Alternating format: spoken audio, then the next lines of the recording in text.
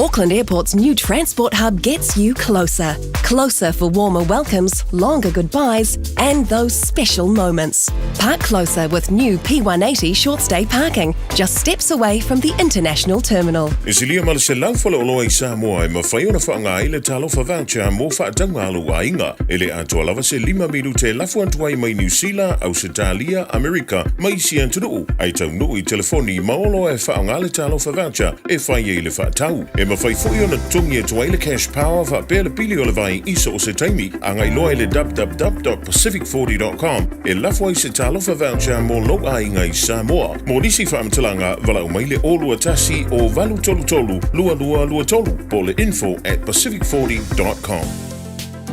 Masala ua e vaai I fale fo mai, po o taa vale ale fono ma e whape ane, ua nao au nanga tau soifua malolo ina ma nifo mātau te whaia.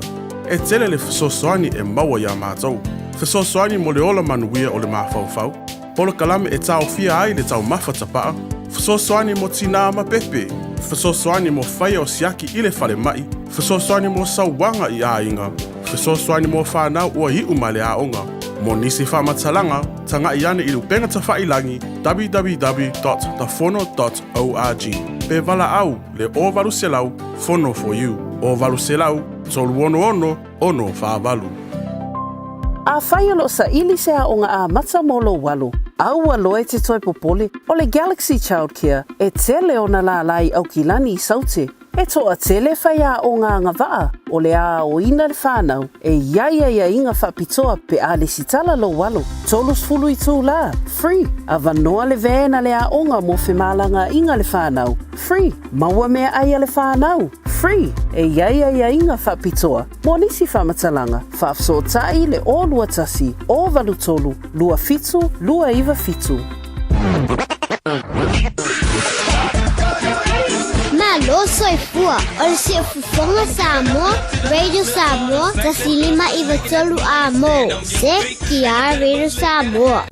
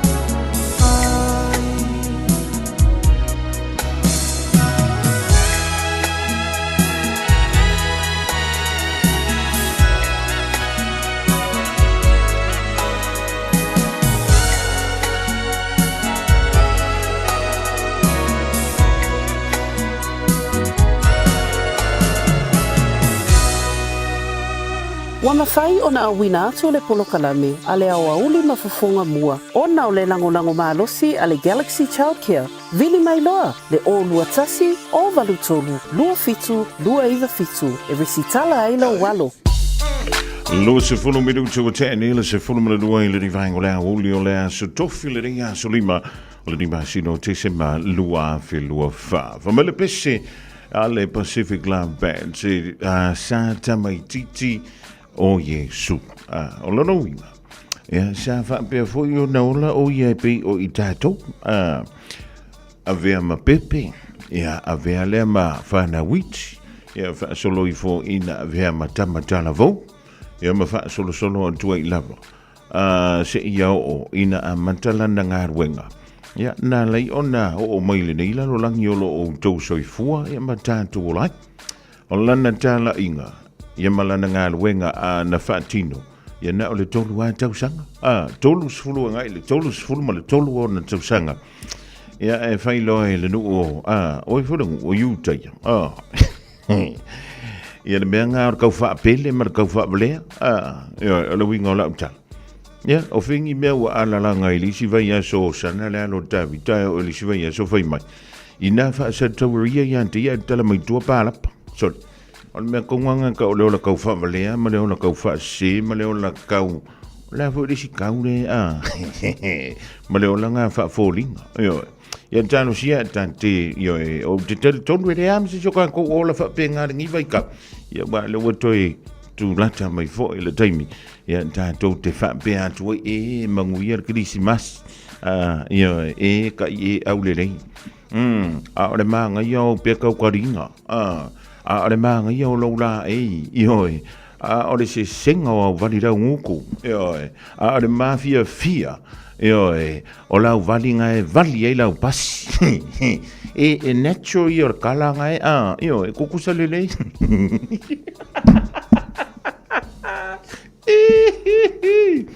Oi, e va pena winga o tanto.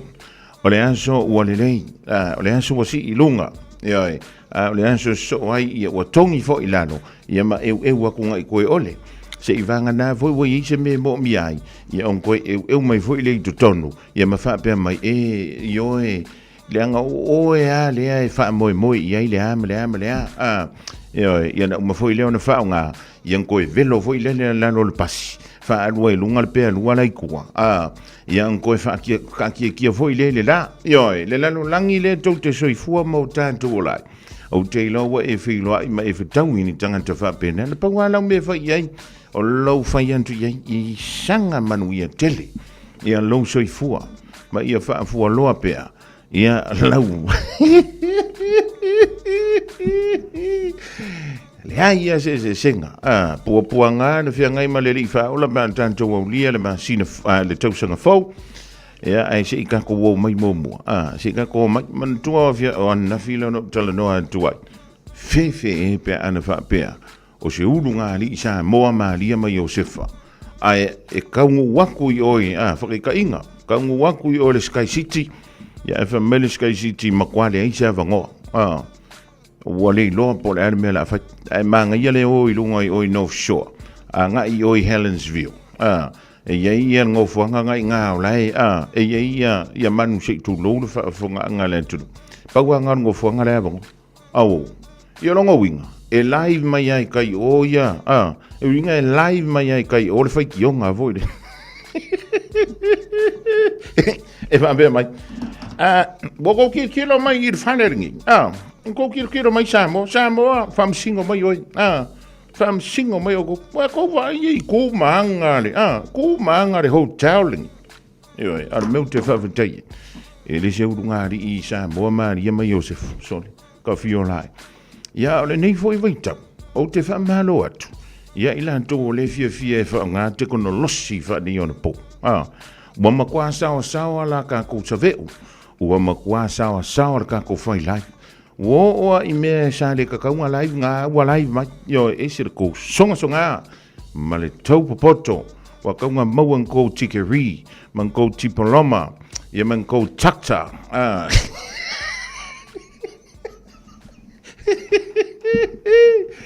Ai ui lea, fa malo le fai o le fai fa malo le ona sai va male tala le sta malo poto e te tau ma fai loa e te fa ese mai i mea olo o fai e le to tele i le tau sanga ma le tau sanga e mai se le fusuia inga o mene i o teknolosi o lo no winga o lo le alo fala vale dao oi e yante oi ia antu lai si tu a fai o mai le teimile o nai tele i loa lava fai le siaki na o lau pāleni lunga o lau telefoni vo i le pāleni o lai to tonu o lau to stupe o nai te fia te alu i o le masini ATM ia o leu te fautua o nai alu lau taimi o nai alu e mele pensingi o lau ta vale so se kai miana ki fia i loa ia por ku forka ia le faina ia le vaenga le wata i onus fulmon tup ta fitus fulmon tup ta mam tira matu le faina o tau nai tau te fio be o ko inga rei mangi ku so wa umanga o fa singoa uma ia me uma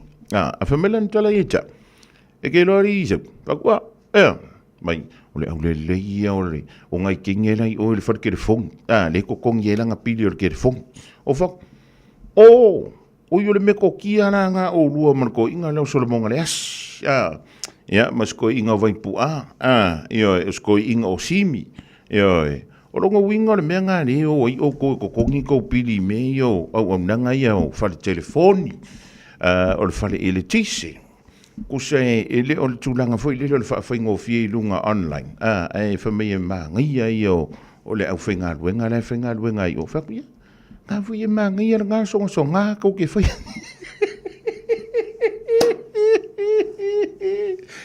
yo au fa ku vo ye la ko ingane a yengi si au piti e fengo fie nga o ka ngoi faile me fa fengo fie e fa melanka le vai o lo toina ua fitus fuluma le fitu tausanga. Ai anu karangoa, soli, au ke whakuia oe.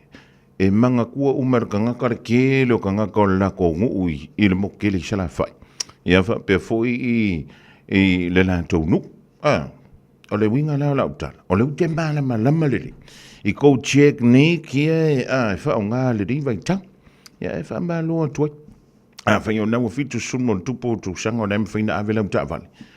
Malo, o oe le toa, o oe le tangata te leo wharangolango i seis tangata, e alu watu, sei whaatinoa ua whe au mau ngā ruenga, e le nganta i le tūpāo ali, ia whape fo i le tūpāo tina, e ua o le ni vaitau, tele le ngā se wā awhiai ta māma tina mātutua, e pe ona wheatu, ona ko inga lea, e whai o le leo langa avka avali, sawa maranga avka avali, Ioi, e sawa koe malanga karangoa. Koe sawa koe mfoi. Ia malanga kinga ua foi. Ia, ale mele le iela ukama. E le ingu whala. Ioi. Usai makware ingu whala aua.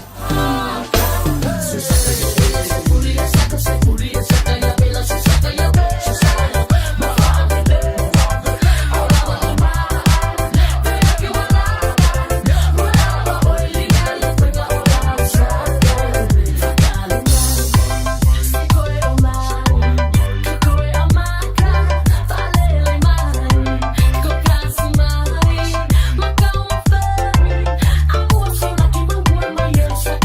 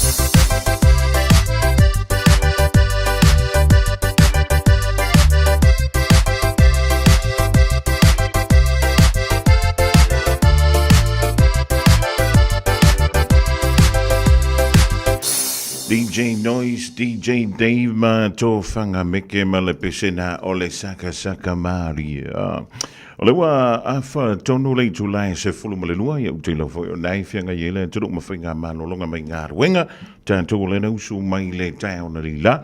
Ia o nisi da manta mai le vavea o lona winga e masalo po le tāli iwan tāli se fulu le na whainga le tau lunch ia wa salo mai le se fulu ma le tasi ia anga ima le se fulu ma le lua ia le wa awha le se fulu ma le lua. Ia e voi lanis, o le ana lunch mai ai le breakfast, kusai. Pa mai o se o lua kua ila ufongo le fai. E konu o client ia va ila solki.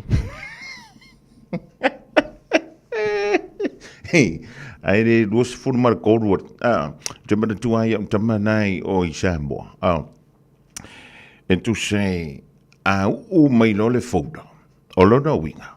O le savalinga nai ar wantu mai i le afo. Ai le ofisa na inai fea fo ile ngole mea. I ngai i apia. E mana tua. E umalole fale o le malo. So o lola i ama le Central Bank. Kolosi ma i uka le roundabout le i le wati. O nei wha asanga antu ina le numpi fa. Wha solo antu waila i le jalu nai o le mele sa i le fili maketi lau toi fausia. O nei ia ina ia nisi ofisa fo i o le malo. E hoi, e la kamanga sa whainga luenga sa matu mafuta iasola. E lo fauda kamanga ko inga kaimingi. O lona winga, whanto anto yo o mai ai le ofisa. Pe a ta tonu alfa. Ia pe watu lata foi, ile a folefa. E manatua. O le va o no whanga iau titala no antua. E le a kosa a whai kūnai ki sa vari mai e wangoro woso mea lumalupi wha ko losi. Ie oso kui luma au ka fo a mau. Ko yo o ko lumo le ENZ, ko losi. Vai, ai ola ka mai e mawhailanga. E kusa e whale le ia i kula, lua i kula e alua i o. Lua fo i kula e koe fo i mai. Io e whamea loa tuai, i le au tā whawhau fo le niwa ingo le awoli. E se ko wala le le. Kāno sianga uman ngā vai ka. Ia, whapeo ngai whaia ngi vai kain. Ola mo kwa champing ia au tok. Whamala antu i le tamai a pa u toi mino. E te lea na inua na whala au fwele le tau le tulai tasi i le aoli o asta i tasi. Whipulea i Elizabeth Farrow. Maro soi fu. Whawhawina tani yelu mala inga le mafuto mai nai papa toi toi. Ia, o le nuu pito sile ale na au le lei nei au kilani sauti. O le tau whele fuanga whailele. Ia, e o i le la avea malau mua o New Zealand. Daniel T. Ia, man, o le soifua o Makirita Yane mala inga nai Mount Roscoe.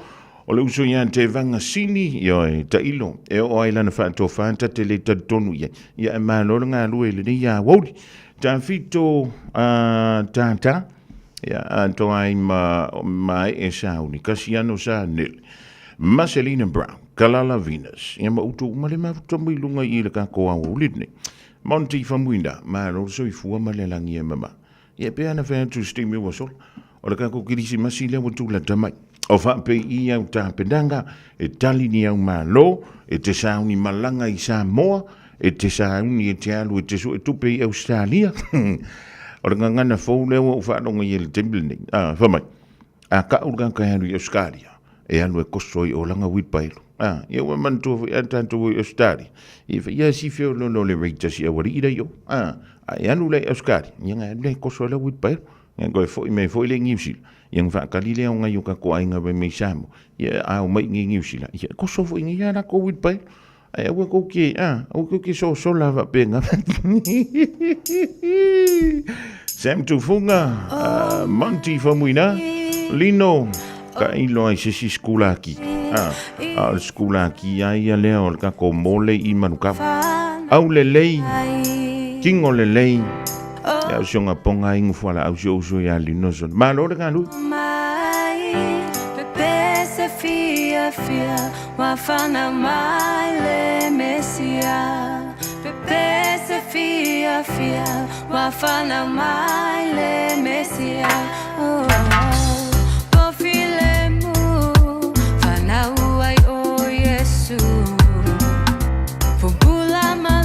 Fetu fa ailonga yo ole tupu Lolo mamboe fa hali ai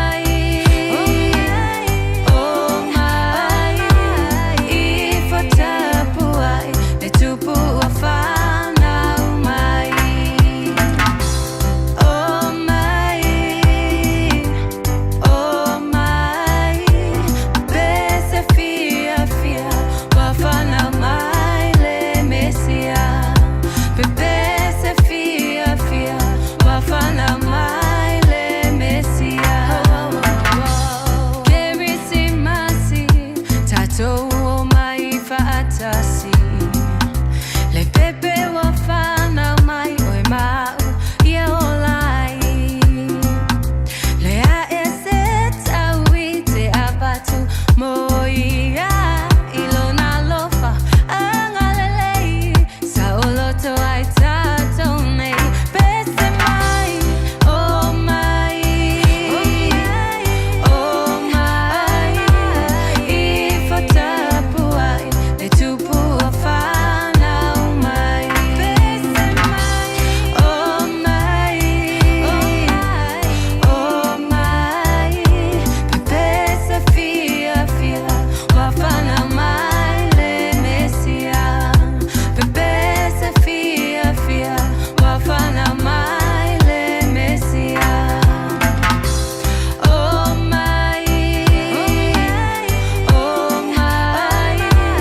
ifatapuai le tupu afana umai pese mai oh mai pese fia wafana mai le mesia pese fia wafana mai le mesia. Se whakamalio kalasa mane sisa male pesena o mai ua whana ule mesia mana ia ule da whatunga o le whati mai Uncle Bob Marley yo tasi le alofa pe One Love sole maka ukia vole da whatunga ile da fo ia le i whantu pese tu si pese ia e pe ona to tele tangata wale vanga maliuia Bob Marley ya le fu te no le ia fo ia tanto Bob Marley nei au kilani sute ia po au kilani nei la fu ia tanto Bob Marley sa mo la fu Bob Marley e Auskari o Bob Marley la le au ke karongo ko ile ngusia le pese le fu ka uma ko ngile fa kiere fe le fa tunga le stufine ya Bob Marley na e mo ia le temia o soifua mai Bob Marley nga Bob Marley mo ia e mo ia le te milen soifua mai e malana wha elina o le Wailers. E mo ia ele i kele kiringi rā ko kupere kiminga. Le te mila le ni. E peifo ele mo tangata lea o Michael Jackson. E mo ina tele tupe Michael Jackson e le te mia o soifua. Na ona ma liu lava o Michael Jackson. Toe alu ilunga ma le tele o tupe na maua. Mai ana pese i ilunga o le social media. Ia ma le tele o isi platforms o isi upenga ta wha ilang. O lea lava e mawai tupe. A Michael Jackson e o mai i le temini. Maka ukia fuere koe ngā meari. Kusara laua e alu oia. Alai e se kanga kai e ilo malos.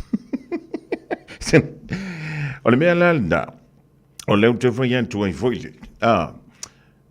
E te tau ona e manga whangawhalele. I au a seta mau tupe. E a po o whea le mea nā o le awha alu i ilo malosi. Yo, misi la vana yu tantu tamama tina mantu elea o ia lau puanta mawhinga o te leo whantu fui a mea o le mele kaunga whai. Ai ua ova ai inga e vevesi. Ua ova ai iai. I mo meo a inga e vevesi. Mua i nei ai e New Zealand. E vevesi. I ta avale le toi ina pole lo matua. Lua vevesi mea vale le koe inga male lo makua. Kolu vevesi lo i le fale o le toi ina male lo matu. Yo, ia misala toi ngā vai taune, o le vai taune ni. Tu se na o na vai mai tanto o aso fia. Ai o te mauti no le leia. E umai fofo i pe le i kakangi longo o kirisimasi. Ua iei fo ingi vesinga a le kasi, pe lua, pe tolu. Yo, o le mea ngā lela o fo iei. Ia le nei vai tau, la ngai tupu ai tausanga uma. I le vai taune o aso fia. Ia tau tua nā mā tātou. A whaatasi fo i o tātou ainga. Wha mole ia. Te kau maua le fia. Tau maua la i titi ale fia. O le si mea. Au le whawele o solo wika. Le wingo la utala. Au e ke whaalongo ku fo ilele o la waka wa fia o i kala vaenga la. O kala fo i o la kausua. Ia i e furko i ngā kausua fo ilele i e sua lua. Ele tangata. E mawhaina ia whaasoa le me ka ora kausua. O sionga ponga ko ngā whaasoa ngā o langa kausua. E le inoa la karikari le mole kausua. Ai fo I mai lisi tu. A whaila e le lavalau ono sa I to I ngā meana. O le awa ku a mai o le mele ka ora kausua. E siri ai. Nga e ngofo le ia o ilo whale pe a o le aso e whaire ko nga mapoto potonga. O tantou a inga, o ekalesia, o mafutanga, po le alava le mewa. Awa le mea moni e tupu. E umangi. I o whai e fuki ngau. Ioe, mea moia. E le nga kai fuki ngau, o su e ngā kala. Iang ki ia le wafa mai e ia o le ngā a. O mea ngā mako le iloa. Ai ki wa umai funga mako ilo. Langa fola wa ika. E le anga le mele o le itai lisi tuku. Wa e waveile alu I lunga o lo le fia. Ia malo koko mawarunga malo suka. O lisi da unga iku. E maanga ia fo ila le oso I lunga o lo wika. E mau ke iloa kua. Mea sa matou le iloa. O lo no winga. O mea ngai ke le manga o iloa istangata. Ia kau popo ila no lo wita. Wa o lo wika nga. E sa mai ai fafu. Mea lea sa e pulesa en ki kausanga a koa. O aia mea. Whaalawe lawe. O tangata no antu ai tāla fui ante oi. O tangata o nai te le fia iai. Ia o le whanau alau tausonga nai makua e le manga o iai. Wai e le kele o ngi maumea. Ai ngā maafuanga sau I fafu. Ona olo wita. Olo wita. Male tāntou whita so. Ia. Na ona I mea nai amatatu. Ia le nei vaitau. O lea wafia, wali maa so le masina o te sema. Lo no winga, toi se furu wha, no, toi fia, toi se furu aso. Ia pe toi iwa fo ipe ako e se ile, le anso le kiwisimas. Ia, onka ko poporo, le mtato pati, ia mtato wha pe ane, ioe, manguia an kirismas. Wai ia le mana i o le na wha upunga. Manu ia le toi fia mai le pepefo. Manuia, manguia, ioe. E mai vovô I whapea mai. Ia, e koru ka awale leo len kuku du mai. E koru le kong. E koru foi le du mai I du mana ora kes. Ono sa. Ale lavala ono sa I mene yo mavutanga mapotopotonga. E si lelo ngufolo le fale.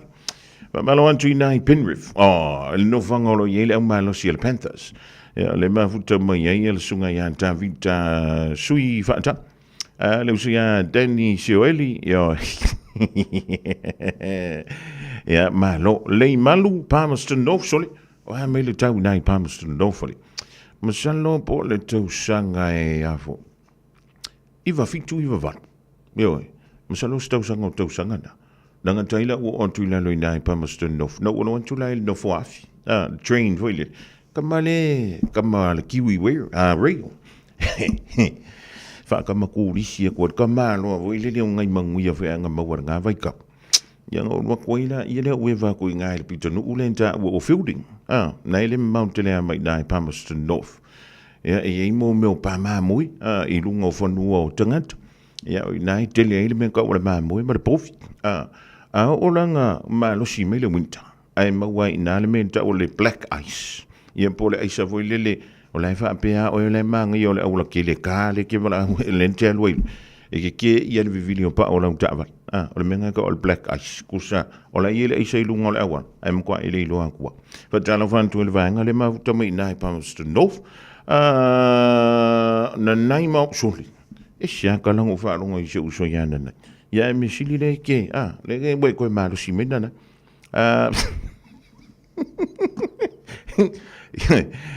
Pepine Navy fantala fatina Brisbane Australia so ya fo muy teo Paulo Falerico ma lo le fa le fa I sini fa ma lo anto le sunga le fa ya pasta Carl Yoka Skelton Malefel tua ya stika le fa tasi me fo le ni vaingo le out o le jois full tolo minute ona talia o le tula e tasi ya saudi me fo le sunga ya se yuli mo la rifi ma tatu tala I vai froa pe a tale tasi I le awa ulidei.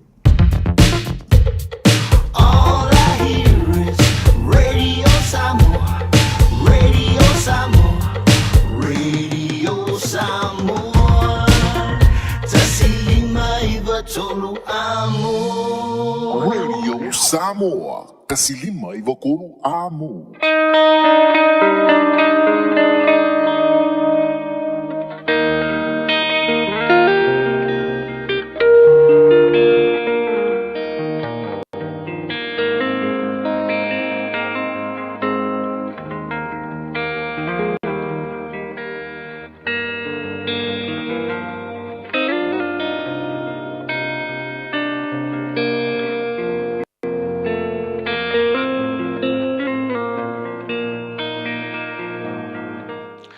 So fa malo le o le kalesia Yesu Kristo e te fatalo fatoi fa o pongo tato por kalame o le tau mo e malo ri le nga lu e malo no sai ile o nanga ke fa tawina ya te o e matato yo pus furmo le ono no fa upo lima yo pus furmo le ono no fa upo lima fa mai a o te fa malo si atu ya te o tau ro mutu o le tau tala fo yo u la mutu e fa fe lolo ai o tau tinga.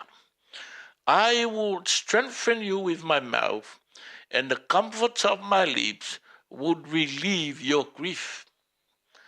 O tala ta malo yo punga faida o ria nga wakula kwe. Afea e kalangoa inga wa ke le fa le ko ngu so fu malo lo inga ko inga fa pe foi la malo ko lu malo ai. O pe asa i kanga kai le tua mo ki nga yo la ko loko i kala yopu. O le fa me ku we a yopu wa mai mala va yopu ku ai pea ele ave selo kali ko ngunga ile tua nga pele ola fa isela ko misa nga wa ko fso so nga yopu ya ku feika ya kala la le yopu nga fa me o te fa malo sia tu o ya te o to lo ngutu o te tautala tu foi o le tautala tu foi o la ngutu e fa fe o lo yo to tinga o le lui ka mo ka ko ia ka kala lo fofonga malo ngutu I upor fa malo longa. Speak words of healing. Pole ale mafakia le kangaka. Pole ale ki nga le loko le kangaka. O le kala le poko solmonga. O le upu filemu e li liu e sengi hailika. E pei o le meri sua malia I le kingo.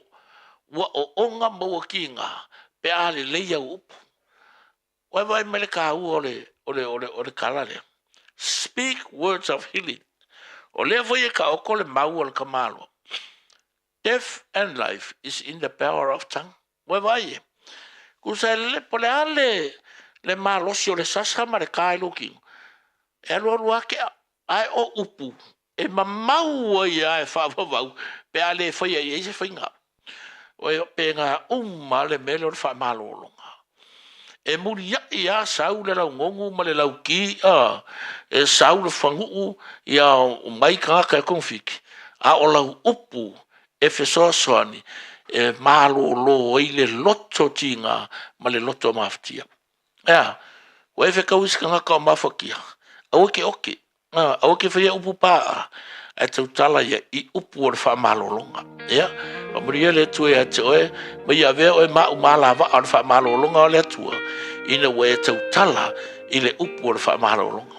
So for Yesu, bene.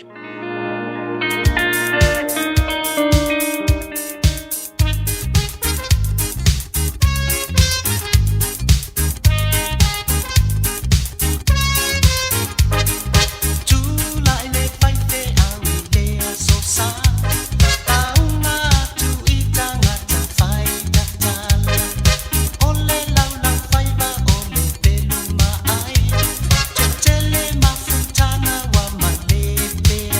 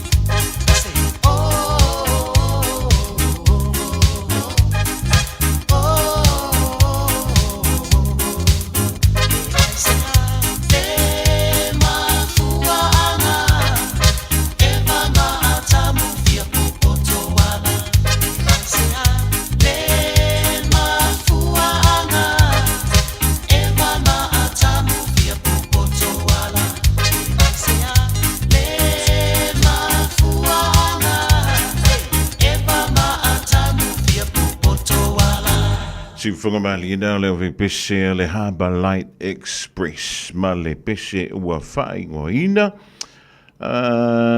whenengo le pese whamai so ia le whaitala whaapatei tu le sunga le whaiwhia ia Pastor Rolani la whai le lota mo le tātolu I tau mo le rifo I vaengo le awu ia wawai elinia upui na whai tu mumu elea se senga ma le mele no whai tu mumu ia e whai keke a whai le lava lau ono sa I te tali ai ni mea e whai mei sistanga tai a te oi. O na awa le te fuai nanto le nā mea e li se mele le ida ngā mea e le nganta I le tātou o la wha le tino. Ia e sili sili ai. Ia le tātou o la wha le ngang. O la atua mous wha moponga le polka lamea lui tau. E le aso ante haupa a tātou o ria le lofa malanga le lei. O le tāpa au sili ilu ngā. Ma wha a pelu I o e wha teitele mo ma wha murianga le ia wauli leu so ia tautua pole via ia atono le toa umaneia na inua na whala awa e whai na whai ele foma whai ele foma I sheusu a e alofa o ia o ima e fia uria le kisimasi ia ingu whale ka whala aunga ngā io e le se mea o loo wha malusia ki le fo o la na whai ele foma a e alofa o ia to anga inu e le nganta e inu uma a inu I lunga o le taimi e le o ngia ukala I ukala le sawi hala Jamie hala ia man o zoi fona paula le o tangata vai pisidis e le inu fala e ia teng ia se si fa bitoa toa ia mo meu tausima ai sia o anga ia ni tausima itama na le tupa o ma finde mo tumata sia si lo uso ia Paulo Arona ia o le avoi o le tautua mala unanga le tasi na Brisbane I matu e Ausitalia an ko fino ia ko sunga le lipo ka uma ia krianga me ngai fer wa iringi o li fa mo mo darling my soul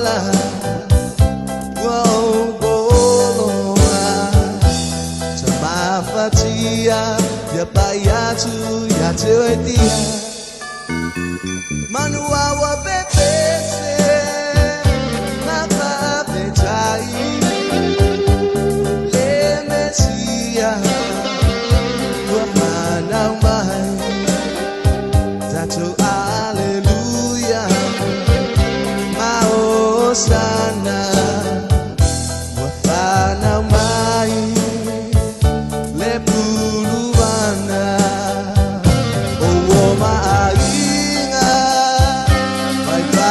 singa misia langa olinga legerisi masi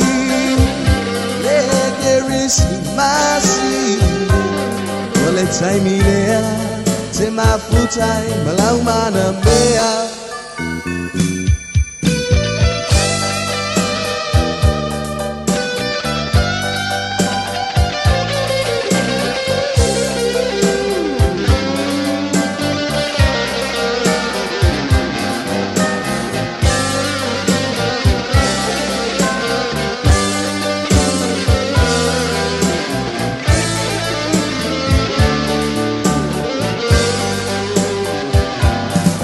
and relation, sweet salutation, sure has the star shining through. And this is Christmas, yes, Christmas magic. It's the time of year to be with the one you love. So won't you tell me?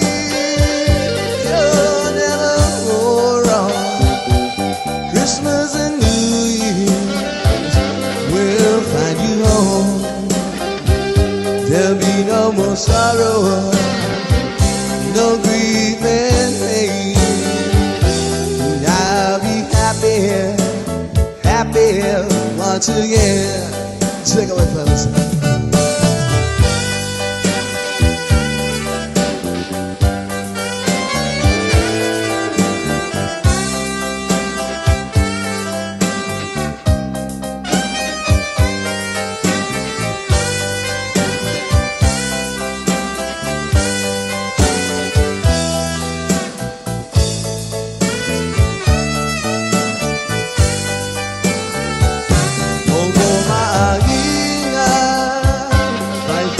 fantasinga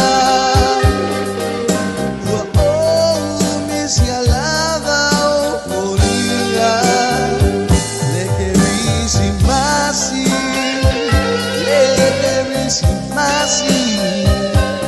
non le time lea it's in my full time balang mana mea so won't you tell me you're never wrong Christmas and New Year's will find you home there'll be no more sorrow no grief and pain I'll be happy Christmas once again.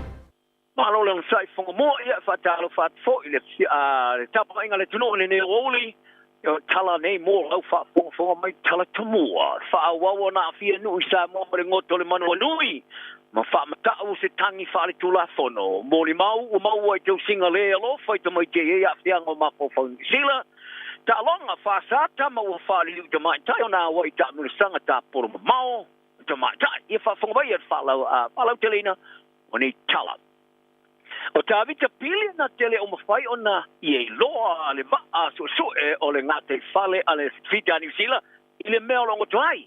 A e mawhai o na ia sasongina le manongi le suhau e pēo na li puti ai le vāengo tala ale ABC.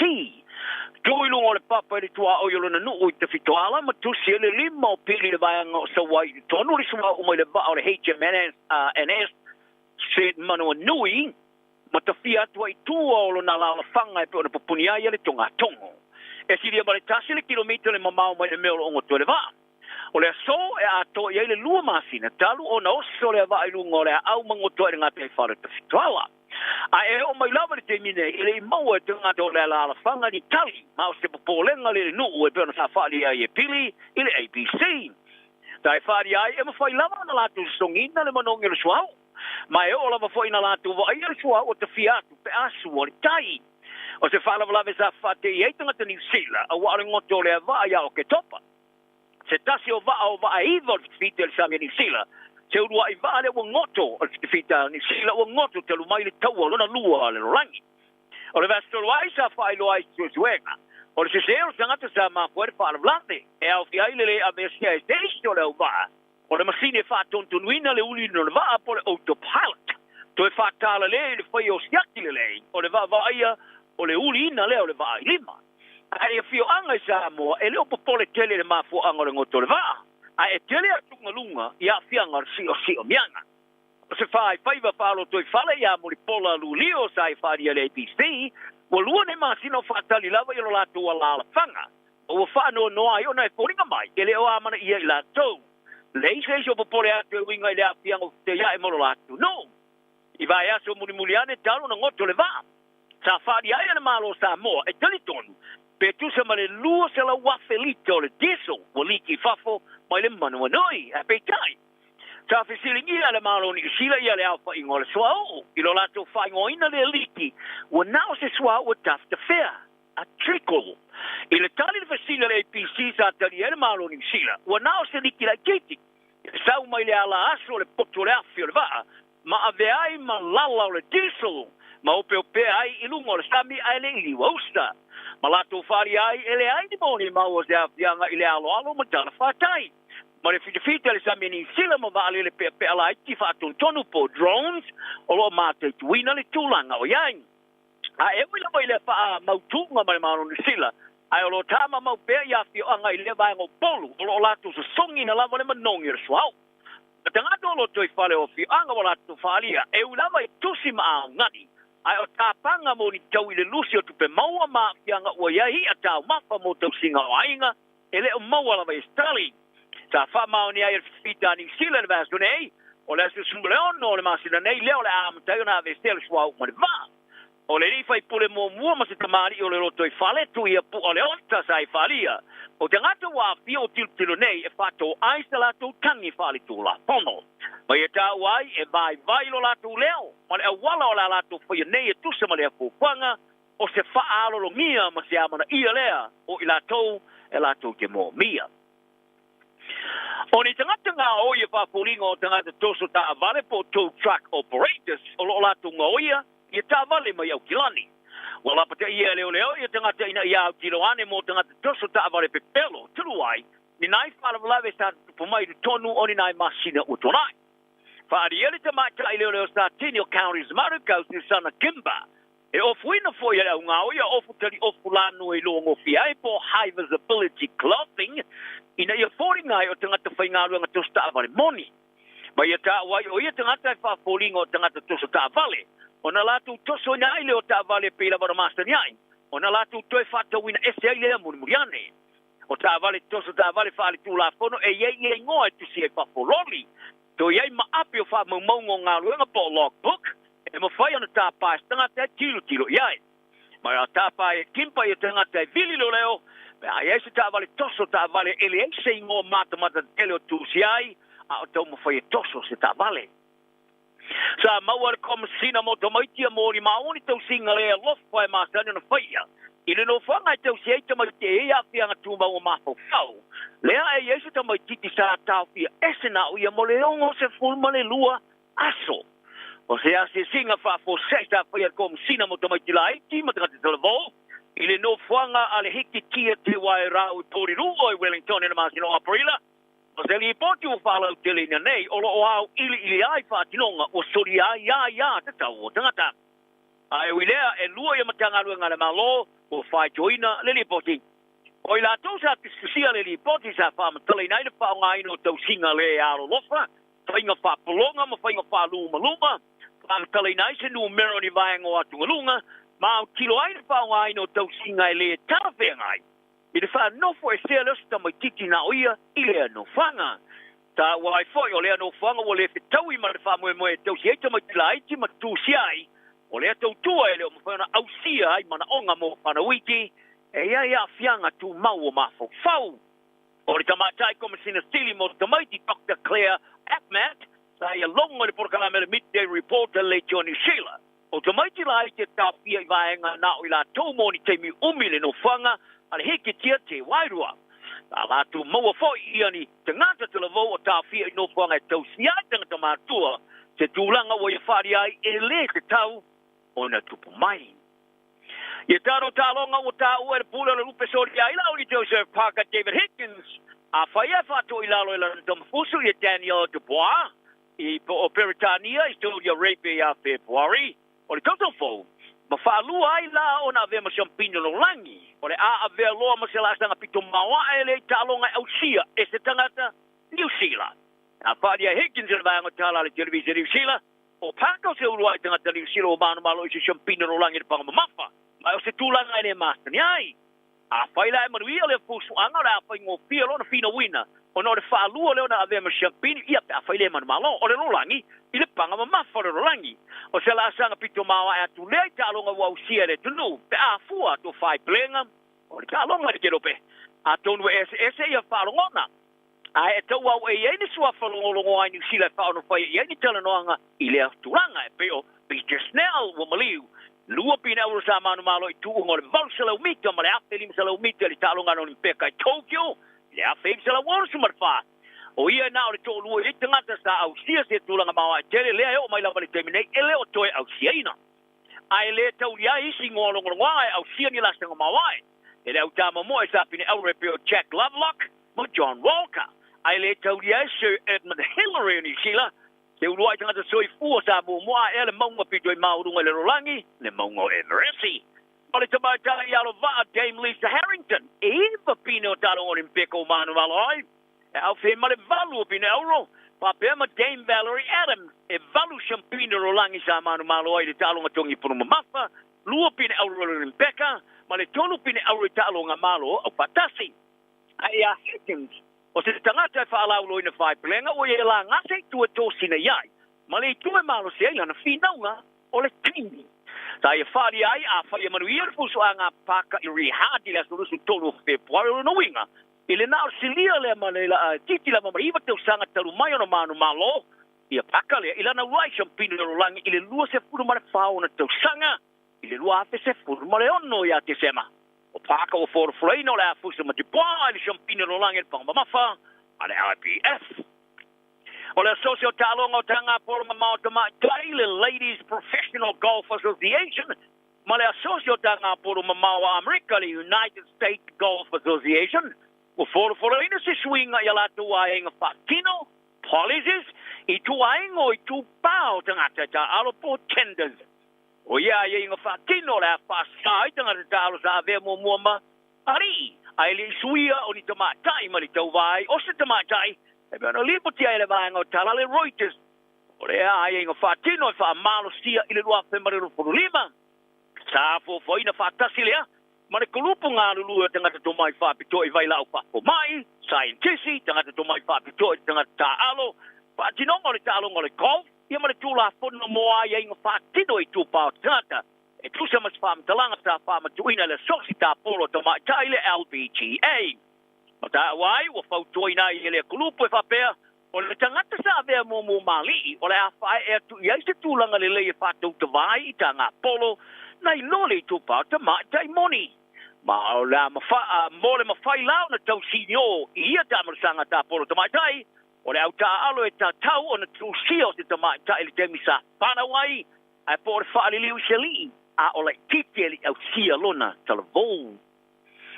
O se ta longa le valo Black te mare toa bivine Ferrani ele o Amerika le tau sanga fo ua lea iai Ferrani.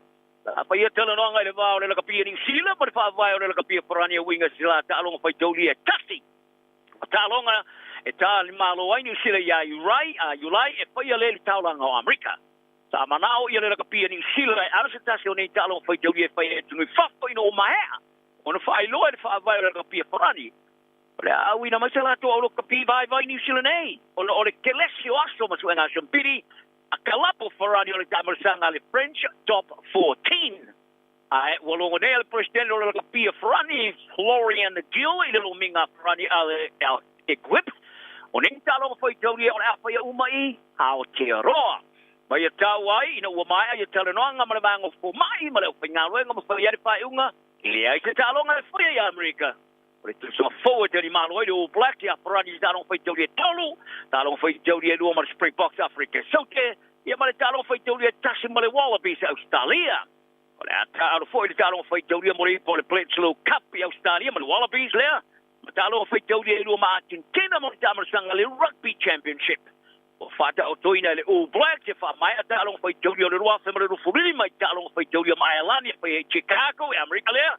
Scotland Edinburgh, Wales e Cardiff, ma England e Twickenham. Talanau le ori, mo wala saiting toma, manuia le so. Talo fa Samoa. Wa ule ne yo kasputi alu. A wale suia lingila wa ule kio. A eva mai ina se fudu lima iva kolu. Amo. Radio Samoa. Bevela a.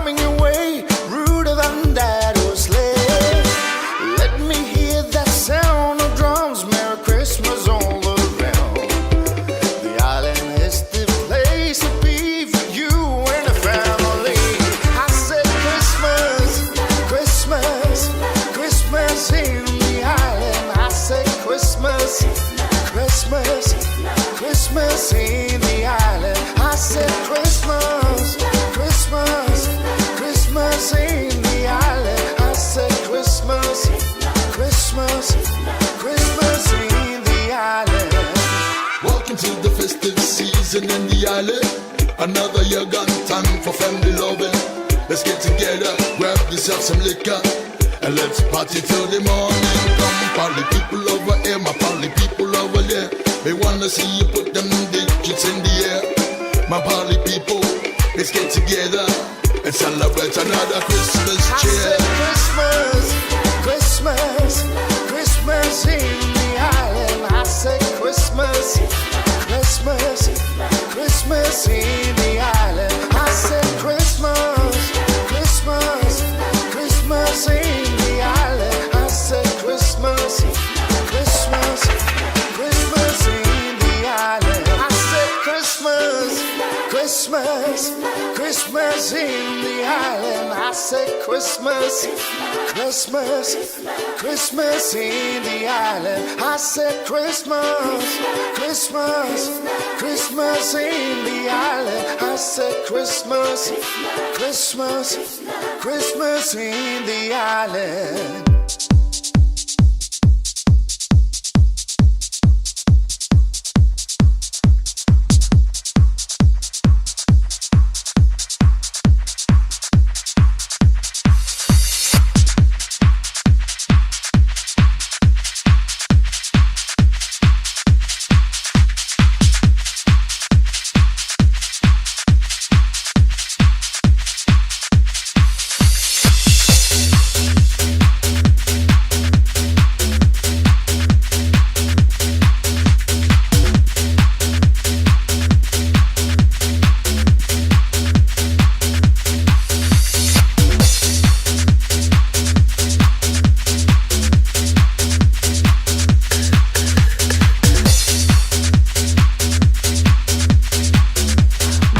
Radio Samoa. Taslima ivatolu amo.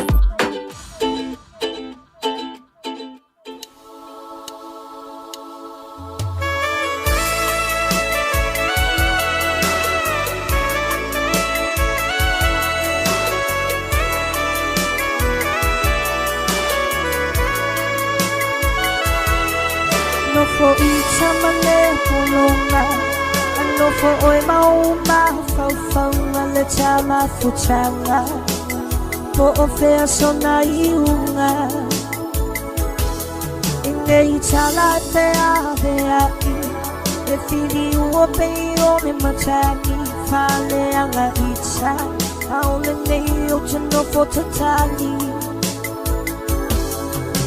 te ilo a ise asa ba a chau no chamana Why they are lay agabe the fiti lava they umine opea they no ise asa ba chau no samana why they are lay agabe the fiti lava they umine opea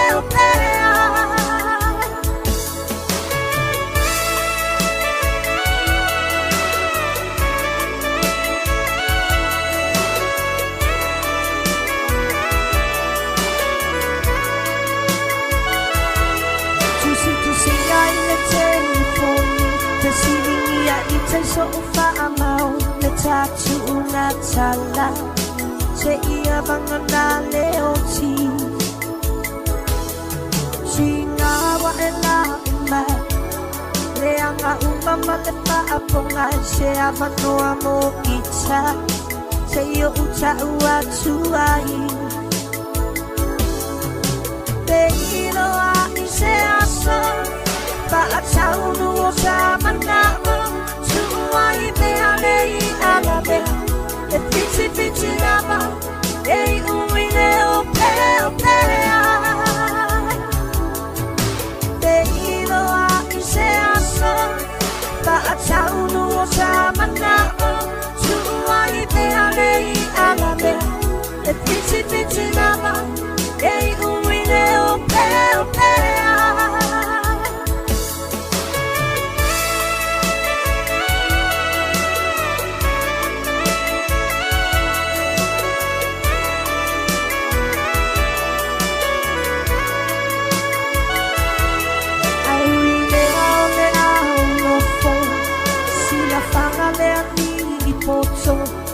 se aso Sadia ilo umanao Te silingia matamutangi Tisanga po lalaki Se ita umay Ya ita utano po tatali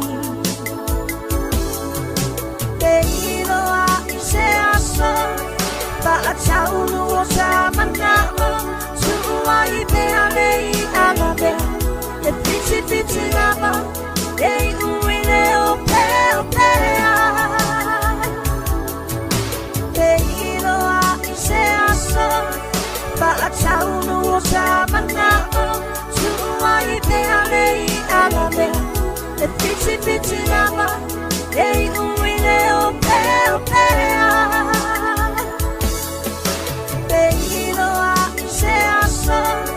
Paataulu o sa manao Suai pe alei alabe E piti lava E uile o pe Te ilo a se aso Paataulu o sa manao Suai pe alei alabe E piti lava E uile o pe Siwronga bali e nā mauto tasi a suao le rifo I vainga o la wau le malapese o le a la vea. Vai a tui fo o tātou pola kalame whanga solo le ia wau le o la stofi la so lima o te sema. Pe o la tātou o le ia langa te lola whantunga mai a Richard Parker. Mala le pese nā le Christmas in the Island. Amu ia e pā whai o le dawa e sauni e te malangatu. Ma le o le rifai aso le vai so fau. E whai kirisi ma sim whai aso fia o tātou ai ngai Samoa. Ia o le whamana tu māsani lava. E tapena lelei ia lam tusi folang. E whai o nain te alu masa se leni, le cash, va ai wha lelei lau tupi. E ke fiu e ke koe ika ma e fiu e ke awa awa. E le ein masa se awa koe se kupi, pe a le iloa lau tupi. E iwo I le siva inga em whai o na whatinu. E ta ua le travelers check. Ia o le siaki fo I le te alu moi. Ia na tala le Samoa. Ia e vai. E mawhiwhanga e anu malau bank card I Samoa. Ia e whao ngai. E pa wale me kau whiololo fo I le singa me kipi esi. E le masingi I Samoa. Ia e le ole ngā fo I. E kua ku kongu ai arua kua ia malau card. A le ole ngā fo. Ku sa ele I kua koe kongu rau card. A wala wa ko alima ko onkangaka. E le o koe kalakupi. Nga wako kua ku yo o kafa fo ile le ki me sa wai fo lau sering. O longo wingo lau kala. Ye e mata poto. Yo. Alu kwa o e fa kingi pa langi mfa kam pa langi nga le tau mesin. Ye pe ke fa kam ku lisi ku nga le tano. Ye pe ke fa solo ku nga le Elisa. Ye pe ke fa o pe nga le mo analisa. Ia fa solo kua inga le millennia. Ia peke anu sa oi mulungu le masinga e ka fa oi la aso. Ioi, lan bela e koe fa manga iei fua le me masinga e ngofo I la aso. Le karinga luanga iei se fofonga o ngā karinga lua le vanga fa pia mai. So le, te o ia se koua inga se wakia le kōru le vaviau. O le wala ka fa inga lokua ngā e koki le koua inga so.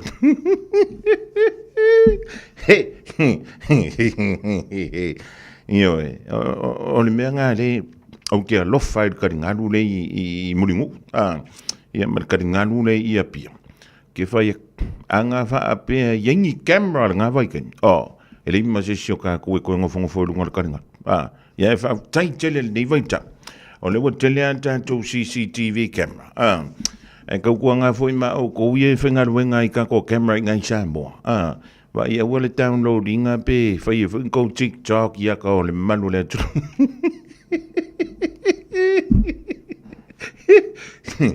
Ia, awai o le me mua mua.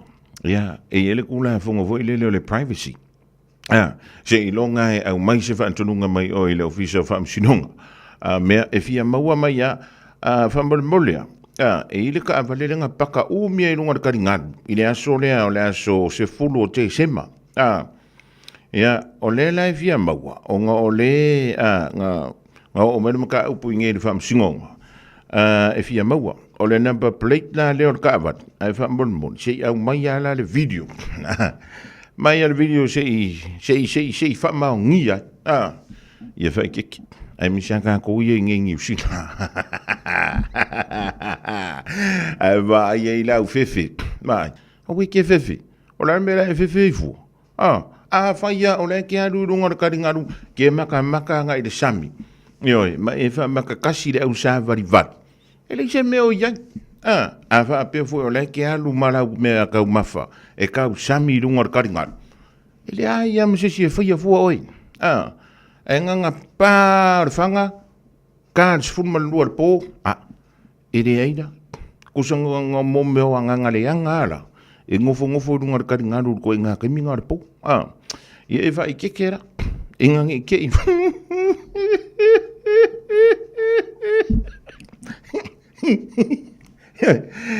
Inga ngi ke vo ya kusan lai pe ser ko lo ku vo ile le via Maria fa fe chat ke ya e wo ko fica banga po wa o malanga ya ko ze e wa iva benga ma o fica ya banga po o renga ma ko pisi so le su e un po ala fa al pisa le vello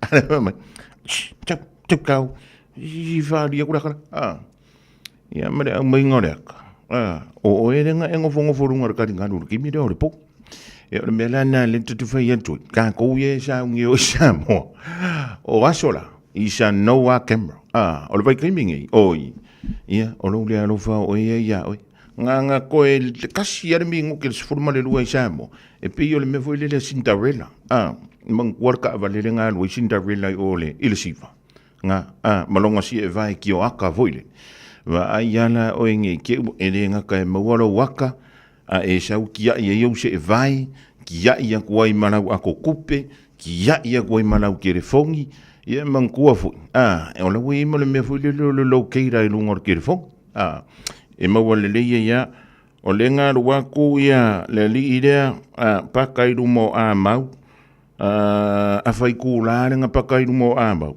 ya mawela nga chicken ya umalo al waku wa fenga le RSA umala RSA fa solo ko ya ipanga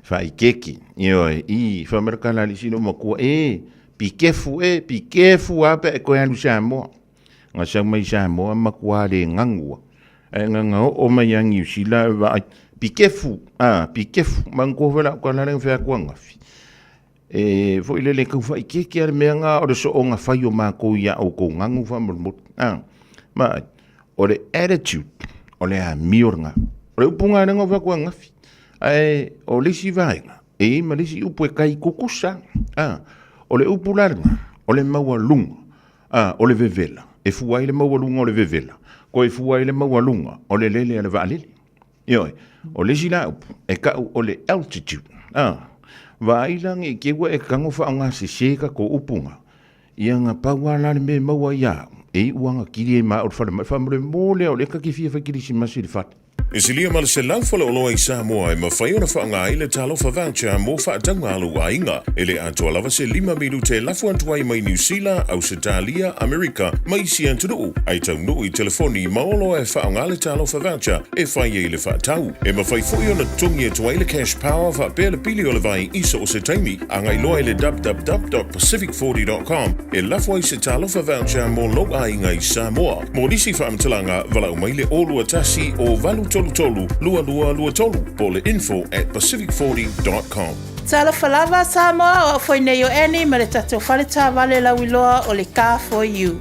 A fai lava ta sa ili sa tā vale, le aise lai sene pe maua le lai sene a o e fai ngaluenga tu mau, ma le leilo suafa. Fai ngō fia lava le Car for You na fisosoani mo oe, maua le tatou cashback pe a mana mia le fisosoani. Talofa lava Samoa o a foi le nei o lofa, awa nei ngalo le tatou Facebook page le Car for You, pe te su mai le matoto atu si tolu se lao Craysel Frontman Rewa, pe faso tai mai le matoto telefoni, over te lau lolo a fitu whai wana walu pa Fasilimo and po alofa. So fase fua. O le R-Dash Travel, o le company numera tasi le tau ngofio pasese mo fe malanga inga i Samoa whapea le malanga mai i Samoa i New Zealand ei. A whea de loa i le ofisa o le R-Dash Travel, tasi valu lima Great South Road i Marurua. Pe vili mai i le telefoni tolu iwa lua o wha o o. Tolu iwa lua o wha o o mo le R-Dash Travel.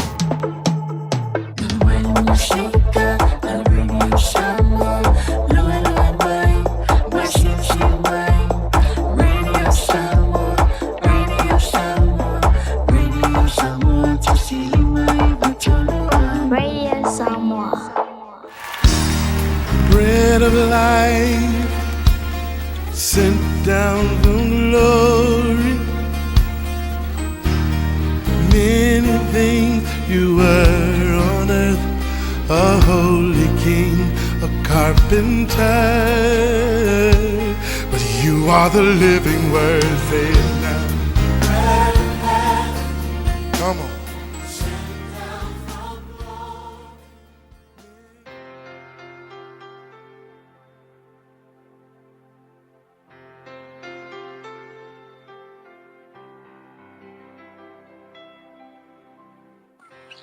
O te whaatalofa tātou atunu ule nei fo iaso i le lofo le tua.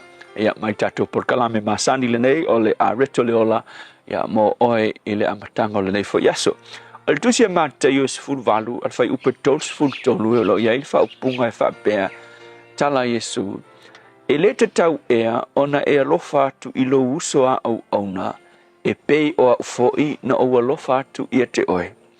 A le upula e wha autuina wha bea i laso le nei whaapale pale pe asese lo uso. Me lupu whaapale pale o le whaapangalo. O le whataoto leo le mata upe sifuru valu a le whataoto e maua i le whai upe lua sifuru tase o le tolu sifuru lima. O le whaapeta ni o le whataoto e whaapea the parable of the unmerciful servant. Whaasa moa, winga te taunu whaulu futalaina i le whataoto le nei. O le whataoto i le au auna e le ai se alofa. O le au auna e le aise loto lofa. O le au auna lea e whaitau iai whe mai, o le au auna na ai tā lafu se tupete le lava i lona matai. Ai te ua o le teimo mana o mia le matai, toi tutongi u mama iala ai tā lafu, o le teime kongi iala ai tā lafu. A le whaanoanoanga, o le ise tupe skama. E alu loa whe mai lo le matai, o gei, e fia milionga le melenga e kalafu, whionga wha mangaro mele. Ia, whai mailo makai. Wale ise me kukongi e le rile me whai mailo matai. Ok. Wale a avela oe, malouto lua, malau whanau, ma mea uma kau oe, ave whaakau. Winga lai ave wa aso i o le context o aso i e ma whainga whaatau ta ngate whai mapolonga. Ia e maua le tupe. Ia e maila le tupe, e kukongi e la oi kalaf. Ia whai mai o ngā whaapa ule o le au na le ilu matai, ma ai oi whai mai, lo matai e, whaapale pale mai. Whaapale pale mai. O ke koe se iu kou mawhai e whai se mea. Whai mai. O na muti vale lea. O lea lofa o le matai. Wha ngalo le ai kālafu. Wha ngalo le milionga kāla. Wha ngalo mea umalawa. Ia. Whai mai la. O na alu leo le li leo wha ngalo ina. Le au aunga lea ngai kālafu. Walu wha ngalo ina. Ai wailoa e ia e eile si au aunga. Nga ai kālafu ia te ia.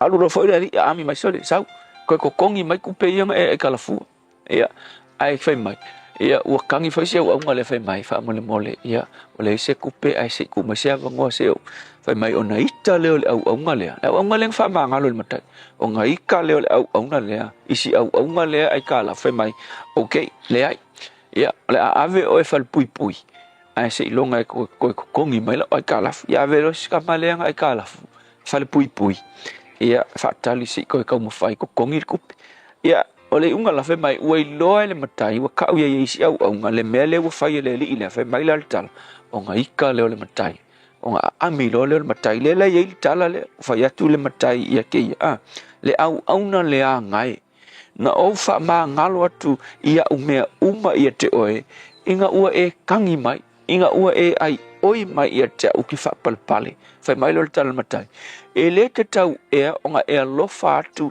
i lo uso a au na e pei o au foi na o alofa atu i te oe ma fa pale pe fa ma ngalo i te oe so le songa la le wa le songa le Yesu fai mai o le mel tangata le ai se loto fa mangalo le ai se fa pale nga onga fa asa nga pa wale mai le longa ma fa o le loto fa sala nga on se o tangata ka mo fai fa sala nga fa sala me nga oi ai ke lol kala Yesu le wingol tala Yesu ke lo o tatou uma o kanga sala tangata a mioleanga sa tatou fai leanga sala ka kaunga ko woki ai na fio mai lo nalo peira ko ai kalafu wale oti tatou a wala vea i tatou mai leanga sala fai mai la tala matai wai le unga le unga kala fai mai e le fa pe e amai e fa pe na foi ona faia e lo tamau le langi ate utou pe au ko le fa mangalo atu i tangata tusa mala tu sala o le tala la fa tau il makaile o le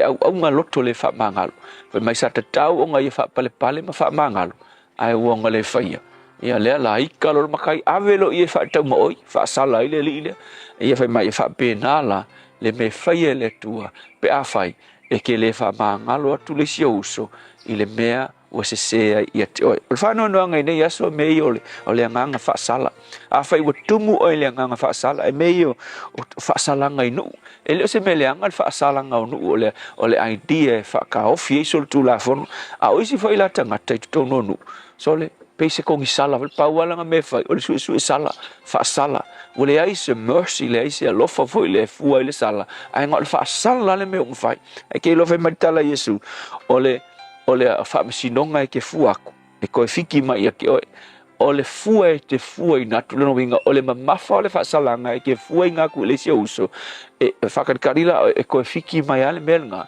e ke ko la vea i se taimi pe a o le ke me fa sala i se ai le ai se alofa e fanga o mai lo roto so le upu mo o le aso le ngai ia fa pale pe a se lo uso le tua alofa mai au mai le nganga o le alofa ia te matou pe a se si o matou matou te fa pale ai a wa se fo matou fa fitai Yesu amen.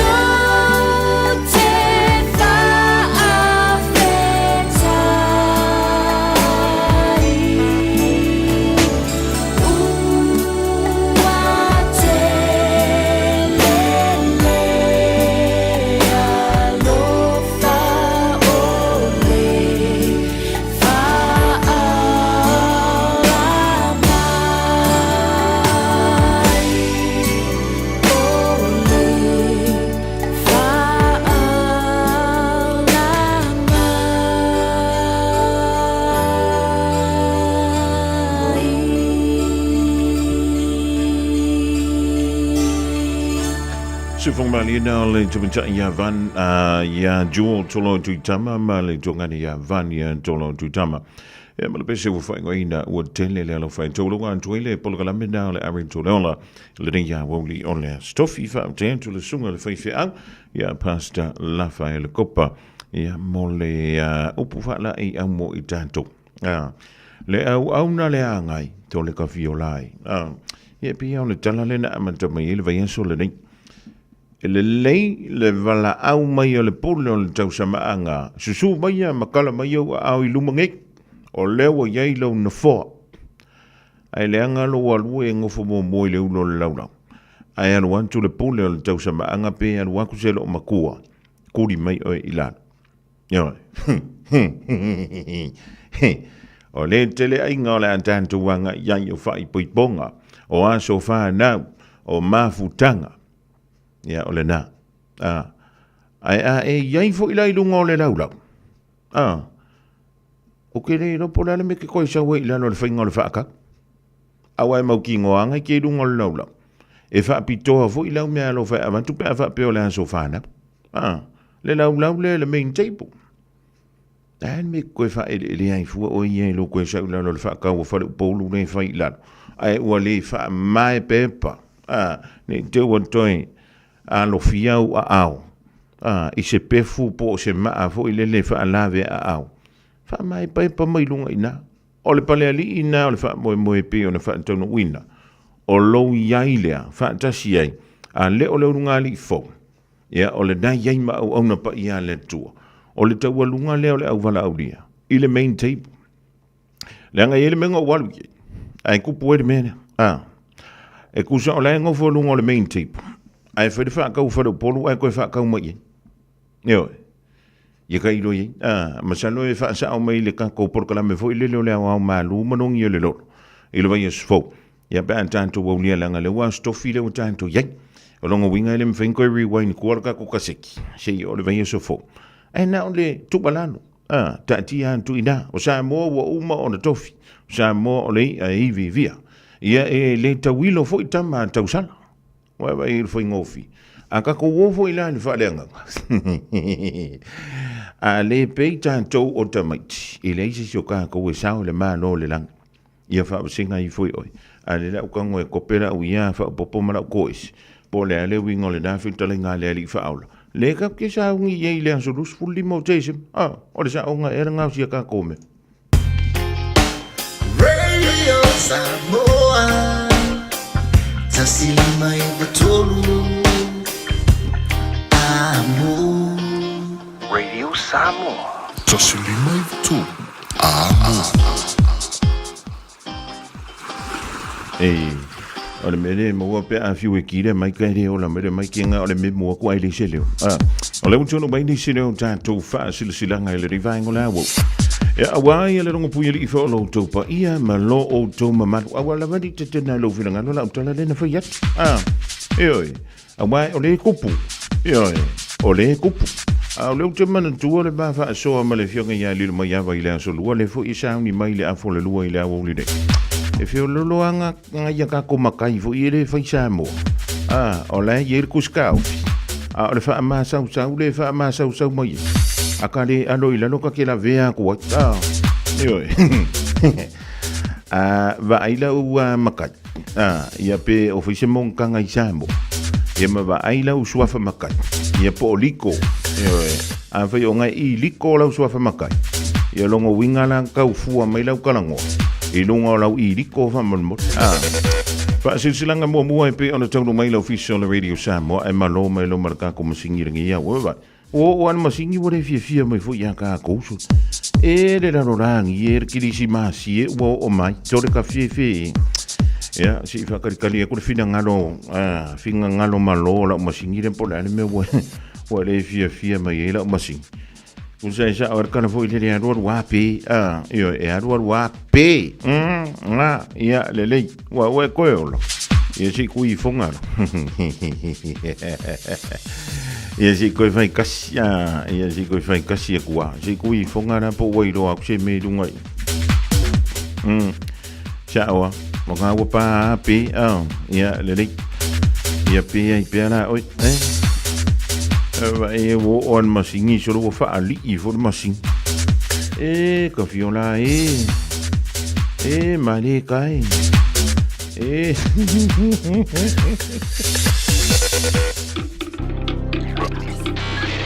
Tasilima Ivatolu Amo Radio Samoa.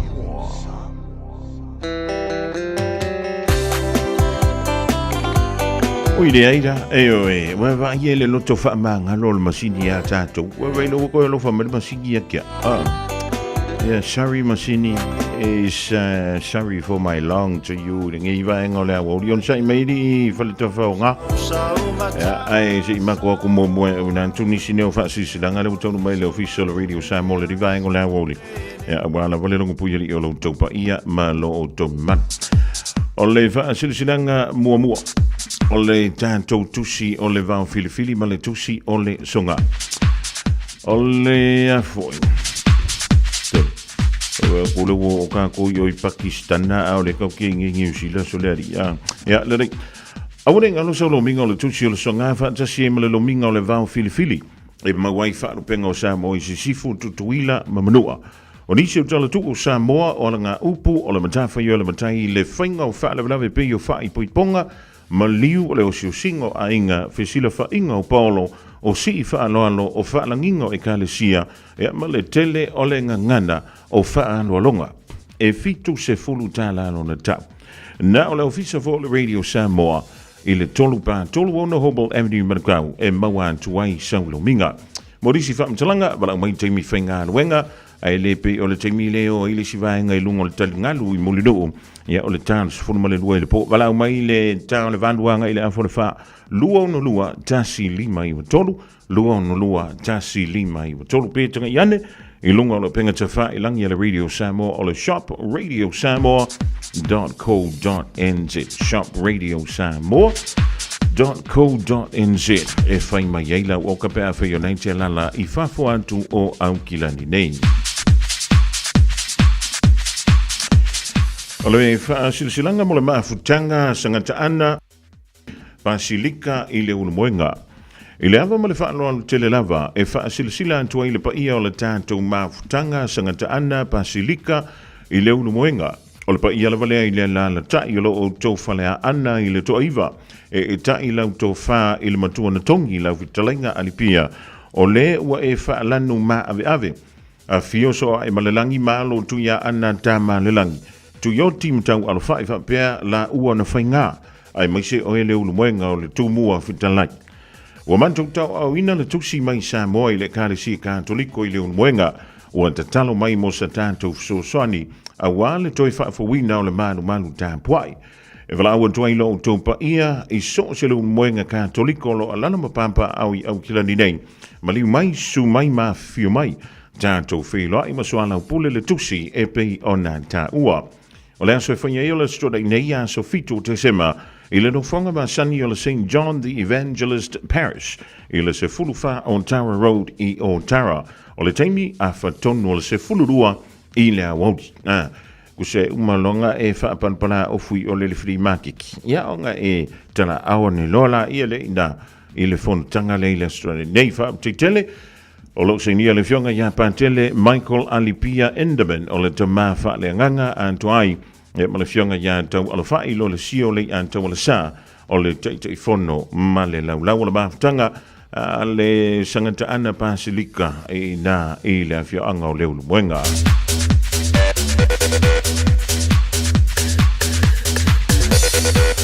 O le whaasilsilanga mo le tūmalo o si umu. Whaatulongsa moi au kilani o oe o le au mamala.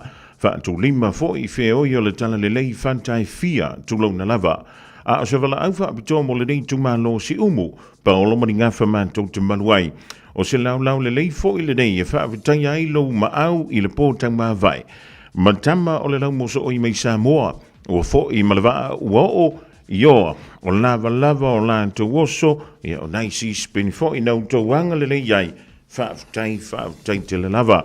Sa tau whailo le tusi mai le tama sea o mani noa, le sunga ia sa ili iai, tu umai, ma le whaletua ia tawa e tu umai. o sina se leni mo le maon tau ngā luenga male malu tā puai. Sa wha solomuli ona o lo o tausile au la kapi. Ia tonu lava o tua antoni ngā luenga lelei e amatai nisi mea sili atu ona lelei.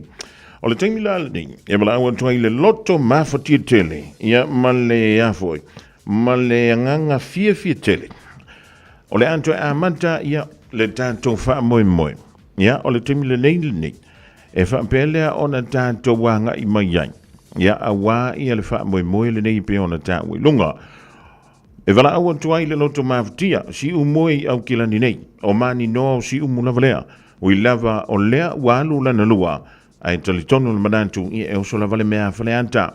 A fifio mai maliu mai i le lawa o tu la pou olo, i le anso sa nei le afo le lima i le fiafi. E o le anso valu leo le masina o te sema, tanto te faise tala ua lata mai le anso le lofa. Anga le lei i a se singa, ia i se tala mai sa moa, o alo mawhana ua mani no. A fai e tele ia wai le mua, ia o tanto le la alu totonu i lo na lua.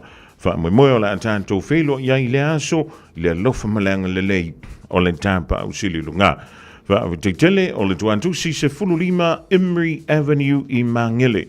O lo se nia le tanto fa linga le dai to fa ono tu pola la fi tu la. E va before ia tu utala pa tu la po olo mole tu malo. Moni si fa mtalanga vala wane ia le olo fitu lua ono iva fitu fa luono olo fitu lua ono iva fitu fan wono fa time. Ta'amalsanga kilikiti ala pimka. Mo mautanga ma au kilikiti uma e fia awai le ta'amalsanga ala pimka lua felu lima. O la fia le tanto fontanga ma sani le nati o Tarapaki le ansululu. Le aso se fulu malatasi o te sema lo no wingola vai sfo. E le afole ono i le fiafi. Faya fo o le fiafi fo i lea. O lea i loa ai i le aso e amatai le tātou ta'amalsanga. Manisi o vaenga uma e winga i le tātou ta'amalsanga mo lau si la fia. Mole mana tua mai lau le stala ia mo lau au kilikiti. Morisi whaamtalanga whaamsota ifo ia Lilio Nancy Palelei. E le numera lea o le anta ua o le olua tasi, olua tolu, o iwa tasi, whawhaiva. Olua tasi, olua tolu, o iwa tasi, whawhaiva. Po o vui pe telo stars i le olua fitu, tolu valu tolu, ono whalua. Olua fitu, tolu valu tolu, ono whalua. Whautaiolo sinia le sunga ia sola, sa uta whianga le teitei fono o le Auckland Pacific Kirikiti Association.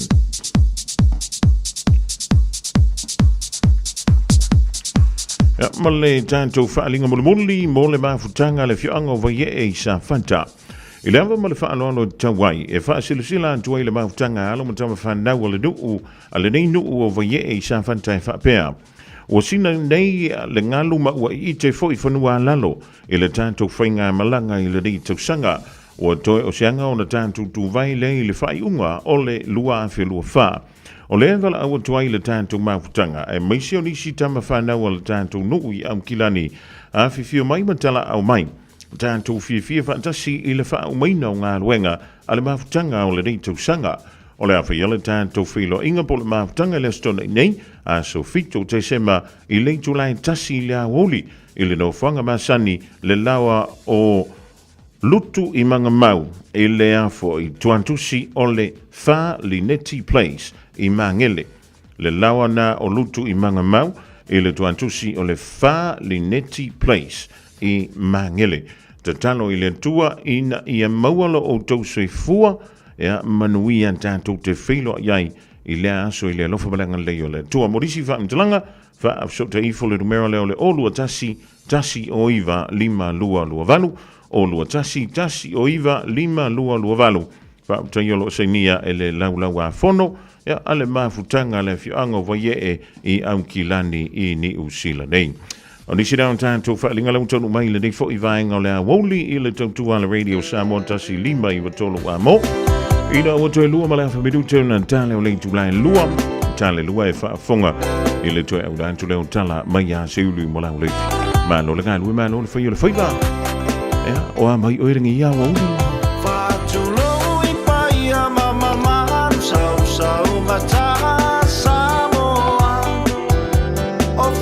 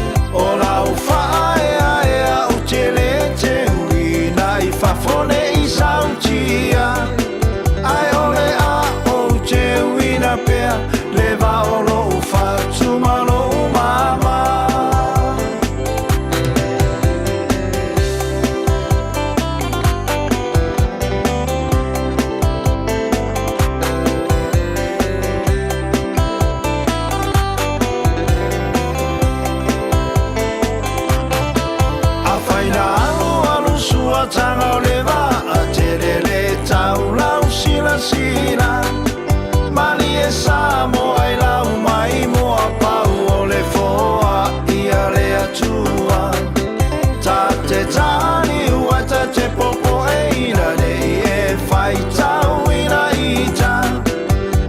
O hoi o le matua whai tama, o te matua tulawa ina.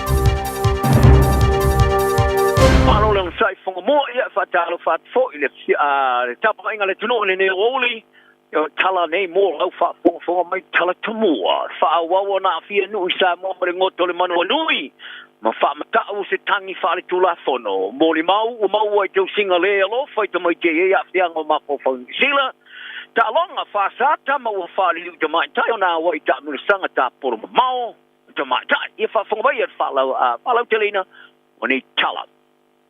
O ta vita pili na tele o mawhai o na i e loa ale maa so o le ngate fale ale fita New Zealand i le mea longo toai.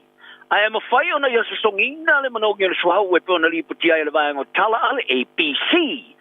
Tui lungo le papa i le tua o yolo na nuu i te fitoala ma tusi le lima o pili le vai o sawai tonu le suhau o mai le va o le HMNS se manu nui ma ta fia tua i tua o na la fanga e pe ona popuni ai le tonga tongo.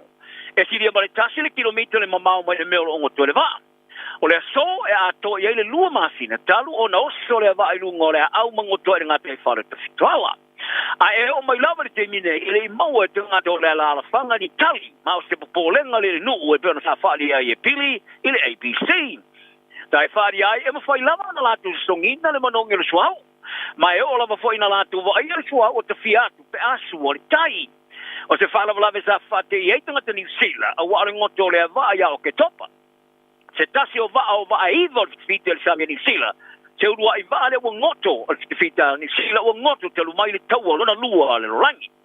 O le vastoro ai sa whailo ai suenga. O le se seo tangata sa ma fuere whala vlate. E au fi aile le a mesia e teisi o le au va. O le masine fa tontonuina le uli no le va po le autopilot. To e fa tala le fai o siaki le o le va ia o le uli ina le o le va lima. Ai e fio anga sa mo e le o popole tele le mafo anga le ngoto le va. Ai e tele atunga lunga ia fianga si o mianga.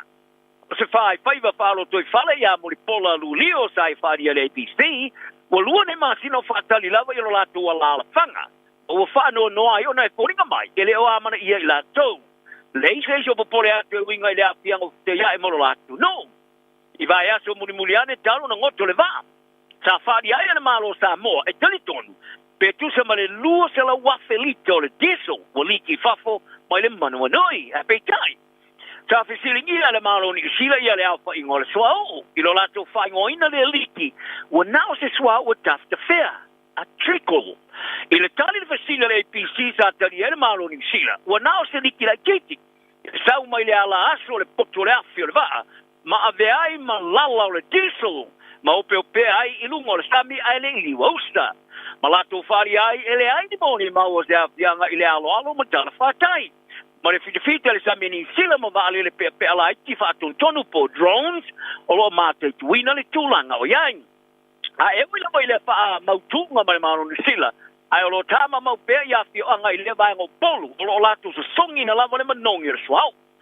Tanga dolo toi fale o fi anga wala tu falia e ulama tusi ma ngani ai o tapanga mo ni tau ile lucio tu pe maua ma fianga o yai ata ma fa mo tau singa ainga ele o maua la vai stali ta fa ma ni ai fita ni sila va sone o la su leon no le masina nei leo la am tai na ve stel swa mo va O le ni fai pule mo mua ma se tamari o le roto I fale tu ia pu o le ota sai falia. O te ngata wa fia o tilu nei e fato ai se la tu tangi fale tu la pono.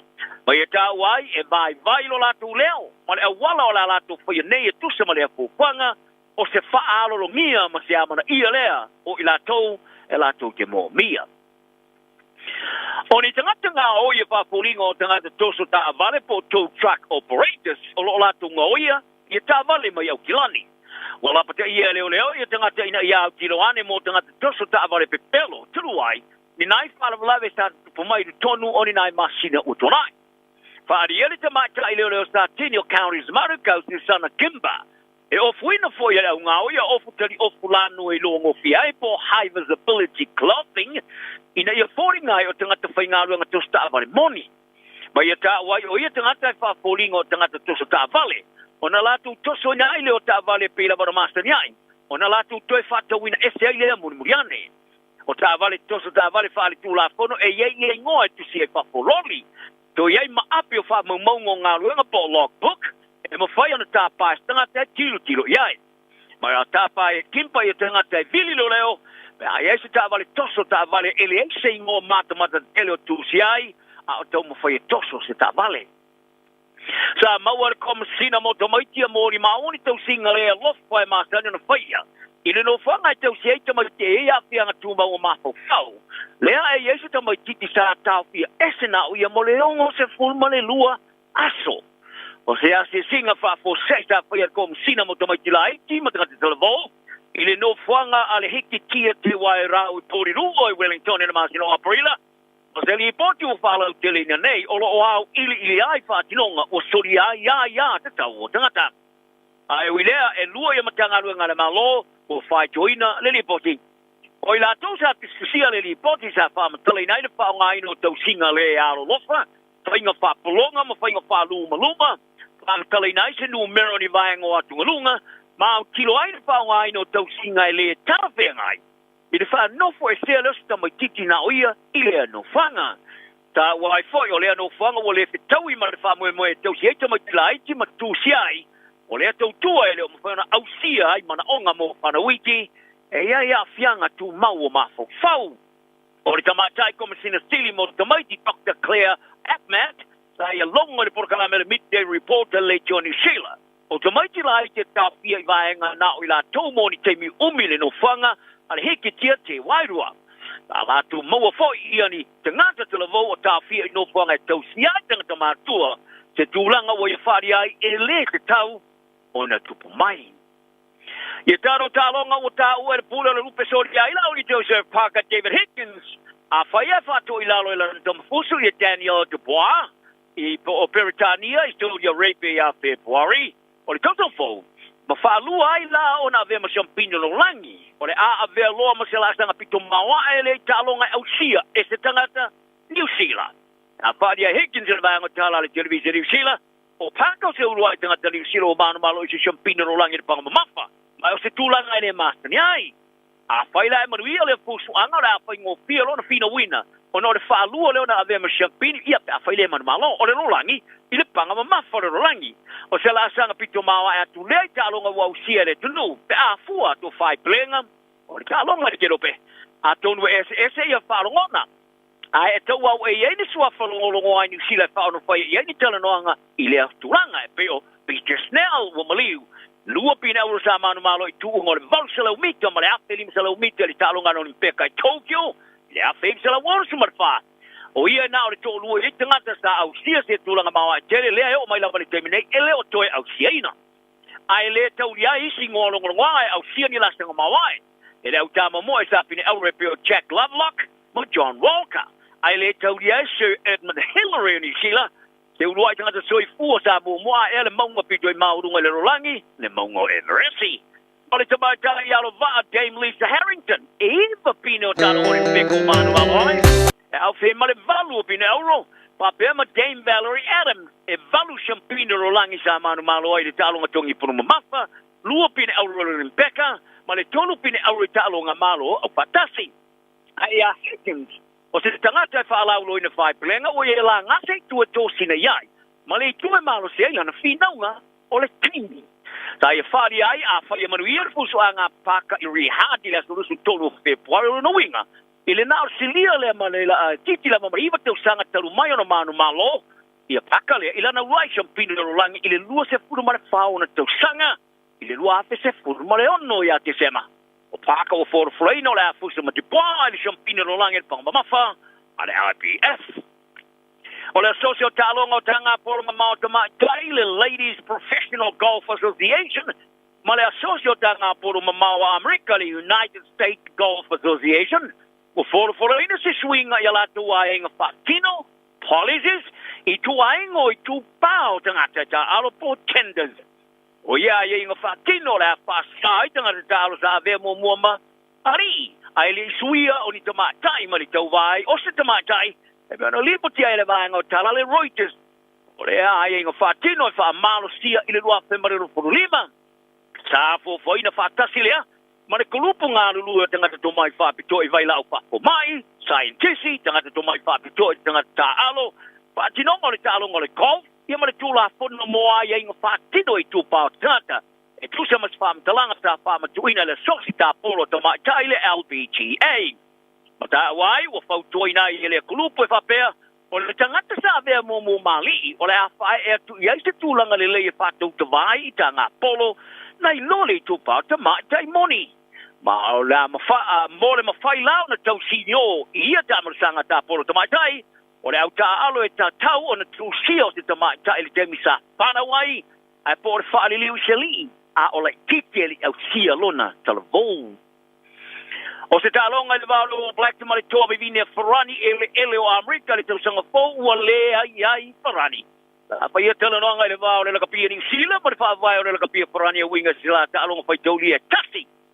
O talonga e ta li malo ai New Zealand ia Ulai e pa ia le taulanga o Amerika. Sa manao ia le lakapia New Zealand e arase tasi o nei talonga fai tauli e fai e tunui whafo ino o mahea. O na whai loa le whaavai o le lakapia Ferrani. Ole awina masala to o kapi vai New Zealand ei. Ole kelesio aso masuenga shampiri a kalapo Ferrari ole tamarasanga le French top 14. Ai walongo del presidente ole kapi Ferrari Florian Gill ile lo minga Ferrari al equip. Oning talo foi teoria ole apa ya umai ao teroa. Mai tawai ina umai ya talonanga malabango fo mai mala fingalo nga mo ya fa unga. Ile ai talonga foi ya America. So forward to the man, All Black, the Ferrari, don't fight till you tolu, don't fight till you do my Springboks Africa. So, you might don't fight till you touch him with the Wallabies Australia. Well, I don't fight till you more the Blitz Low Cup Australia, but the Wallabies there. But I don't fight till you do my Argentina, but the Rugby Championship. Well, Fata Otoina, the All Black, if I might, I don't fight till you the Rough and the Fully, my don't fight till you my Alania for Chicago, America there.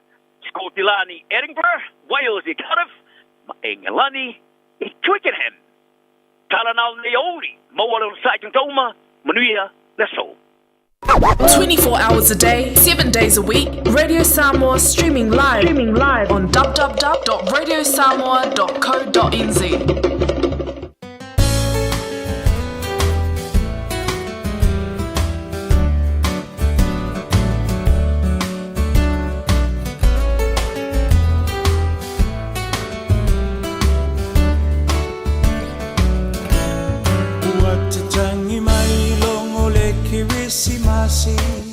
Le lalo langina fa tali o ainga mawo mamai ua feilo ai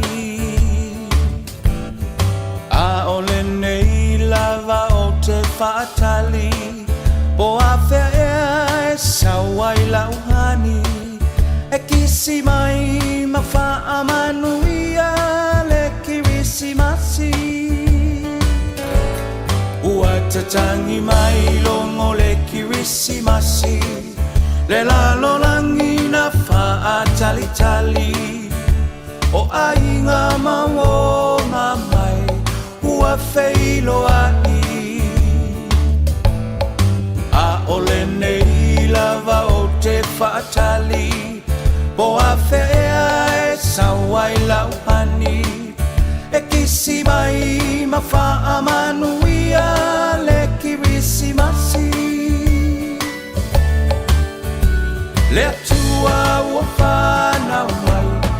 fale o manu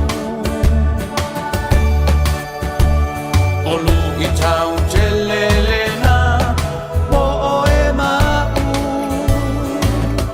Tau taia e ia I le tau sanga fou Se fa asino manga uma mo I tatou Manu ia le kirisi masiva le tau sanga fou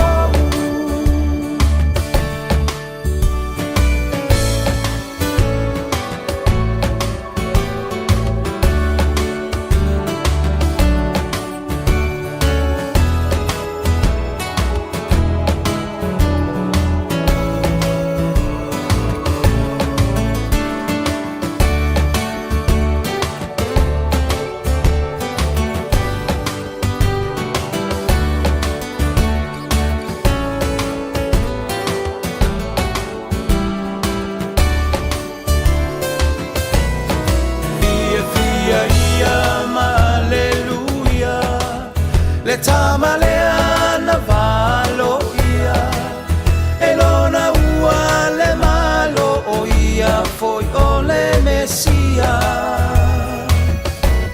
Le mea lo fasili la valena Le taualunga o le ne tausanga O Yesu O le pepe la fola fola Fia ia ma aleluia Le tamaleana malo ia Elona ua le malo o ia Foi o le mesia Le mea lo fasili la valena Mo e ma ui le nei tausanga O Yesu O le pepe la fola fola Le tua ua whana mai I le fale o manu O lu I tau te lelena O e mau Tau taia e ia I le tau sanga fo Le wha asino manga uma mo I tatou Manu ia le kirisi masiva le tau sanga fau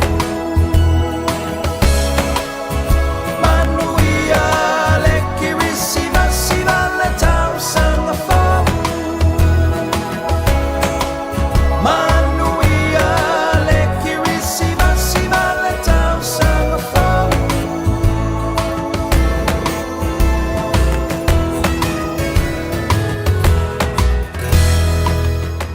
Se whangamari nau tui eri tawalapini malapese longo o le kirisimasi ina ua se fulu mana whalu miru tau taini ia le tu la e lua e mo le antu le wha taila sunga ia se yuli e mo tātu tala I le ria se tofi le wha ta fiti o ngā ruenga o le riva ia so I le I tau lungaina le tele o ngā ruenga I le aso a taia ua sau le vela a ista vela iskam fa mai tātou e makua ka le rwa maa liti ia ua ngi la ngako ua le rwa fui vela ua le iloa le kaupo le anmela fa ia tātou ia e wila ia kako o sa but talo fantu lau nanga lea le lifestyle furniture I dai porirua ia ma lo le ngā lue ma lo le au solo ia Kevin Schwager ma le vaenga ia o le nā fui e nā musto ino Amelia Whaamwana ia but talo fantu ia Amelia lo le siola a inga ma lo le soifua fauma seve wa iau fuala au tanto ma le ma to me le rivango la unia ma lo atu o le vai so le lo imanta le fia ma le lo imanta le fa no ona o unga o suenga ale fa na mali poti foi wa tanto tau a wina ya mai ala to wa a onga ma lan to va singa e pe ona yelo tau tinga e longa i se matua no fo ma popo ila lo lana tupe e alu I lana whanau I le tausanga o le upu sa ai e i se temina e no foi o le tamapo o le tinama e whapea vai aso ngei se laukara vai aso renke ngei limas fulkara o le masinga renke ngei koru se laukara E or kausangan ke ngai fia. Afe mon kupu kala, lua afe kala. Mai ai lo lantou laiti, se ia ho'o, ina i umai mene i o kolisi. E wha wau lava le tautua tātou mātua.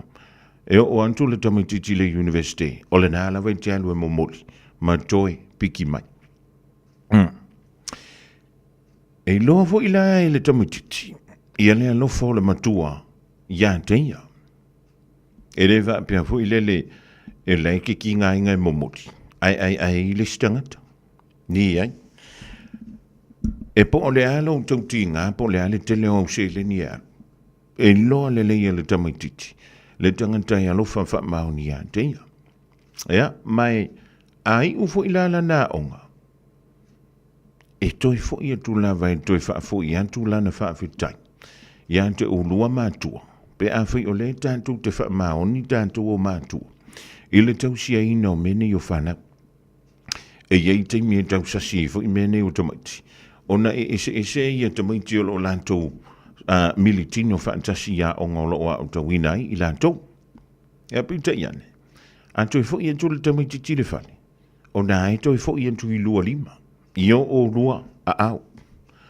A whaifo i la e te le i tūla i le nei tau sanga.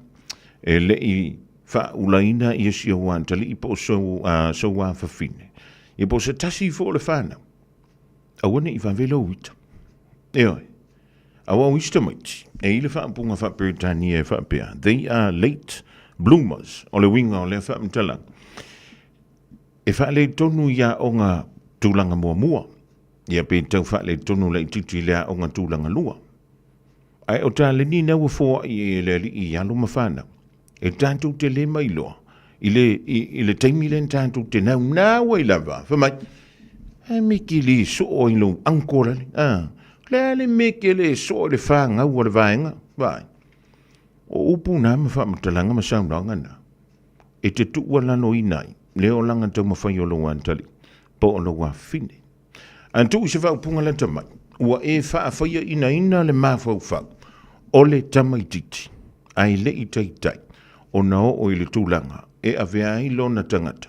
Ma tangata matua. I susu e ngā le au sai e nisi o lo whapea mai ai. O le luas furu lima tau sanga. O le tamaititi po o le telefo. Ia o i nāwha to a so oi ia le afo. Le popuni o lo na whai ai se i tūloula. Ia oi. O le mea nai whai tete ai te le tātou. I le mua aulo meni o pepe. Awa o le matua i vai la vole ulo le mea le o le pepe. E le a whai ina le mole kiskasi. Ia oi. Kisidua. Wala varanga. Kolu roa wha. E le aila.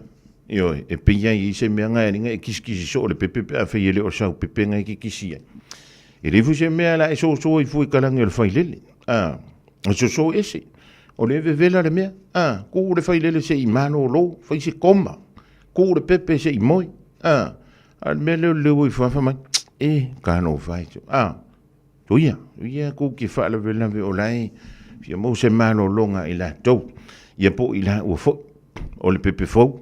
Ia martina o le pepe. Au ka kou ia le kou pāwari. Ia kau fui lele kau whawavala o fia kisi so o le pepe. O le pepe si le kale vivingi.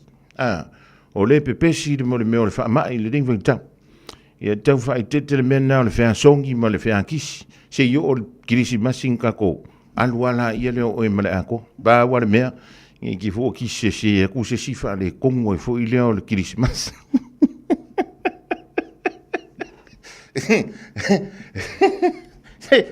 Ioi.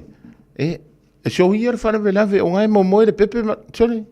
E lai fo i fia moe le whaile. So ia le whana velave. O e piki me kome kia o ngare la karko. O le lewa luas fulu man wha minute o te ainei tu lai lua. E le e wha anga akari wha ingoa ukara. A o leu te whai atu. A ua ni o tātou wha vai vaia. Ma fau whaunga o nei a tātou whanau. A wā. E tupu wa e ilatou. Ia o la ua whai inga. Wa ne ngwha merka la loka maa. O au kele so o ilo anko. O au kele so o le whangau a lo anti. Ioi. Wa ai ere ke leo le wha le tonu. Ia o le menga e ka o le psychological harm. Io, o le la ka wawanga expensive aku upu ia la avaku. I le kau wha amana mara mai ngore mele tupu ia antantou. E wai, o me ia sa kupu ia so lai samo. Nga whale kongwa la lau mai ai o le whale a onga. E o le leia le whale.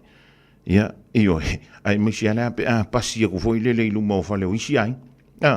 E lau mai ai nga. Kau kala i kiki. Mule fia kingi makpua. Fuki mai maleu. Au nei li ako o kore ka mawhai le tini titi. Po le tamai titi. A le wawhai inga i anjanto. Yoi.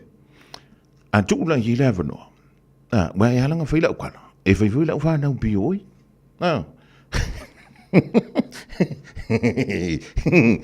Yoi. I speak out to my language for le mele. Ia wan tofu tātou mana whana. Ai ese la. Ia le whaatinonga. O an tātou whainga. E wa ai an tātou whana. O isi ka meki. Se ilonga e wa i me kua kulunga koi. I ngof kua uskai la i le. O isi ka meki. Se ilonga e ka ngor ki ngā le fuspa upor sanu fukua uskai fui lai. Ai ki kilonga li po ki le me mele au. O me mo kua ange rua si au kama i le au. O ka se loko alofa mele a mele a. Ai ala kurfati. O le moe arka ka e koru aso, e koru au, koru pō, e re i moe ailanga moe ngai moe. Ia tātou onsa, ia tātou lava papali. Ioi, ia marau kala munu muli ringa whea kuangafi. Fai, fai. E kere i la ai lunga se fasi kepo se stage. I le kaimi au e a onga voi lele mapaki paki e kura au fia iau. Ia kau fuala ia. Ia lau sa winga ngai whairingi waika. Whai e kere i o irunga i o ere i ulang ia ula lo le se fiesfu. Kau whai keke reo lau. Wha masau sa. Ia wai. E koe kara ula i ka me kireske. Ioi. E me se alampe a makua ka mai anga e sa wai. E so e le kiki. Ioi. E ke ian wharonga fwere. Ari mam. Ia aronga ari te. Whawhia whanga e alurunga le stage. Ia ora kai miranga. Ngā loka nakwa fo ilele loka maali e whare whaikokoa. O mai se whele lok. E rero, o lena e la manga roi. Karu. Ia waka vave fo. Ia ala mai karu lea kamiki. Wa whiwa su engi haka i kongo le album fo ilele bore kusiaka. E makwane e asa wipunga mau. O sau certificate fo. O lau karango. Sole. Pio ora karango ari a Chris Luxonary. Pio lau karango a John Kieri. Nā pata inga lona lua mō mātua o pepe fau. I le taiminei o lo whaatupula iai le talivivini i Aotearoa New Zealand. E silon pipisi mai mawhai o lamati ai pepe fau whaatu a whana nau mai. Ai mai se lama i le ono vai aso mua o le tu ese ina ma le tina au la ititi tele mō le tui. O lea a whai o le tina po se tausitama caregiver. O le whai o le tui pui o lau pepe mai le whooping cough le taimita tau, o le awala sili le nae pui ai mai le pisia, infection, ma whaititi ai a whianga o le wha mai. O tui e le se tutongi mai whai pe a ono vai aso le matua o le pepe fau, o na tue whai le tolu masina ma le 5 masina. Ia wha afso o tai lau fo mai masani, e wha mau pe poka aso mo tui pui. A whai o misia le tui mua lau pepe, o tui uma, a wal popole ai tala noa lau fo mai. Tātou pui a tātou oloa po taonga sile o na tāua. Tau tua nā le tui pui, immunize.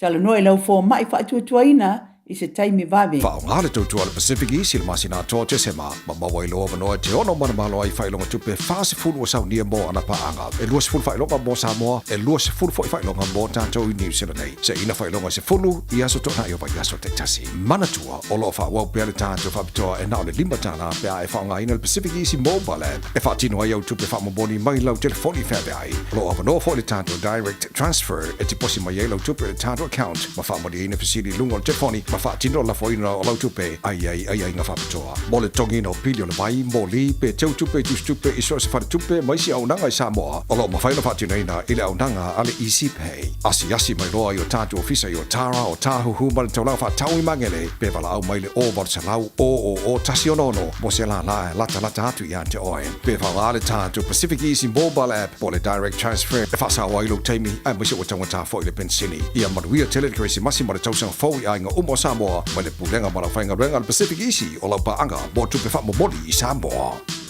O le Ardas Travel, o le company numero tasi le taungo fio pasese mo Femalanga inga i Samoa whapea le malanga bai i Samoa i New Zealand ei. A whea de loa i le ofisa o le Ardas Travel, tasi valu lima Great South Road i Marurua. Pe vili mai i le telefoni tolu iwa lua o wha o o. Tolu iwa lua o wha o o mo le Ardas Travel. Malo soy fua, o se fufonga Samoa, Radio Samoa, tasilima iwa tolu amo. Se kia Radio Samoa.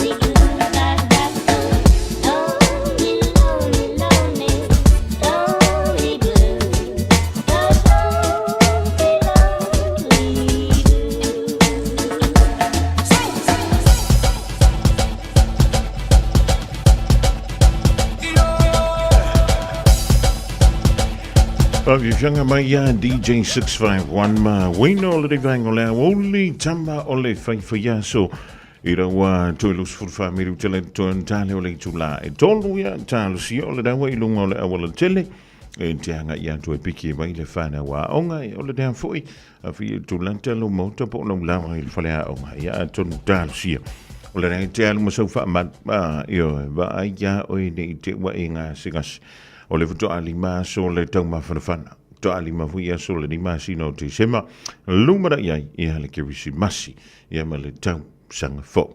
Malawan tu ia ia lui male ainga le mafuto mai dai au se talia. O le nei le whamoe moe a foi. E whaideo ai ka la fufuero ke ana kua i ngā i melepone le masina o Januari. E pita iani. O le ui suia i ngā le awa le awari ia. Ya o le lai pi o le la wanga ia kui le spiko ngu ule o New Zealand. Ia ele a whainga. Ia si e wanu se koso kasi fuila ka ika wil paelo ala wafo i koso wil paelo ori si a wari. Ai whai mali e lau sai le nei whainga o le a woli. A whai o nante whai mai wawe vela. Ia e sa o le le ia oi.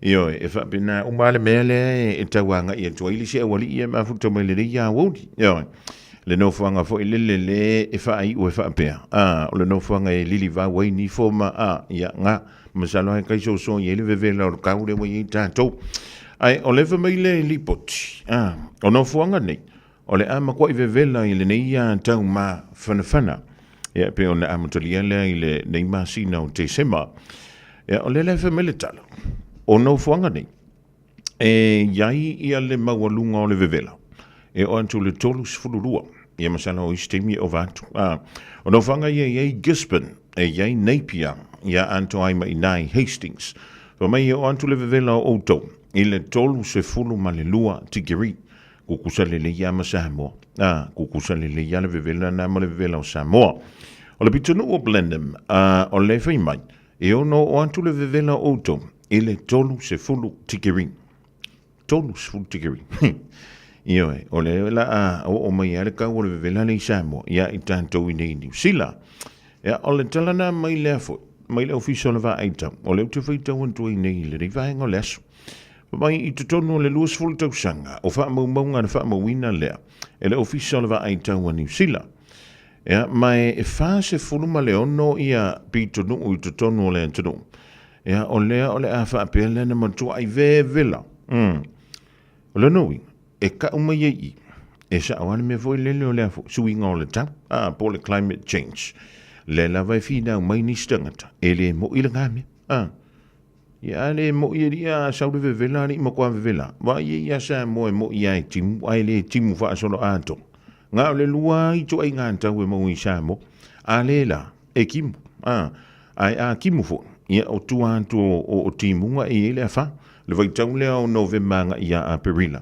o le vai tauna o le timunga ia mafa ia ai ngi kausanga aku fa fine malanga i Samoa e ke arua kwa o la aikim ia lo no e ta moina mo ko ke le al swing on ta ia le mali fu i on so la Samoa be fa no fu le tio ke minga ka ke ia lu le kio ia o le i sio ka mafu ia vasili enga yu panti langa ia o ka ka sia pepelu ia fa ma no to le tlenga ia vasili ia la e ma futa mai Samoa le vai ngo le wot e ye le talo le tau nei Samoa fa mai o le so e ye le me ta o le timu ta mo io o le aso le nei e ye le taimi e palasi mai ye timu ngai ta o timu ta mo io o ma ko la yu ka ngupa ia e sa o le ia le talana wai o le mo vai ia e po le ale mai o songi o so fia e ma sangi nga fa pa i ma ko fanga ofe ia so la o likol fanga ofe ia nga le fa i liko foi o ko ni vai ka fanga ofe wa zola nga pa fanga ofe ke fa longo foi le travel i lungo le mo ngale ia a o la na timu ta moi o le ko inga kimu foi le o la wa ma ko i pua o anto le mo e pua o ele nga kai nga puao ai ke fa longa o lai pa o merikim la wa sa urunga le banga e o ma ko la e foi le ma salo au fika ko i pe kasi se kilomika le vau ma ko ma le au vai maunga ye ke ku ala I fa mai fa longo ko ai fo le pa o mer ki murunga le maunga ye na sa wai lola ye le fa sa le longa fo le ila ai no le polo le po sauni ya le Darren le ke minga ofisco ingo Darren Gallat sauni te Afrika longa le monsa mo yu kai o le malai sa ngele mo ale no pa ia ye sauni ta le polo la mai tua tasi lua tonu fa yo si ke puantu o ile tuanga vale yo ko fa mai le ai o le si ke pu mai le tu tamatau fa malulu anto Darren e anga vale yo ele tamatau e anga vale ku so ko e apa turn ina e fa pe ngala melo kim de kim ko mo ele ta mo mai sambo e masengo o ku marfa o va pe wa ila mo ki mua yo o sola antu wala ya ali ana kular ka vale piki foilet ya wai ile am si ko ku ile fiki ki pasilas masalo fu o ko renga parpala ko o fu o ngale ma ki kuat o ko wo ko ku ingama ko re fio ko ai nga fu ile le ma ki kuat le ma ki le mela we ne le free market le wonto fa fo termine ya o sola ya kimula e fa longo ko longo mo wa makan sauka ya kulat pas o fa kolona ye le ya ka mai makio ka ko minida ye wa mo ka won makofa ye longo wingo ke mu o kamala le pikoila va kuya e sare fi fuori si fa lo shan war ka la ku ai ngal me vinga ke de me fu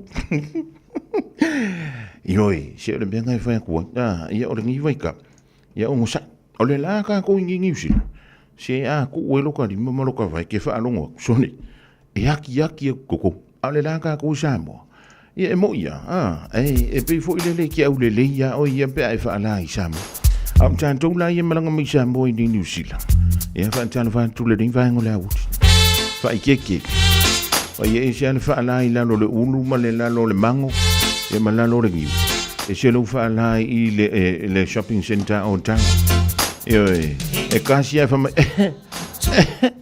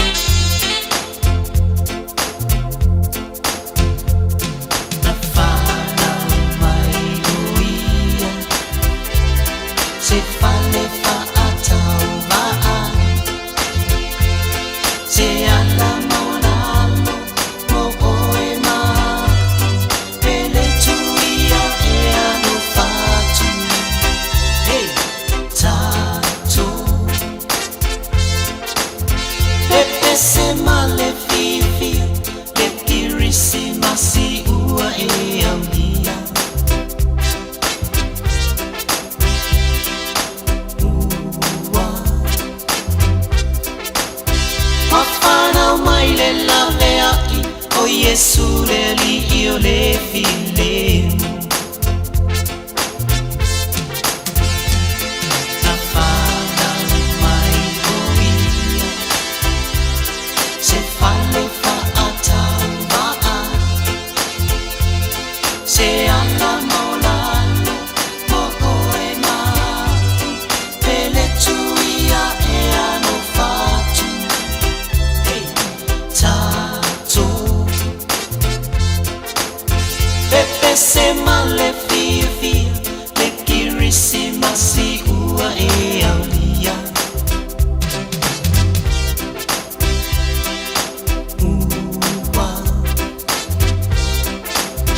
Wafana mai le lavea I, o Yesu le li io le filemo. Wafana mai le lavea I, o Yesu le li io le filemo. Super Mario le Herbalife Express. Malabese ke risi masi fia. O e mana tu le taimina e mai e whantunga ia I sabo. Ia opisia ia e popo e ke risi masi o le tele ia whantunga le au whai pese le po le wha ili lea. O le te wawa ia tui. Na whai eisi vau wha evangelia ia sola. Ia le vai taimi o le kaseti. O manga kopi mai lesi kaseki anga I lesi kaseki. Ia ua po e mai runga o le ki o. Ia le vai kemi o le pengkala ma le meo le afo. Ma le meo le kaseki. Moku le kaseki. Ia ua vifo le teipe enga fo I lele koe so ai. Kakana lele ia I mo meo kama I whao I lunga o le kaseki. Ia ngā o I leo la ka insingia. Wha apea la ua afo. Ua le aise vavae fo I lele le wha ma I le pefu o le kaseki. Ia ngā anu lei wha fo le fale. I le pai ma. E so e mai ia singa muli si kareki fo I le. Ia ngā e ka ngole ekipi. O ngā mongore ia kongo I ngai le ua meanga ia I ngā pole kopai. Ia ona toi mawai fo I leo le si wha mama. O le mokwa songa so ngā o ka anko ia so la soli. O ka e so le songa so ngā o ka anko. Le ora ngā. Le mahali e pia ka ai lunga o pasi ia so la. O sa la e avea le. E anga vale le mo le driver le lunga I.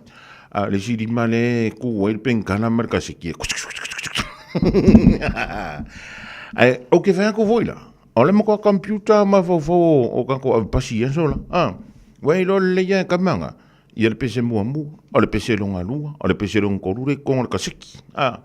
Ava pela le ia senorita le ngofo yonga au kafa fo I le ki e fua. E misi ala senorita le venga luenga le fale kupe. E le makua maanga ia o pese le pasi. Ava pe ioi. E ala ngaulo. Le ngor kiminga sa ava pasi ele uso ia pata la vea. Sa ava pasi mai kuai oi a ingor kai. Ia wala ki le va visau ngi usila. Mangu fa pengi wa le vanga u fa ko fa ku ye fo ile. Ele nga ka sa nga pas. Ai ese fo ia le nga nga le nga pas. Yo. Ya u te fa talo van tu le rivango le woli tamama tina le ave pasi tono ni usila. O le makwa yo malo le a son. Malo le sila. Yo. Malo fo ile le le lava papale wingo le pasis. E o ka ko jamo. E pio supa ka ko avo ile le arua ku irunga sa ilalo ka lokia ku fua a ko kangaka. Ka ko fa I solo ia ka ko mo meo o ka ko mea maka I kongo le pas. E o ku fale ka nga le sanga e rua ku 2 kilo ka ngares. E o ku fale ko 5 kilo o masa. E leo langa ka ko no to so I fua mo tanto ola mai ia wa ngira ai longo ko parpala wa kingi ma se va longo se kalo ku so mo kwa kinga inga le fisi pake karmere wa I wa fisi ko ya ma fisi ko ma ango kalo sa silinga fa yo potato chips potato chips ka ko kalo Malo antule so ya tala Smith le fa to si mai le vai ngolawo ile tamtu ala radio stambo ya ora ka mo fai ku la vai fa fia oi ai kere ila ana a ku oi piki mai ya sia fana le ni fo ya wo ya fai la man tu pa tamale o piki mai le fana ya o mako e o ku au sa o ai o le fale a ia pe ku ile mo le me fo ile no le o le entrance o le aonga. E au tātou le tūpau tina, se le mea konga le lo kuwhea kua i so uma. Mai, a whai e le mwhenga whai au stawi ngai konga le wharisa. O le awangoa, this is your chance. O le, this is your opportunity to shine. To shine like a star, like a movie star, like a movie star from 1 or 2. Oi, o le singame, o le wo mo soka I mai Hollywood. Ka lo fai, o le mo kusia ka koma fukanga sole.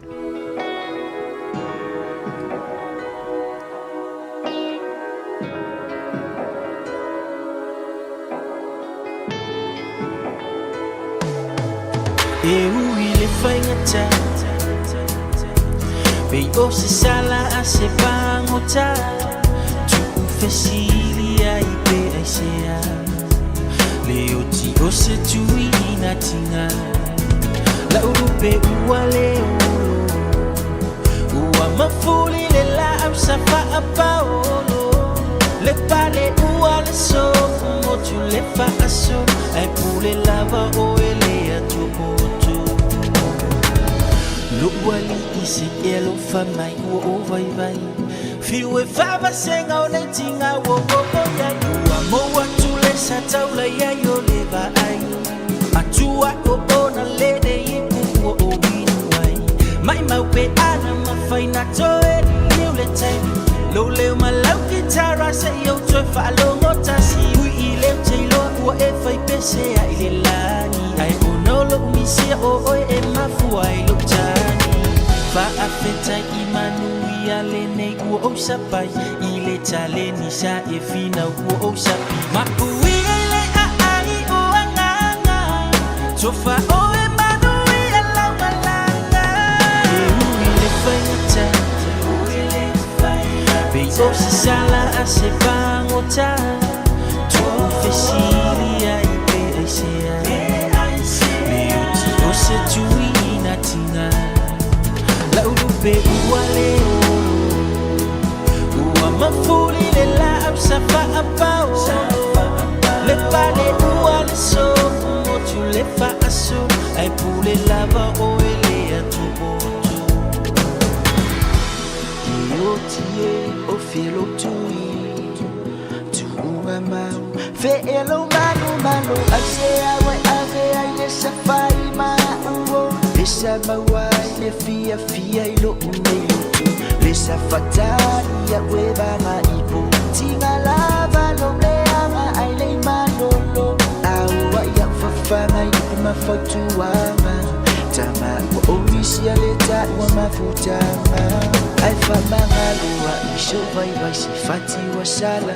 Tafi malala malanga maua so mofoa I mana tua pea we I talo sama Silonga ua umana umanava E ui lava o se kou whau ke I loa sa whaki e ki e tau E au sanga le ku vai Whai la ku yama Whasenga ku rau mu foi pule whai ko a kasi at sit sit esi Ora wilo ai fale u koru fu e mare ko ko si ala ko se fai me no kanale mali I o lang Wa e mole u ila sa Wa mangoko ma fu ali Wa u fango ele ele ai e kuwasa Rangi ai fi ngao Me wa e lau whakau kainga Wa kong sa fo I no nganu Wa le mumusi au la mepa Karo fai le kama fukanga wa au o mangua o mala Wa sauki ai o paongo ma fare kalakala I o mafakianga Wa mumuku wangu maala o le la ai le makuro I maka o mo onga lingi o langa Peanga mawhai unga koe a maka Mai maru e peanga o se aka ai se koe kila I le amakanga ka fia koe kilo kilo a kusi au pau pau au whai ma se o langa kala I kere ai ma o fisiki so ua ave se ai o I koe maka Wha ma ngalo lau rea kala Kele o peke ka se kamaka o peke ma O fau wanga sa ka wairo nge o langa O lau ka lengi maunga ruenga o ki wha suru mala marama Io mo se se roa ake piko ko Ka ua ku yala me fai maro Ai sau pea ya sia o masi au whanga Pea mako o koe e mo E ui le whaingata Pei o se sala a se pangota Tu fesili ai pe ai sea Le o ti o se tui na tinga La urupe ua leo Ua mafuri le la au sa whaapao le pale ua le so motu le whaaso e pule lava o e lea tukutu.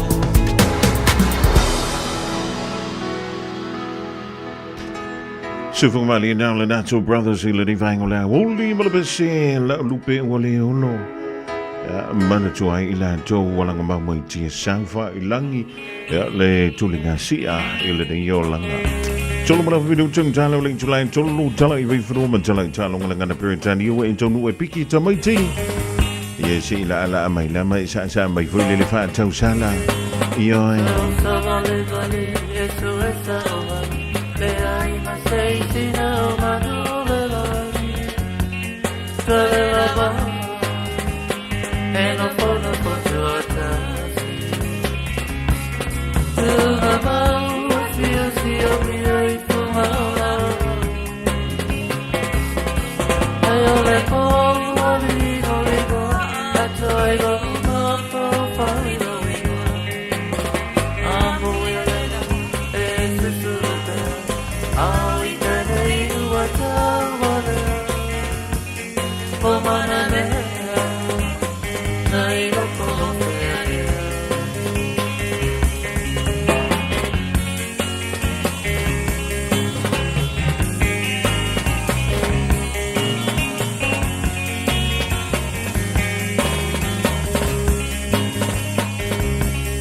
Le mattina quando aspettando quando vorrei offrire ai rotti per te le piamo o te fia solo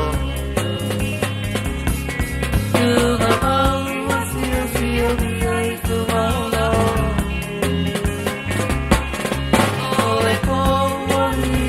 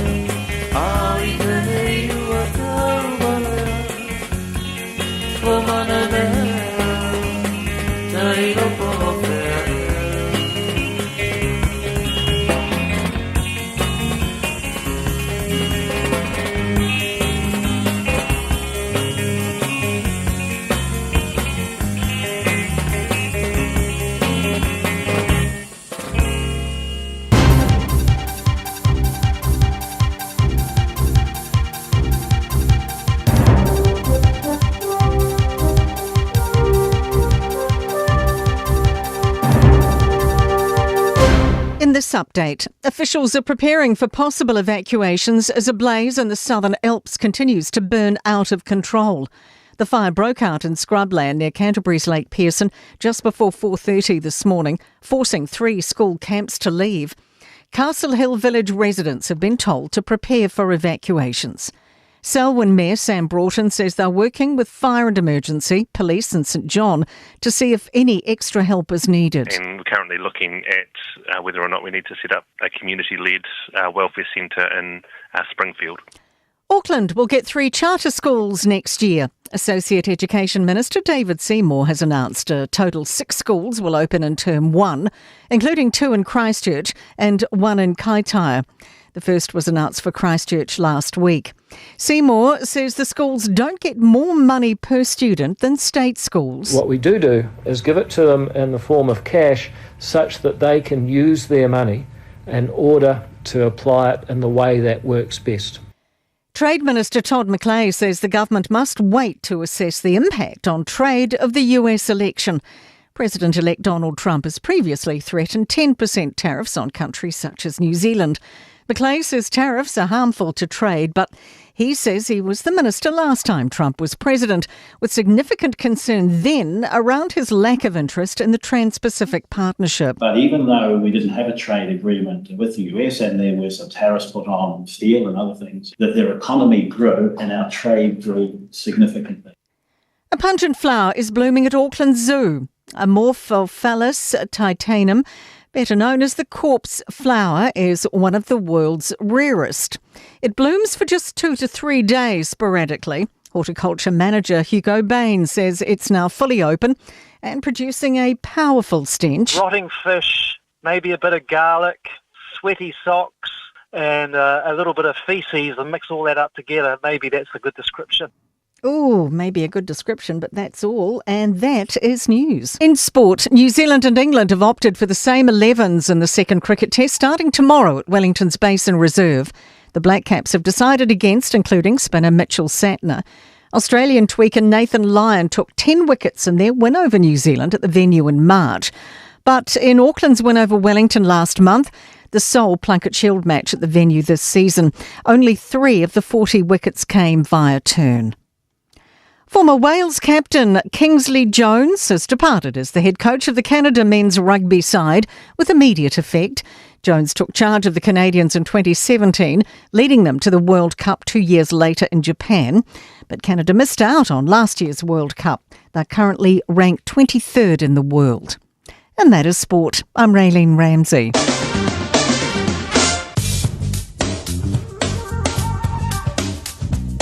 Patalo fatu o lautala le nei o le tau mo le so mo le aso atai ao. Winga le tau mo le so e a woa i ni so taimi mai to uluwa vasolo ai nai timu i le afiafi. E angi mai savili mai tu sifo i le nei aso. Vevela famawina mo le so e lusu fa tikeri, malona malu lu e se fulu onu tikeri. O le angoto i fo le la i le afatono le tula e valu i le afiafia na nei. Mo le aso atai ao e maatele ina langi le le tau se vanga na ai o le ava aia le aua oa o le tai ao atai ao. E angi malo si mai savili mai sau te sisi fo la tunu fa solo ina ngi malie mama mai i la fiafi. Vevela o le ai le aso atai au e lo sfulu tikeri, ma le malu lu e se fulu lima tikeri. O le au so le la i le toe ono minute le tu la ono, ma o le angoto i fo i le afatonu o le tu la valu i le afiafi atai au. Ma lo tala le nao le tau mo le soma le aso atai au. Na lo fasa moa, wa ule ne yo kasputi alu, a wale suia le ngila ula ule kio. A eva mai ina se furu lima iwa kolu a mo Radio Samoa Vevela a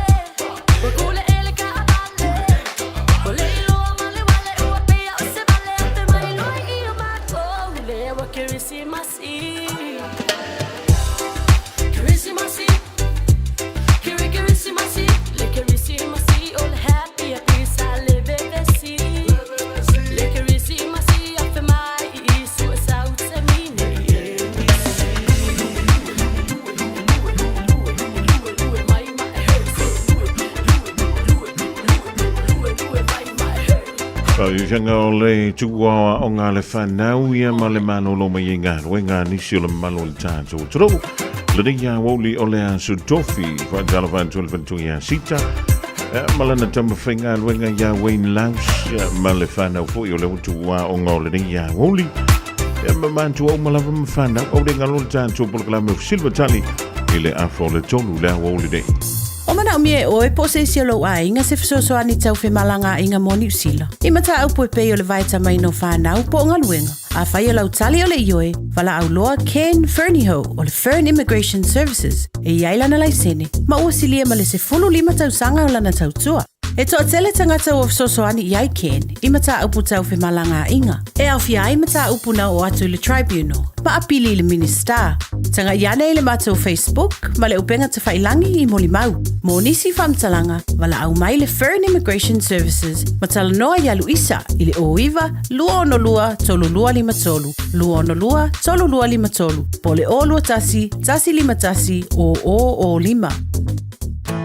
O se tala fia nei Samoa, wei nei se tautua ma se unanga family noto mai le kampani o le City Craft watu si tasi dua lua Lincoln Road Henderson. Te maua iai le tele o tawa la poa band e o foi tatu tawa le laiti. Tania foi la tofa le tonu tongi e talafo mo le tatu cashback. A matatu lima se lausi aga ia tu le lima afe tala. Pe so te mai ungia Peter Pernanto le numera o lua tasi o wale walu fitu lua fitu lua. Pe a manaumia se tawa le fau molo ainga i le tau malulu. citycars.nz.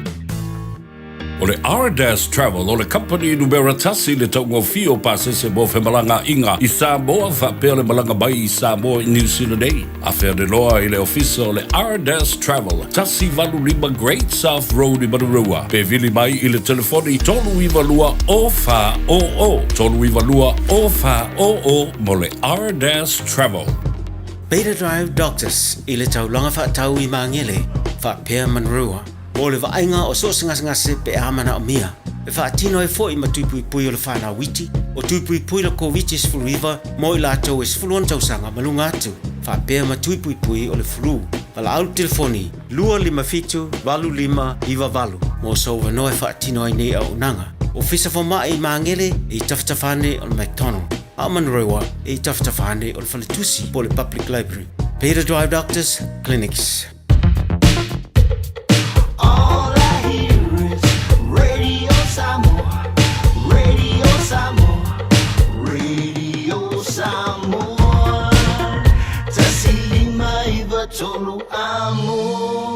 Radio Samoa, kasi lima iba kuru amo.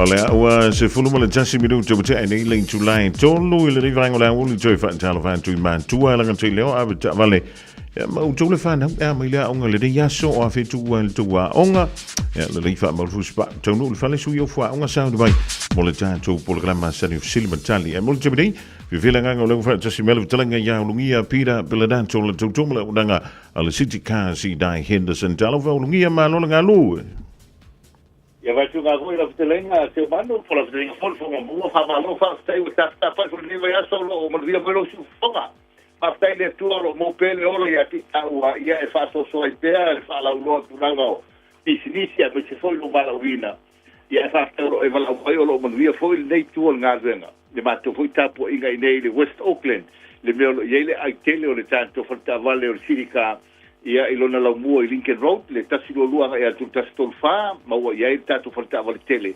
whafsanga i mal tanto McDonald i nei lava le nei tulangi ia ai avea ia le nei avanoa la tasi e ia se umanu e fasi tatala le atunu ai wha malo whaftai le atunu le tapu ai mai mlaua maonta le ngante ilea ia na i te maa mantua na i tina mantua o lo whapena lava o na tutu i mali mulu panga ma tapu ai mai o tatu whaivalo filima ia le ngatu leo nei fai se au o le tala le lei o lo whapena lava na le misita whaasoma le ta whaafelo inga ia le au whaingalo inga le tua o lato whaanono manu ia whalava le tato ngalo inga whai le nei fo iso i whanga o le tato ola mau mawai le ngalo nei o tato tua oi te lava le melo e maua mai ei lo mau le tato wala leo ia whaatalo whao tulungia o lao tau auna le nei ia i tato porkala masani stop te tasi Famanino ina le tulanga o ia tatu tamale ma le tulanga le fafta o inga o tatu tamale na ia wane ia se me le fu la falongo ia o e sili mai le telo tatu sili masani ia e tali e tulanga i so sistema na via so ni fafta o manu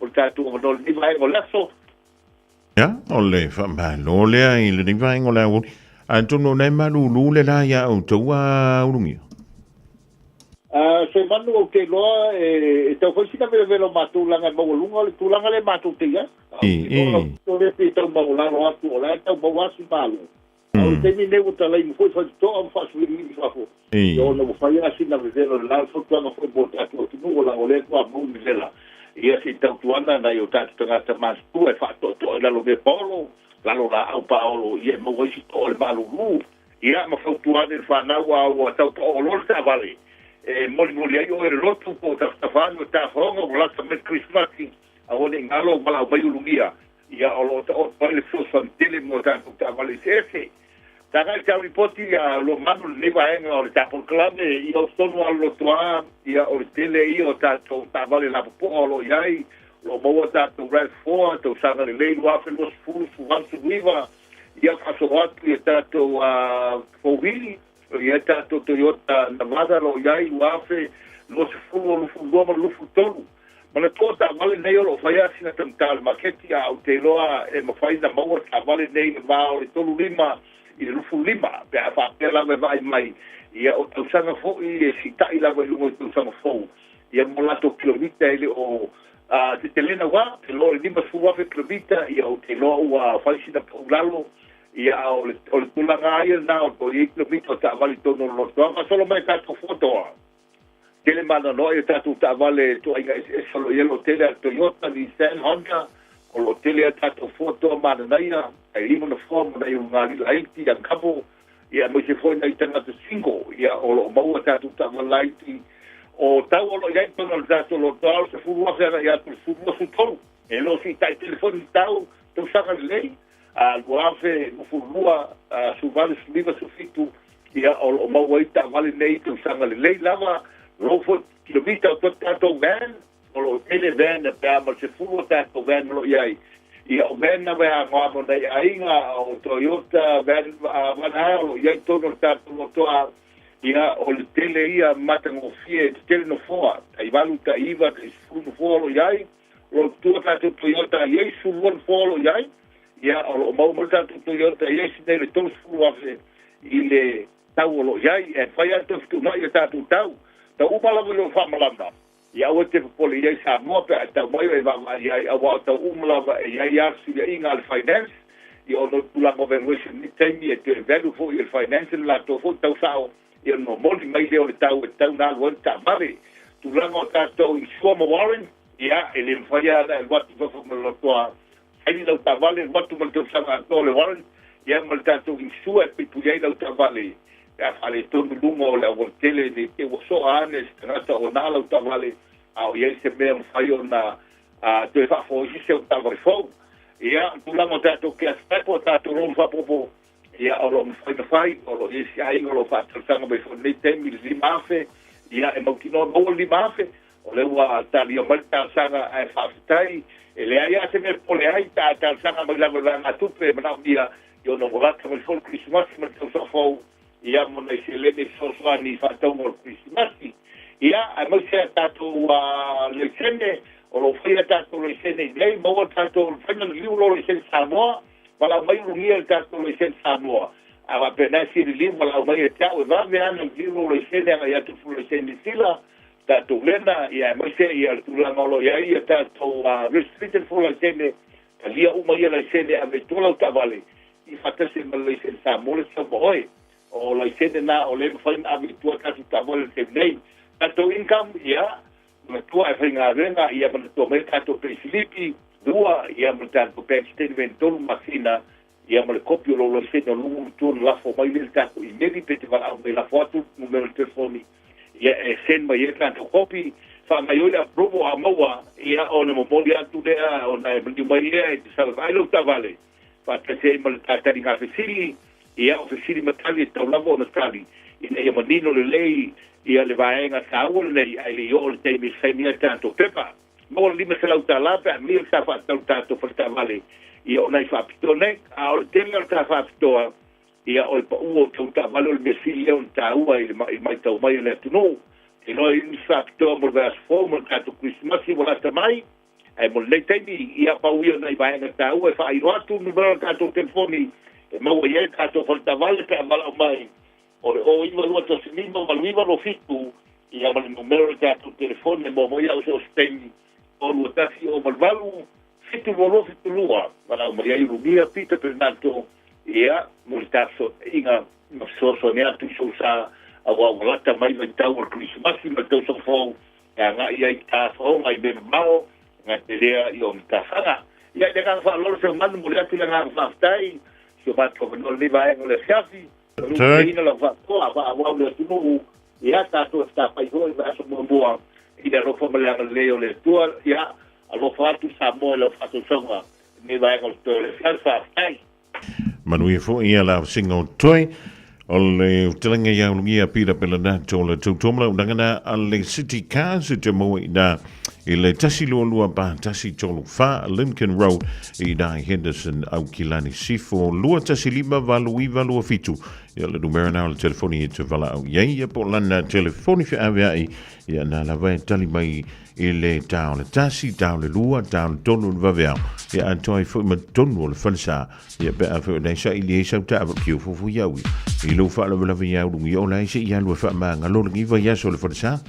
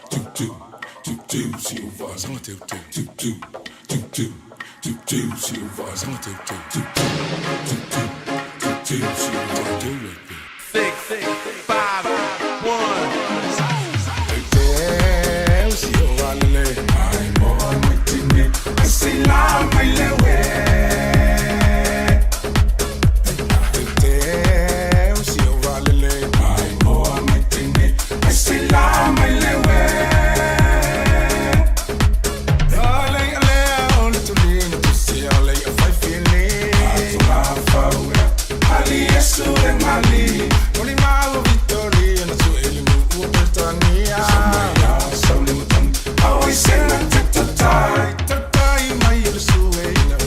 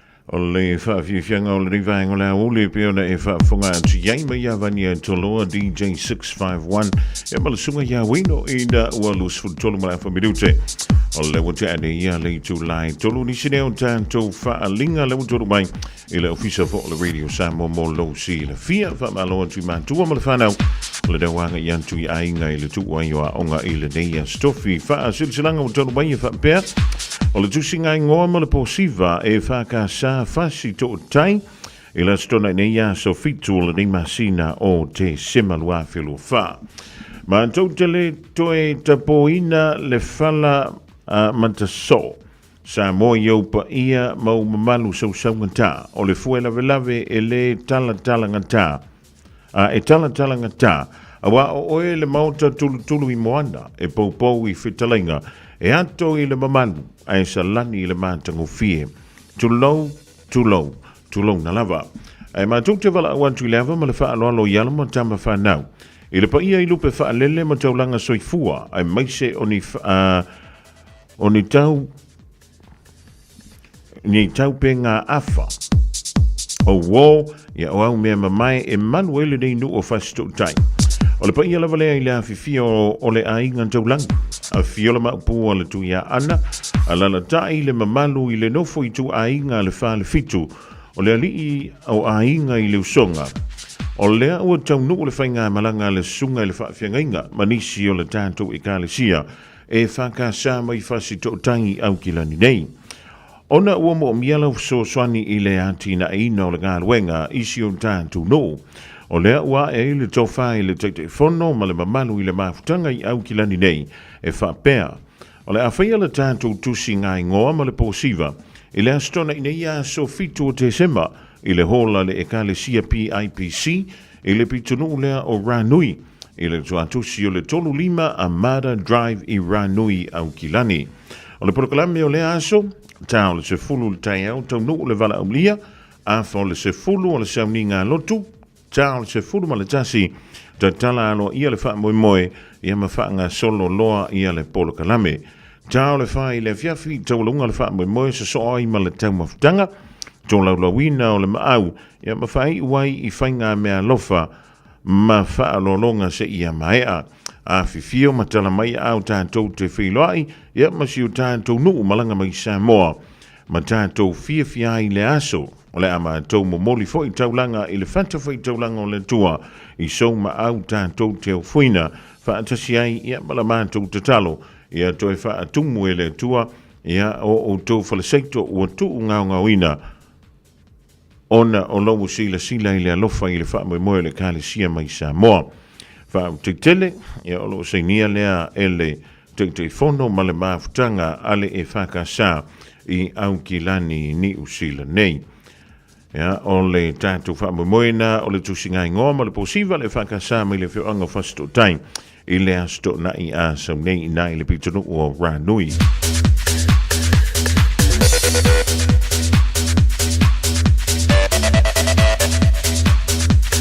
Ma le silsilanga mulimuli, a mure ngalo sau lo minga o le tusi o le songa, whaatasi ma le lo minga.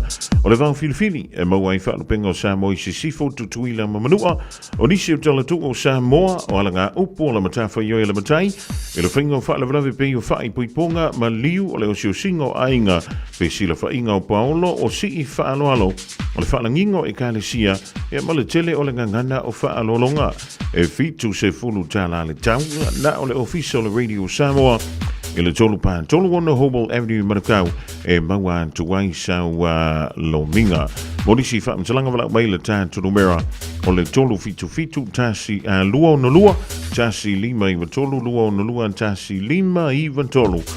E a pe te hanga isa o lunga lo penga te wha ilangi a le Radio Samoa, o le shopradio.samoa.co.nz. shopradio.samoa.co.nz te whai mai ei lau oka.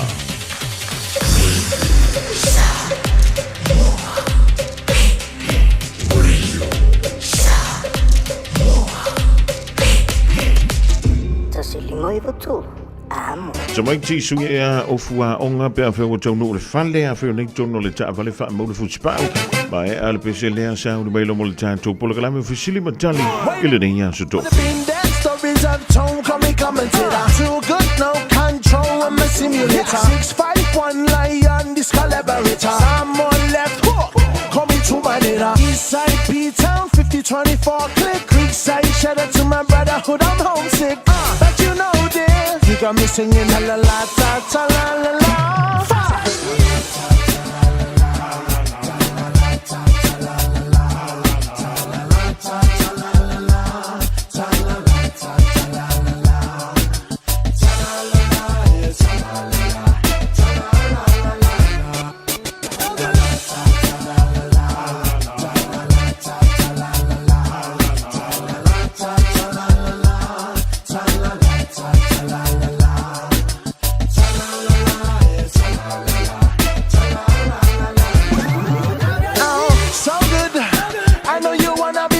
You so good, I know you fancy a man that is so magnetizing, so fancy with that hook. He got me in the feelings in the morning, be with you controlling. Glamour is eye catching me, girl, I'm falling, but it's stalling. Still got me singing ta la la ta ta la la la.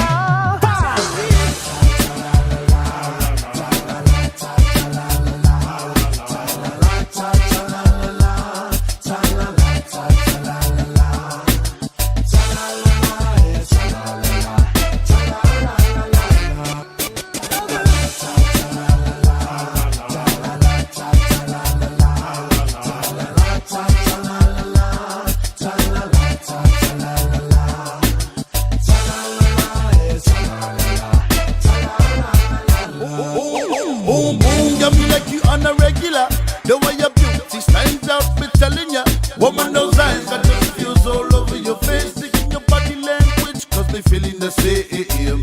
Come to a little closer. Pick up your voice for me, see. Put out the fires, getting hotter up in here. We can't cooperate, come on, you can't disappear. Oh, no, nobody's in the chance, get a right, cause you are mine. One and only one healing at the area. Where no lion, watch it.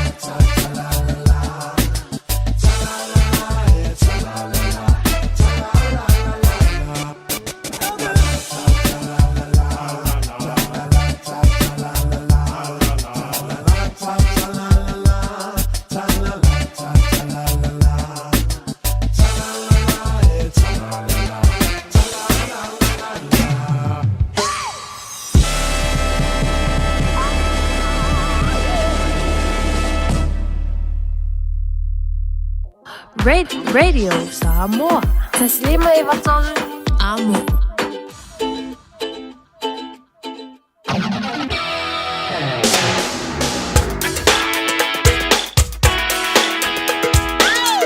Le chantu tingile wa lu miru tu chenele afole tolu fa talo fa tu ilo le fa na wa onga lu tu wa onga ole ri fo ya so to filan to talo to mai tio mai oto mai ya le ya so ile on tai lu la ngo le sa e no fo ile fa o a fe tu wa ile to wa onga vai so fo le tanto por la me fsili mentali le ya woli pe ona basilia ya so ngafua so tofi ma so for wile vai esti tasi lua ya kampanile wala ngina tanto por la me ya tanto fa longa pe ona fa yele se ila woli ya tayao ola to to mala udanga le forke ke le finas delight se mo ye ke o so fa na fa i ponga ma so se fa moi e te maua lunga le Facebook a toi fo ma le Instagram lunga le Facebook ta ilano le PHI pipetelo PHI NAS Delights ya po ole Uncle's Prince UNKOZ PRINTZ ya e te maua le leia lava ya la tua ya ma la tua nanga le Uncle's Prince ma wa ile mi jafu wa fai wa no le uncle UNKO o lo o fa tali le temi nei le mi jafu le anti yo e fitau tonu lava malaki risimasi ya ma Sofia Fia ya mi se eu fainga me alofa anga i lunga le Facebook ta ilalo UNKOZ PRINTZ e te moa umayan ta to fa salalanga na yelu da lele on nawa talantu le na vala mo eu to le fa na on fa eu gola vai so dei e yele ta mo sanga te to fitu le wa wa awai tu yai yele te to fitu le ta to manu Samoa o le fisilida o le ale ngol ta mo sanga te to fitu le mo sa ni le manu Samoa e le fa eu ngol dei vai yaso alo so military o le ale ngol ta mo sanga te to fitu le mo sa ni le te to fitu le manu Samoa e le fa unga ole nei vai yaso so military ma evala military to mera sani tolu fitu tasi lima tolu anto mai ti alo so military temide o lo wa do en to lo ngol tonu se yan tam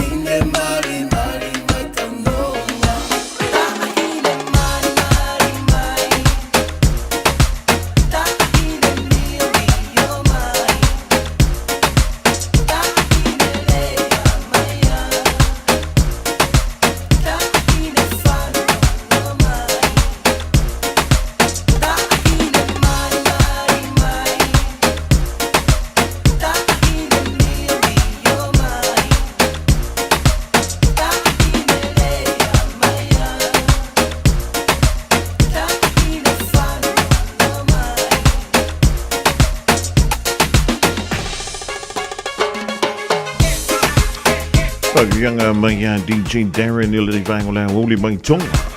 Marabisina tahine mali mai. Eyo veveake saibe. Polkalam de la fana ili vangola woli offer ye pola fole gol tamel sanga tekto fitule awe ile tekto fitule manu samo. Ile va unga ole nei vayaso.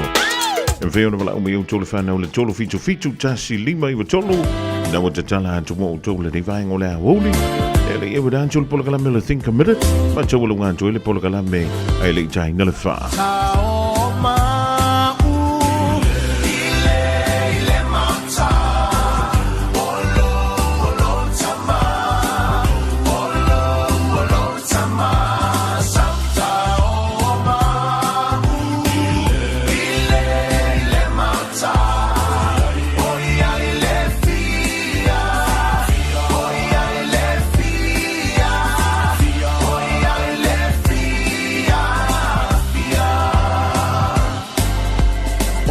For I feel it's all lele. Salsa, I day. All in the for I feel it's all lele. Salsa, I day. All in the for I feel it's all lele. Salsa, I day. Salsa, salsa, salsa, I day. Hello, I sit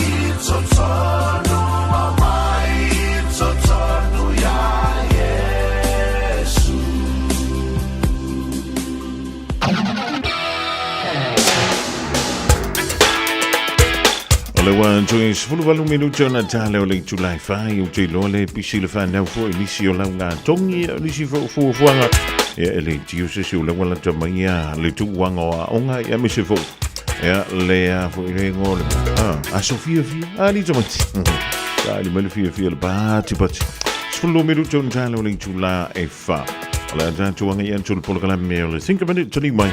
O na tōlunga leo na tātou pola kalame deo sila matali langolongi na malo sila whalakeke o le Fina's Delight. Ma le Uncle's Preach. Just think a minute.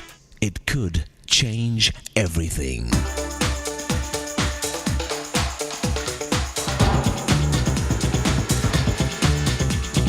Think a minute. You know there's a secret to a successful business?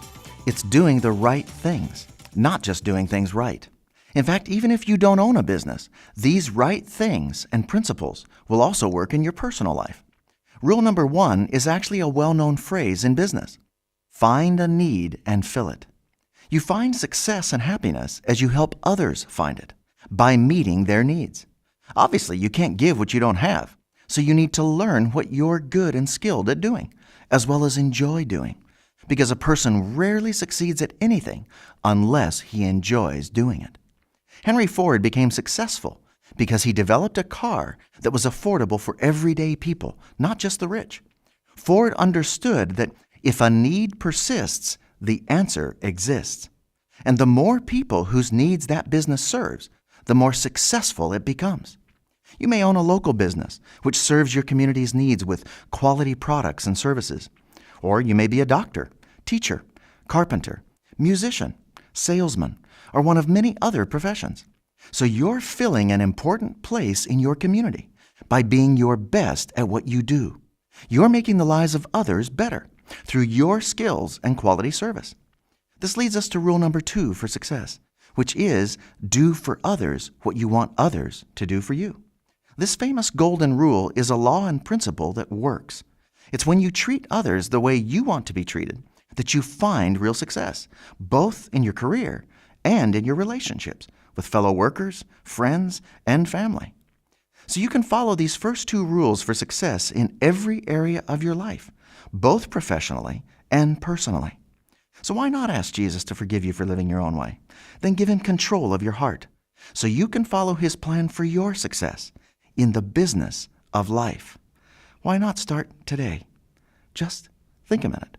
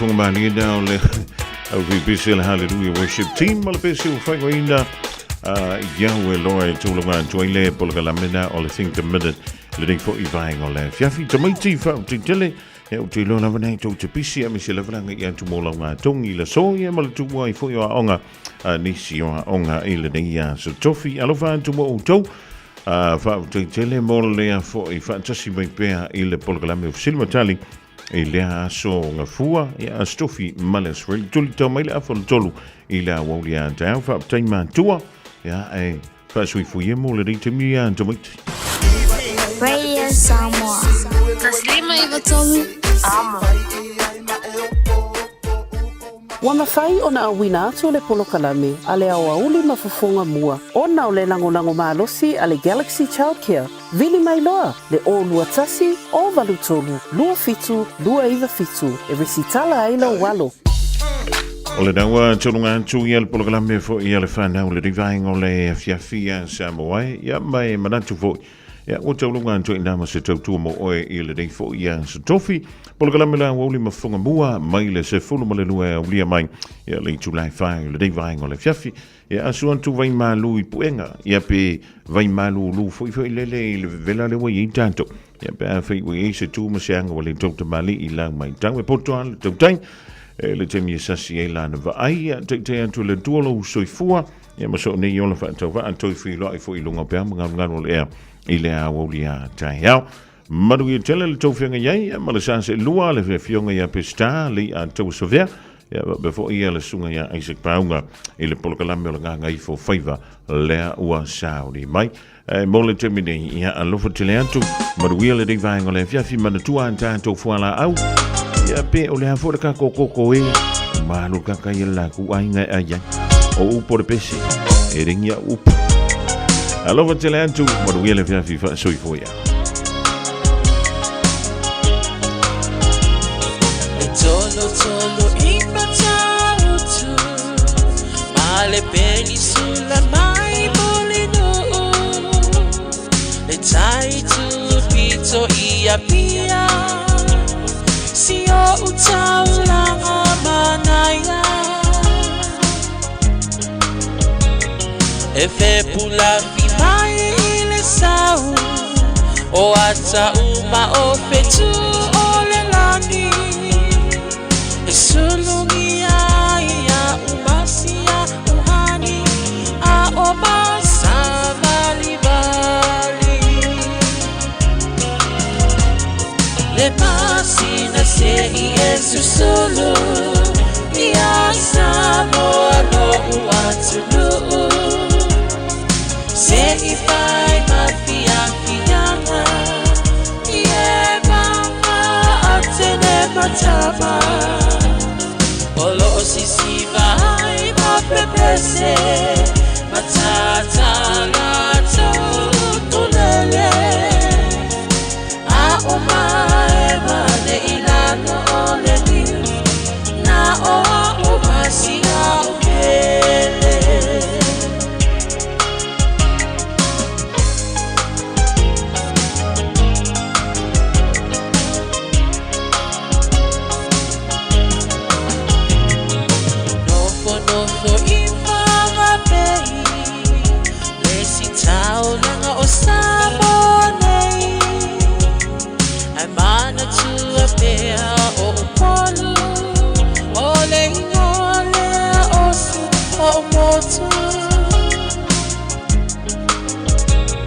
Ele mafai nanga ona ngalo le tafe mali o vai singano ono ai tine matama yunga lona awala lau papa le pasina se Yesu solo ia Samoa no uatulu se ifai mafia kianga ie mama atene matama olo sisi vai ma prepese matata la tulele a oma ema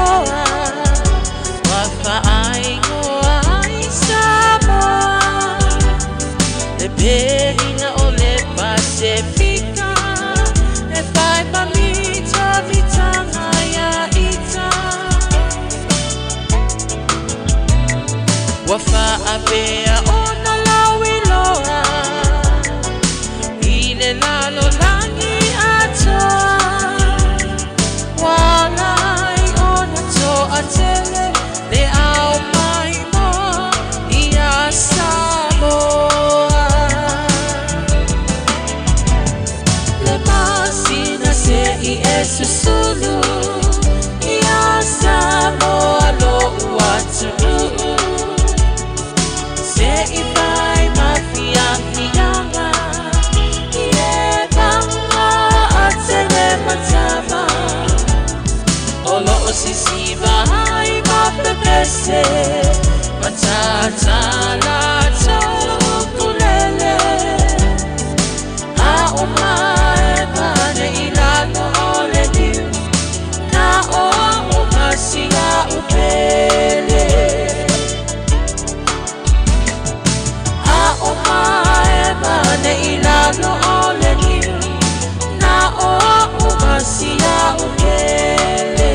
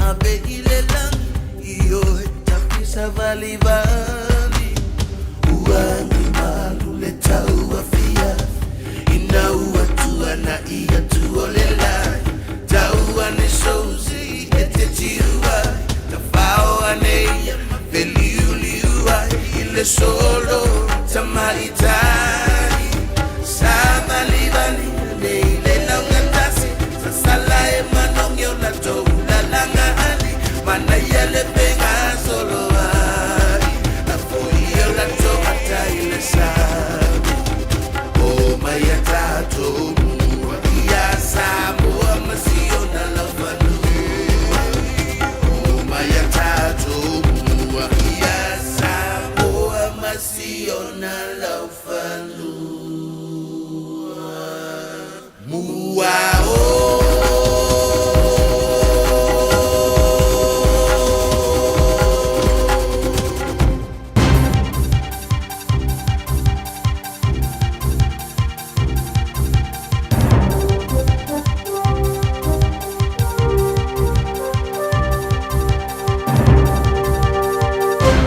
E whaatal whātu se whapoponga le nei o tala mai Australia a le Radio Samoa.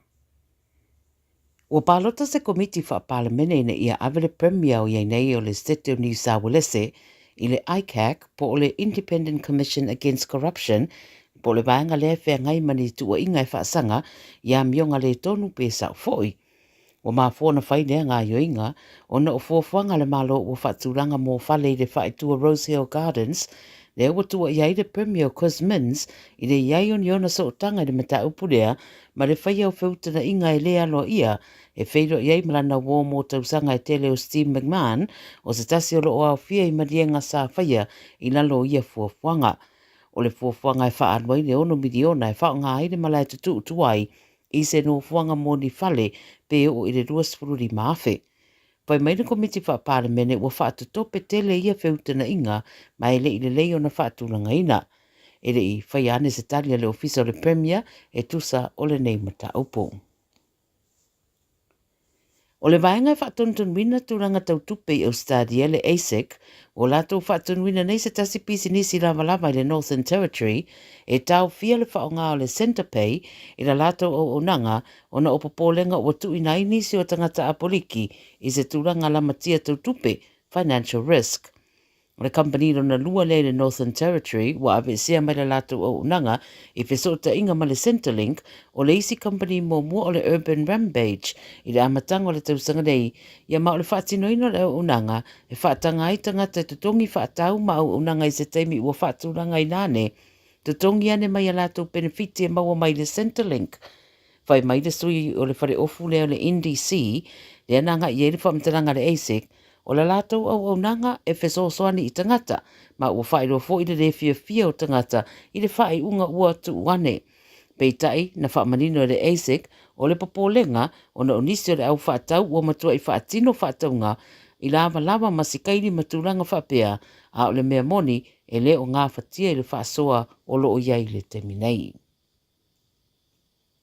Ua tautu ina ne fo isa lapata inga mai leo i mātua ina ia mata i tūra reire whanau e maise o le talo sanga i le lautele mō se whasosoani i le sa idia peo se van lanu pae pe ta ua ina o lo o whanua i melepone wha a foe e nia lii mai fōringa o lo o tau mo whai ave wha mālosi tamaitia onga.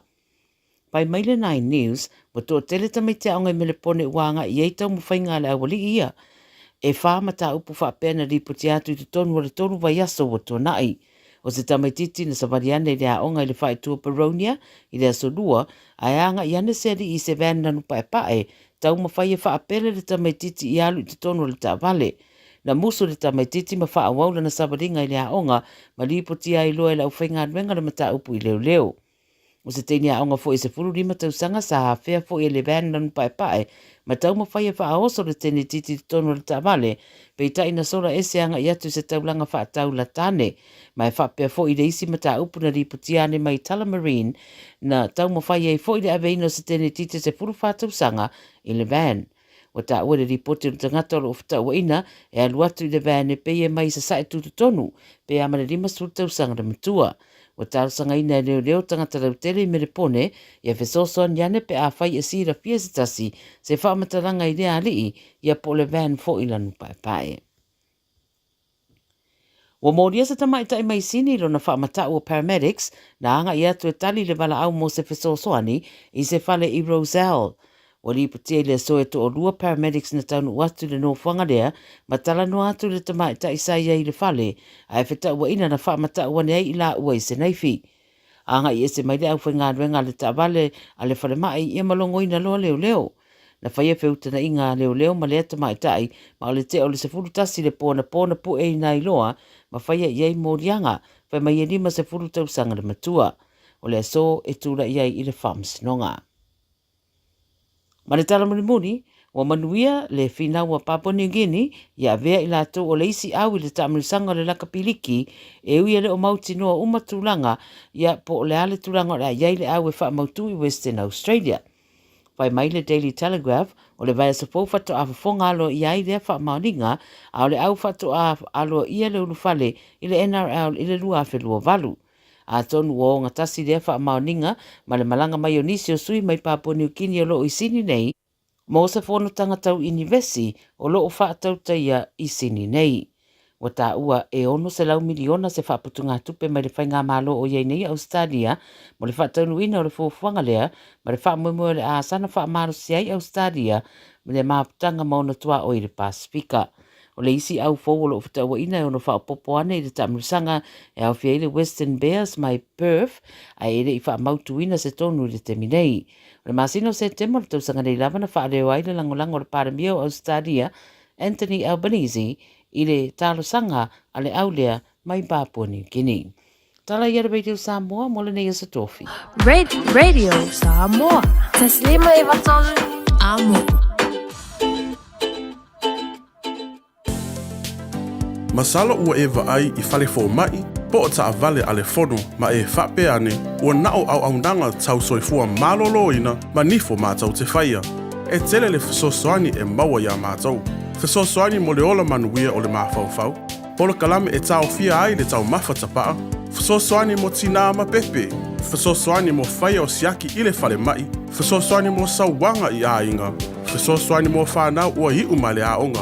Mo nisi whamatalanga, tanga i ane i lupenga ta whailangi www.thefono.org. Pe vala au le o valu selau, Fono for you. O valu selau, tolu ono ono, ono wha valu. O le fitu au lele ma le fitu ta iala o ngā amata e mawalunga lana au nanga tau Early Childhood Education po a o ngā amata Samoa ma le Pasifika i Māngele e iai whaia o ngā le stala ma whaia o ngā lango wa lava tā pena mo le awa o ina o le whanau. E uti avanoa o lo o te toe, awa lai te whaatuai, ai lesi tala nei loa lo walo, pala au mai i le olua tasi tolu lima, fitu valu iwa fitu. Olua tasi tolu lima, fitu valu iwa fitu. E whaatulanga ai se taimi e te asi mai ai. O le R-Dash Travel, o le company numero tasi le taungo fio pasese mo Whemalanga inga i Samoa, whapea le malanga bai i Samoa i New Zealand ei. A whea de loa i le ofisa o le R-Dash Travel, tasi valu lima Great South Road i Marurua. Pe vili mai i le telefoni tolu iwa lua o wha o. Tolu iwa lua o wha o mo le R-Dash Travel. Talofa Samoa, o Atish Narayan, o le Licensed Immigration Advisor mo le Auckland South Immigration Consultants. E visosoani mo so se tu ai ngā visa e malanga mai New Zealand po Australia. Telefoni mai nei loa i le o valu o tasi o no valu wha fitulua. Po le olua tasi o no valu fitulua tolu o. Tasi lima iwa tolu amo. Radio Samoa.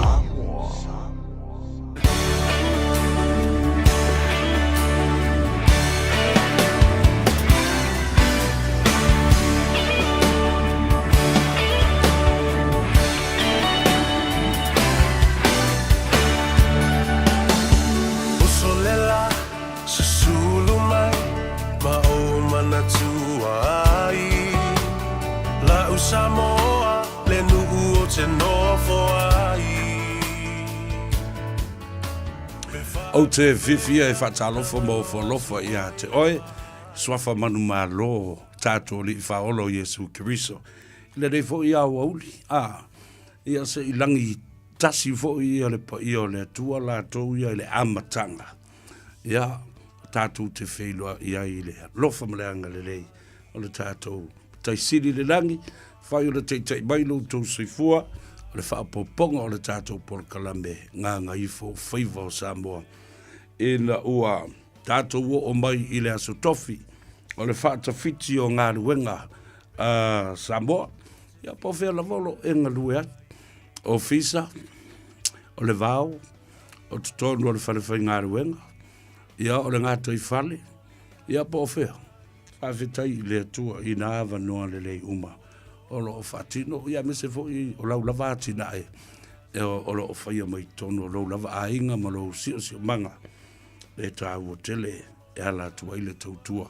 I so o se tangata, ia. Ia, sa o whala le lei, le lofa ma leanga le lei o le atua o au, le atua o malo, le atua o le lofa. Ma le wha maoni e tau mulimuli pēr, ia te oe mau. Ia so uma o lo tātou wola mo lo tau soifua. Te tai mai foi, ia le mamalu o le whaafonganga ma le sila mai mua. Ia ma tātou whelua i ai foi. I lu mo le nu ua ele o tua o le nu. Whelua i foi pu e o manu, ia aele o pu e o mala. O le ato i titi a ato o toa. Ia le toi wha le leia atoa ma le malosi. O le leo. Ia ona. A le mea siri. O le mawhai ona e langona mai. Ma whai ona me muatu ia ma tau tala. Ia a lai e te langona le lei. Ia o le tua lava. So se mea o le wha le tonu le tino ma ngase. E wha lango i le tino. Wha lango i le fōmai. Wha lango i le tua. Ia ma ingu le vai o le ola. Ia nā mai lau tai au. Le fo tātou tū le lata i le tāwalunga o mea. Le aso tai au, le aso whareile. Ia o le aso umi. A wafu o le aso lea e tau. O le whai tau o le tangata whai ngā ruenga. O le tilu so o le watsi. Po le ale teibi. O le ata se fia. Ia o le mea monia. O le kilo le waki ma le kuaie o le alu o le vai o le waki. Atalo vai le tawhatolu o le paia o le tātou vāna nofo.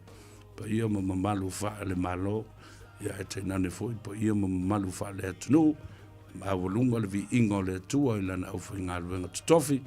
Ia o lo o tala whautu i tu e fia o le kelope. Ia ma aswasuai le ipu vai o le ola. ia wa le whaafonga mai le atunu. Ia o le ua se furuma le 2 minute o te aile tu live fa i le au unanga ma le tautua le nei tāwalunga atu ai fōi ia le tautua a le fitalenga ia whonga mua le vai maunga ia po le tauwha fōi ia se Manu Francis Ioane ia ma le wha moe moe sa manuia au teletonu e le se tau wha moe moe ma se masalomia sa manuia a matamai le tai au e na ua a whatino fo le tātou po le kalame o le whangwhangu ia po le maleifua mai i le sunga le lia hawa o ia tawai meni malona awa ia se i o mai fo i le talenga ia tia ia le ua tātou wheiloa i na ua tāwalunga ngā ruenga ia le tō wha ia se umanu ia wha moe e mwhauna toi taliu mai le aso ta au maua le malosi wha au le au unanga ma le tautua e pei o na masini ai Fatalofa whapitoa ia te utou te mamtina mātua le tunu. Le ngata i utou mauta malawa, ia whapena fo i whaleo tangata mātutua, ia ai te nane fo i mauta ngase lo whaatau toli ai utou, ia ono o ngase le tino i whalefu māpusi o tō whanga o le te talo ina ia vave ono pa iatu, ia au whamalo lo le tātou mtaisili. Ia matoi whaafusia ai lo tō malos. Ia matea i tua, mafuta le ainga, ia mai alu fo i tawhao maeva. Mea olo, ia i isi tangata mātutua, e te tusa mapale ni lelei au tō tala, mau kou fika.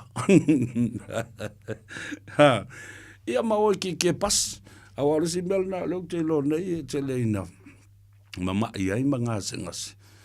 O le mana o mia o le ea felesi, o ese mai tonu o le siu manga o ainga, mwhai o na o e pu e le pas, o i tai le taulanga le Auckland City, Feosoi, Fesiri, e le vaavo le alu anga i Waiheke. Where's the boat to Waiheke? Jump on the boat. Alu i Waiheke ki e ai, naku ai se fale inga maanga i Waiheke, ingoi lau ki, ia, ai koe punga i lunga le. O le vaa ko sau, oso le train sau, tu ua le tō whale. Whao ngā ino le cold card vo, lele na whai el tō ino, wawasa mana i a Winston Peters. I le ona fo i vai tau. Ia le fo uto e sui pale mia le tamalo. Ia na whai el whaamrianga le nā mo o tau, o siria le ona sfulu tau sanga le mātua, e mo waile tō cold card na for travel purposes. Whao ngā. Awa vai nei isaina mo intia mo istangata mo isi atunu. Ia, ulo nātou whaunga ina. O lea tātou o le malolonga foi mai. Ia, o na tātou se elea. I nisi o ta upu foi e ta ua le whaalongolongo. Ia, mai o foi ai, ia se whina ngalo lea tunu pēo o ina te tala le tātou leina. I se teimi lata mai. Ma le whaalolo.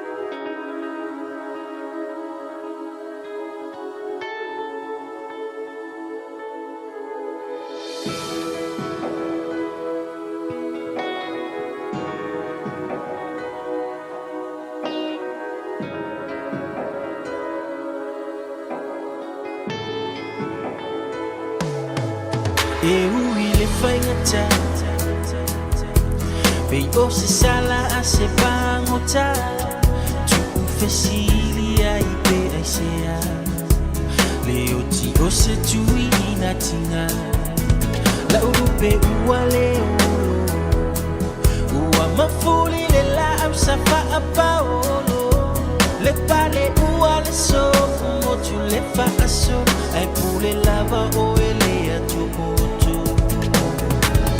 Luwali isi elo famai o vai vai. Fiu e fava senga o nei tinga wo ya ua moa tule sa taula ya yo leva ai. Atua o ona lede ipu o winu ai. Mai mau pe ana ma faina toe liu le tai. Lo leo malau kitara se yo toe falo ngota si ui ile teilo ua e fai pese a ile lani. Ai o nolo misia o oi e mafua i lo tani. Fa afeta imanu ia le nei ua o sapai. Ile tale ni sa e fina ua o sapi. Mapui ile a ai o anganga. Tofa o e manu ia lau malanga. E ui le faita. O se sala a se pangota tu fesilia I pe aisea me uti o se tuina tina la urupe uale ua mafuri le la sa fa apao le pale uale so mo tu le fa aso ai pule lava o ele a tu botu io tie o filo tui tu mau fe elo manu manu ase awe ave ai esa fai ma uo esa mawai le fia fia ilo umei esa fatari ya weba ma ipo tinga lava lo le ama ai le manolo awa ya fafama ipo ma fotuama tama wa orisia le ta wa mafutama ai famangalua isho vai vai sifati wasala tafi malala malanga mawaso mofua imana tua pea Toi fatalofa ia te oe, ia ma toi whaafeloa ia tu fo I ina ua luas fulminute o leo te ai nei ia le tu la. E wha I le tautua ale si ufongo Samoa, le ia tau savea, ma le sunga ia la uli Isaac Paunga, ia ma le nganga ifo o whaiva, I le nei a strofi o le whaatawhiti o le tele o ngā ruenga. O nisi o mata upu te whia tautalangi ai le so.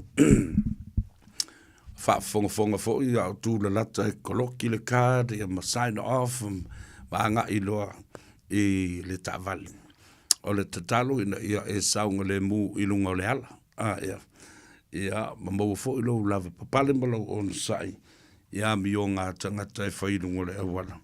E o so ai lo wita malau fe. Ale lava le on sai. Ia ngā mau fosuanga me whairunga. Kafkafo le awala e maka le akungu. Mau le to vai. Oi. Ma fau. Fo le tuli matai. Le o le fale. Ma le saunga le mu. Ai le o le mana va tu ngā ruenga. Kulo le mo le sela. E o ngofo ko si ave ka vale. Ina ono o ambio nga lava ma winga o tangata I lunga. O le taimi. O le mana va ngā ruenga. Everybody is frustrated because of the traffic jam and also the frustration of wanting to get home early as soon as possible. But you have to be very careful for your own safety. Molo lava saunga le mu lunga le ala tele. Ia whapena fui le saunga le mu. Ilunga saunga le mu isi. Atalofa ia te utou le au ave pas, au ave loli, ave taxi, ia whapea fui le au ave Uber, couriers, o le au ave train. Ele mwhaina whangaloina, ia meise o tātou pailate, lo whaafoina, ma whātou teia, malanga ava lele. I vanga sese wa to titia le ise fuava lele la upasese sa vili ile la lolangi ele o ya yo tatu tangata e fo yo tatu pailate lo o ngalulu e mafewa I fuava lele Dubai fuava lele o Singapore fuava lele o le Fiji Airways le New Zealand Qantas no so se ya fa pena fo le Air Pacific ya mo le American Airlines o va lele umala vole le lulang e toi ale ise sa mo ele ono fo ai ni ma tau tu ai fo ia fo to mai fa apitoa fa fo na o va lele lungole ya o to sisile ni la ye tanga I ma va ai I fa mo monga e siri atu le tele o ta vale la vevea. Ta vale ia feo i la wile ele. Nai lo o va lele e la vevea ma pa u pe pa se va lele po. I vaenga na. Au te tala noa i le aso le nei. Ona o leo wasa tua le li poti e pe una whaitau ina. E le te au o le fita o le malo. O le ngātai whale o New Zealand. Le ta ua nei. It was a human error. O lona winga o se whawhita uri po o se whalawelawe na tupu mai. Ona o le se o le tangata. Na, human error o le se o le tangata. A le ta ua nei le nātou journey recorder, le data le tamai black box le na maua. I le amatango le lava yasu. E whaapea na tuule le waa e alu fo i le autopilot. Sa au papai ai sina vaenga le titi le aso ne nafi. Ai, o le autopilot la lea, ai manatua o lele i uma. O na whaia le su enga fo i lele o loto le ngātai whale ma o ngā sami ngātai o sātunu mawhono ma lata ane le talawhātai o le afio anga o tawhitoala. Lela watu unei, a tau le autopilot, o le parakalame ma le vaenga le nao le vaa. E iei le masini i whaatonu tonu, e le toi papa i iei ia se tangata. O le masini fo i la le nao, na te whaitawina le compass, ia po o le whaasinoala. Ai, e le o ta umaia le whaasinoala. Le ale lololoto o le vele ua nga i iei le vaa. Na o le whaasinoala la, ia ma le masini le na o le ta ua ne ta o le autopilot pe o no whai atu. E ai taimi, stationary loa pa ua ausia e meo vaalele ia le mawalunga. Te tau na whelelei ai. Po le tolus fulu afe mita le mawalunga above sea level. Le mawalunga atu nai lo le sami ia po sisi point fo le e lata ma mawalunga atu le lawelele. Ona tu ulola ia le ele to tango ia le avalele. Na moe lola ia le avalele. Ai fatun tonu lo le autopilot le malanga. E whapena umala i le mele ana tupu nei i. I le waa lea le Waimana, Wanui. O le mele awa tupu. Ia lea lau te le lope na pāti pe o a mea na whai ale. A le au waa. Ai sa te tau. O na iai pe le kapeteni. The Waimana Wanui should have been man-handed, or should have had the captain available to navigate the ship. Le me sa o nasa tauna iai. Ai ona ua teia loa ia le pito amu. Ia mantua a teia pito amu o la loa peia o maunga. Ia teia loa se tu o se va o se peia o se au vai maunga. Pito le nao le amu. Ia o le mea na e tupu. Teia, pa ua pāi le vaenga le sa i le suau u ma sau ma i le afi. Ma sau atu wai loa ma le vai i tutonu. Ua manatua o le ua tifa le vaa. Ua ta fea fo i le vaa. E le aise taula na tongia i lalo. Walanga o le ola le afi o le vaa. O la uwhalango longo le nai li poti atoa. Mai ina ua pē lolo ma le afi. Ta fea le waa i le malosi o au ia na iai. O inana tupu mai e le whalawe lawe. A o te le fo i le pūlea na taia i le amu. Ma sao e lo ma le suawai. I le vave o le taunu o le suawai. Tonu ma lilo fia au mai. Se ia o a ina o mai a to i fafo i a waa ma ta mwhaia lato ta mai waa whaola fo i e. But it was too late. O le lucky lava. O le matua i va venga le mea na tūlai mai.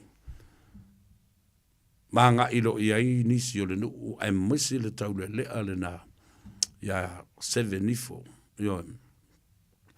ma e u le nā fo i tau mawhainga ma le toa o le loto le nā fo i tau le lea. Ia ma mawhainga na whaasau i nai le features full ma le lima. O le mafuanga wa utoe papai e le mata upu le nei. O nai mana tua le lei Samoa. Na u whaatala no ina se tasi o alo le atunu. O se ali ifo mai wa usia. Ia whailonga maununga le nā. O le doctorate, PhD in politics and international affairs. E le ngata i upwhai o malo. Ai whapena fo i le vānu nofo whaavao malo. Matula fono e pui pui ai whiangainga ia. E au whiai New Zealand, Australia, ma le Pasifika.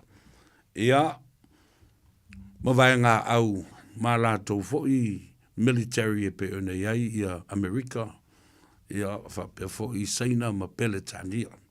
O le sunga le nā, ia Dr. o le whionga ia nanai Dr. Yatsi, mai le University of Victoria, ila lo i Wellington. A toe tō manatu le tunu ui le mawhatalanoanga ma le sunga le rifo mai o tu ainga ma tā upu ia e tu lai mai i le ngoto i o le vaale i le lo i Samoa. Ona o tō manatua lea o la ofisiri na whai ai. Pea se mea talawhenga i le whaatu la i mai o se vaenga e tau o le Special Royal Commission of Inquiry. Lale wingo le nāmeo. O lona wingo. O le whaatula mai o se tino. Tū to tas. Mai seisi atunu. Po seisi fo i military iai lo lato mamram anga. E tū langa o fita ma vaa o le ngātai whale. O le Navy. Lato te whaia se su enga o le mata upu po lale mea na tupu. A o ai e ti e ai runga o lona tō mua i mō na tau au ma whawhai i nā le tua inga male tau salaina. A le tali o Dr. Anai Yati. Savea o le mea sa o le mea lena ma o le mea tonu ma le wha maoni ina ia mawai le amio tonu. Aisea, e tele i ofisiri e te tau na saili ei tali. Le lawa out to the report. Wa te tau loa la o na tali fasili na. Why, where, what, and who.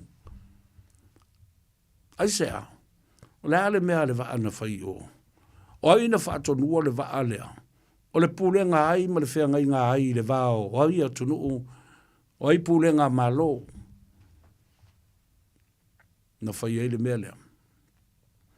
E tā ua, mua transparency. Le ale wingo le nā upu, tala noa so o iei le tele o tangata. I ati, ma manino le vaai, i le mea lena tupu. Awa ne i ufiufia wha manungase.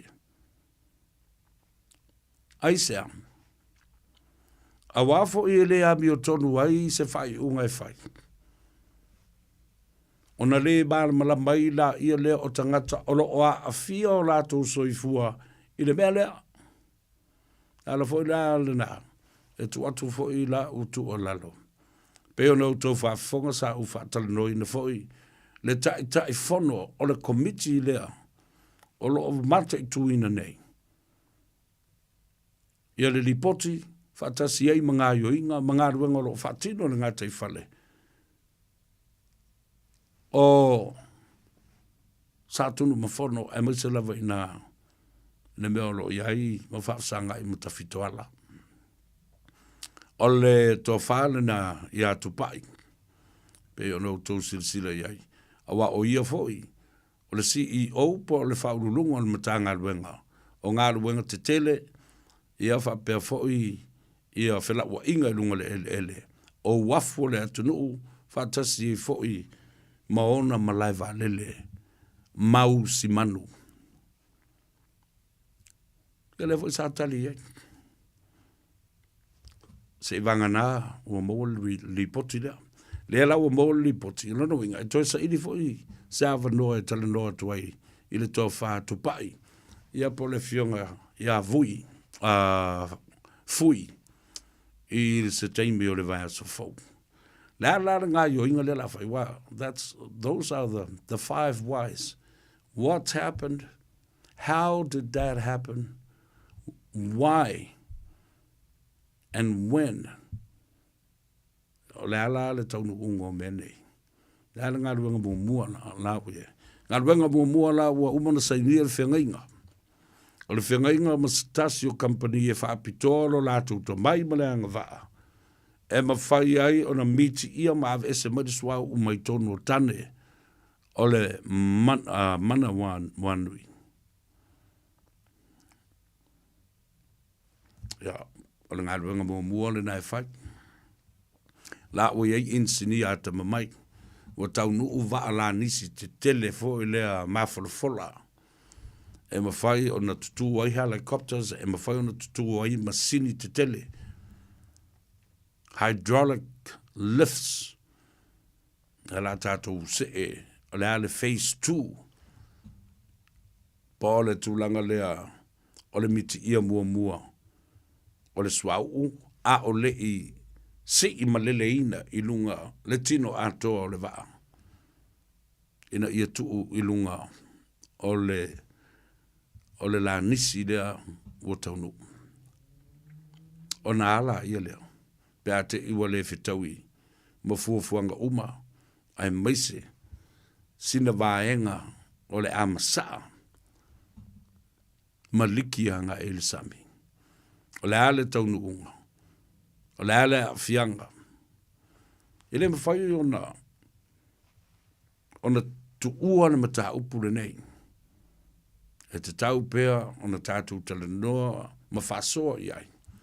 E whaatupu manatu ma wha ma ite mea I le malo. Ma whiangainga e whaatino I le malo ma isi la tunu uia ai maise New Zealand ona ia le vaale nei. Langa ele uma e fo I le pisa o tangata o le tu malo. Ia sona e pisa fo. A o lea lava e watu le tu alalo fo. A le Minster ne whionga ia olo. Le a taua a 4 feet vai. Ina ia toa le tunu. Toa le tunu. Mau le toa vai. Ia lab papale mo on sai. Ele I titi se teimi e whaatino ai le mata upulea. Ia lava pale ma on sai. O ifoi, o le atari ai. Ia isi fasili. O le ala lesi mea leo le atupu. Le o mana saini konkalake. Leo le a o mai mimiti le ese le swau. Toru e whawhea o na lifi. Ma avese mai le waa mai le lo. Ile elite time.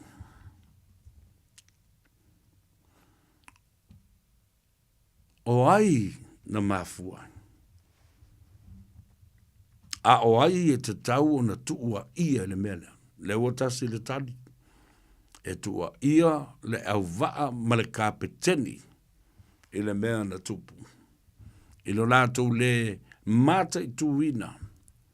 O le vaenga sami le wanga ia le va. Sa te tau, ona iai le kapiteni I teimi uma. A wai fōle o ngā sami lea ele isu asuaina. Part of this reef and part of this ocean was never completely surveyed. So that it will identify it will identify the depth, how deep the water is, and how far across from the deep sea to the edges of the coral reef. Amo mele na, no tilo atu I lunga. O le Google lina, o le lipoti lena o mai. E whai ngofi, I le whai tau. E malama le iai. Terminologies o lo wha o ngā fōi. E le Maritime Marine report about the ocean and the coastline with the military operation and surveyors of the deep sea ocean.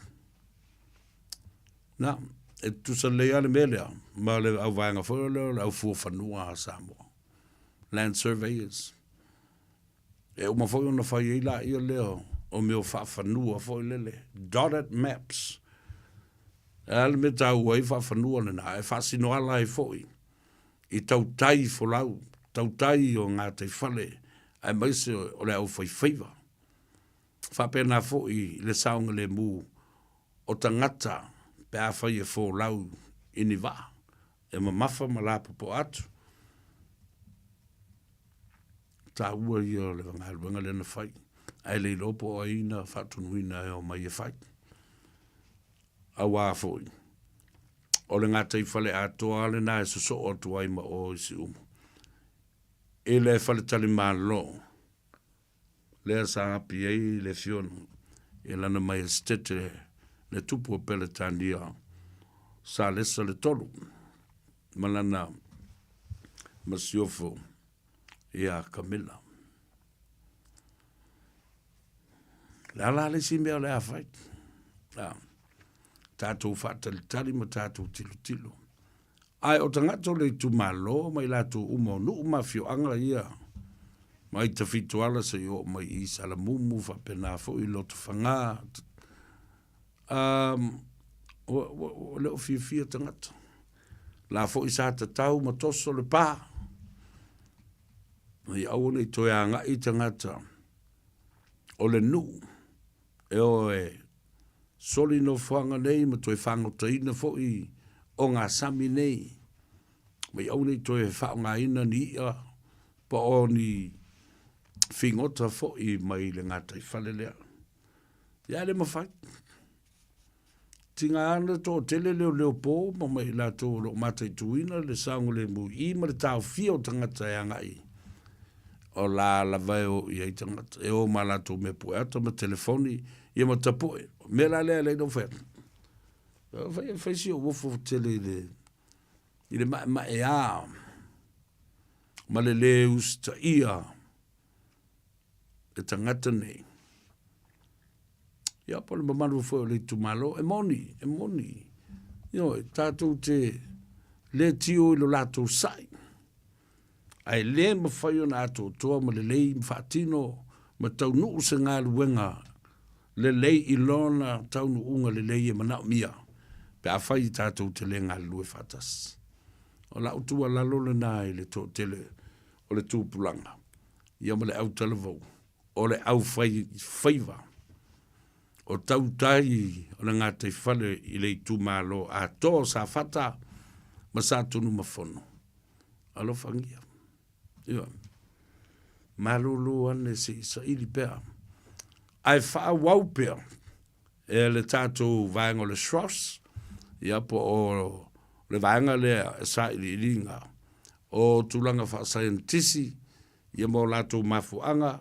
Ai o le hafo se tali. E mawhai ai. Ona fo ia, lea wha fita uli pe a whai, e wha umi pea. Ona toso le ngā ruenga le nei. Los fulminuta tale tu lai lima, tātou woi sina malo longa pupu, ona o tātou wha sisilanga, wha pi sinisi e tatau, ona wha leo. Toi taliu mai, wha wau, ia le ngā ngaifo o whaiva le atunu Samboa, malo le ngā lulue le so. No ue Samoa e wai la le vasa. La le oe inu o le vasa.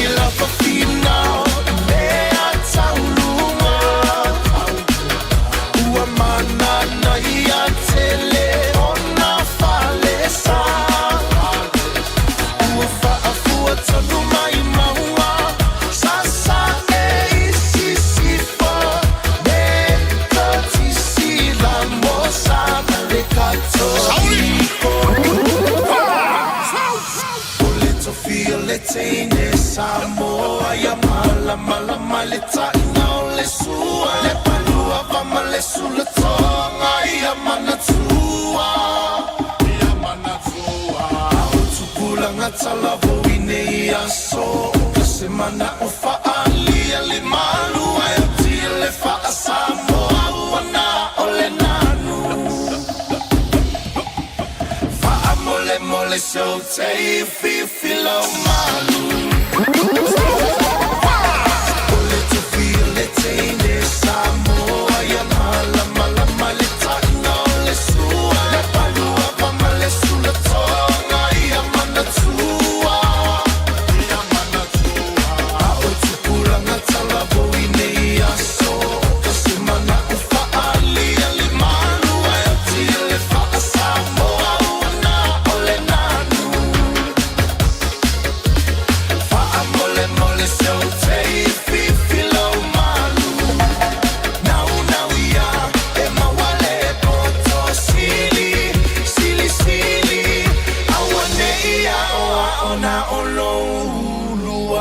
Silly, silly, low, low,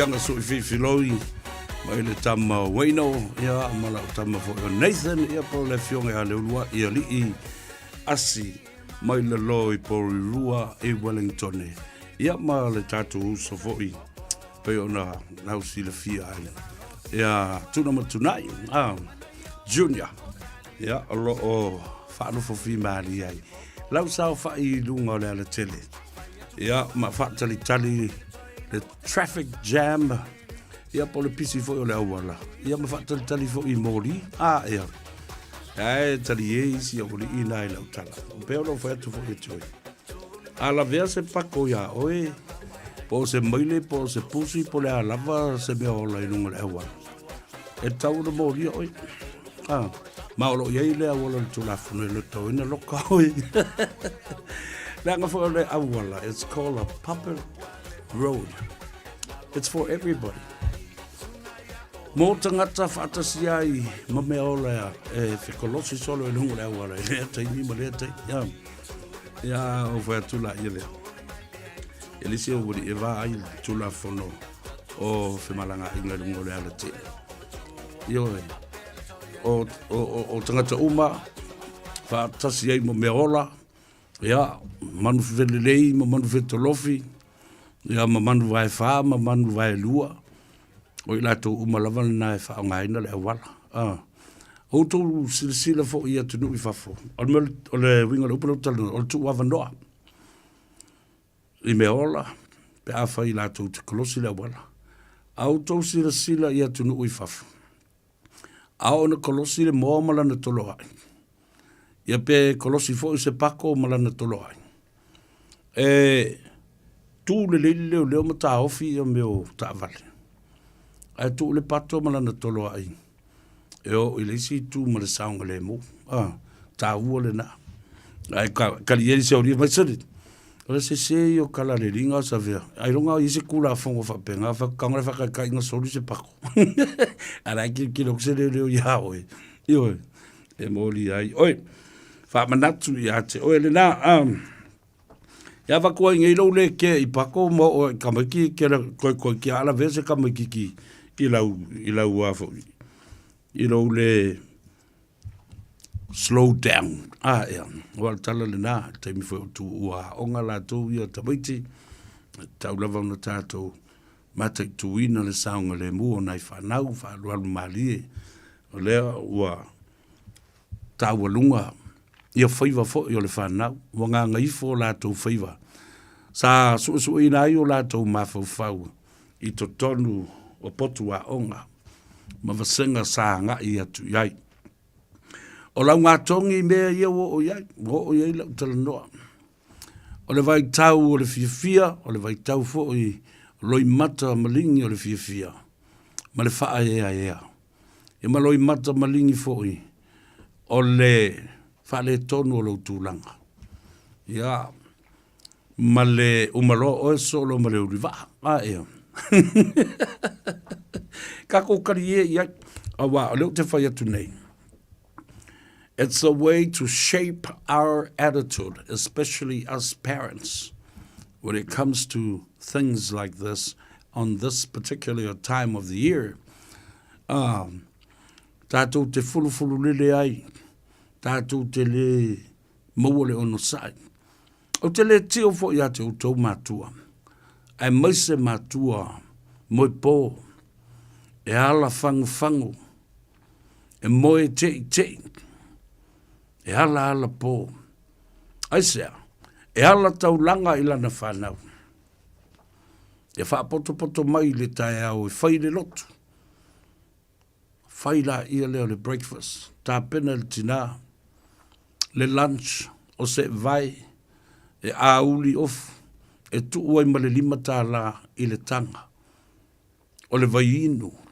Selu le ulu, wha malo pa ave, mea uma, wha mawhana le tino. Ona whio soile le tāwale ma mumoli le au.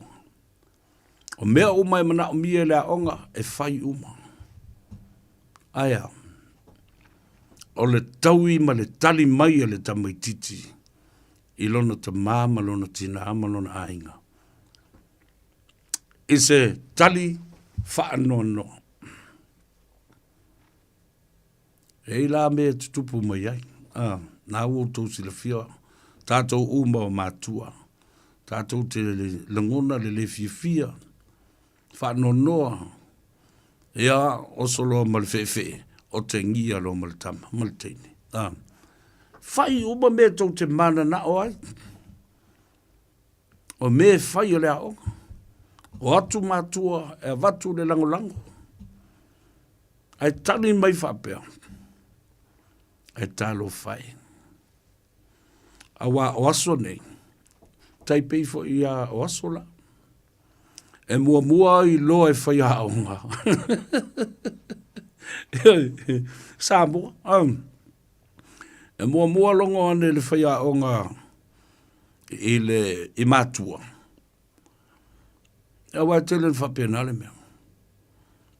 Ina ia tā pena le i mātua. E o atu mani mea sami ai le siri. ma le tūlua, ma le tūtolu, pe o le mea le nai whai o le siri tūlua tūtolu. O mātulo le vaenga le nā o le first 3 runner-up, tu whā 5 o le taulia ato le nā mea.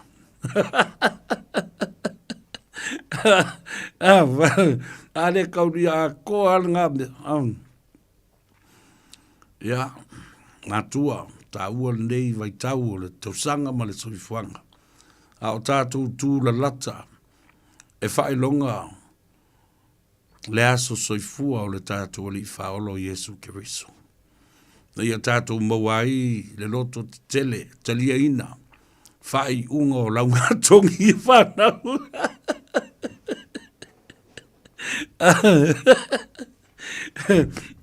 Ia o ngā lau tala no atu.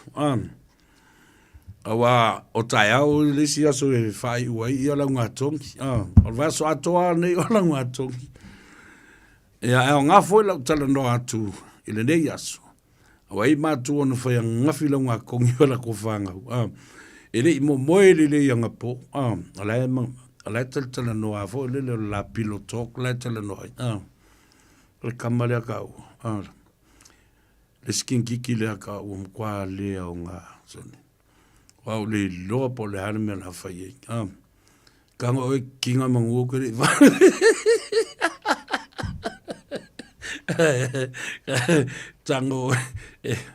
Tango oe whaisau tala ma oa. O mkwa uli whikau kala. Kia le whia pula i ai. Nioe. Mele kaukala i kiki. Mele nguku oso. O pui e whaia mātua. Wale ni upu se o te whaia tuai. Nguku oso, kali upu, leo su stai, tuai mai le aonga. Umana whai atu e le teimi e tau no umai ai. Pe pelo mai e whamalai le library, asi atu le library le se me o iai, le sisi o iai. O le aso, o le toe fuata ina, o le mafo fau. Ia maule ono sai ma le whapalapale e tātou whanau. Ele ole I unga le nā, ma le taunu unga le nā o le tau sinionga. Mātua, the simplistic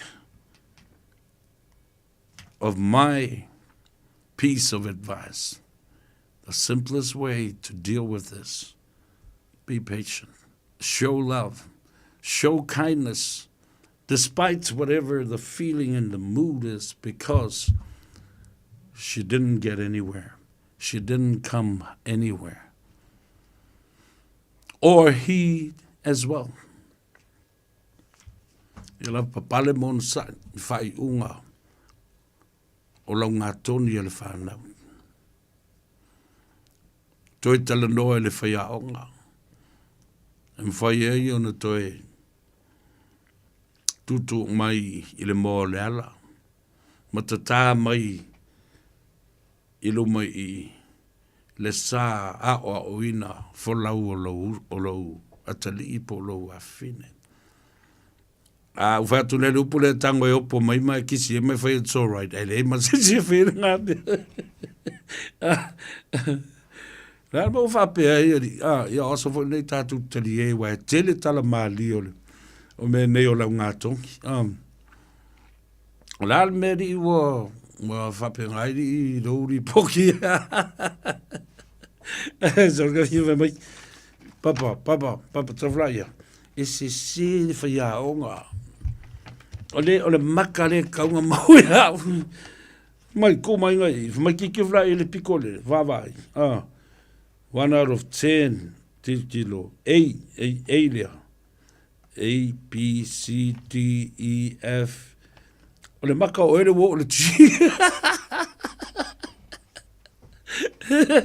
O maika maiki. O maika maiki. E awo I me kau mawhai e mkwa mi milo le mawhawhawar ko. Ingo melo lo makua. I o ngā kongi e au maiki. My papa, mama, look. I'm good. I'm really good. Hey, look.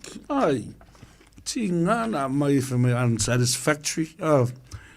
Not achieved, very poor. bad attendance. O whea karu i, au le mo moli o I kaya umo le onga. Kere alo lau form room. So le kwa i off. Yo, o le text wai e ke rore le ale le alo lau kamare polo kingi le onga. Wa text mai I le form room teacher I ki oi. I ke whakura,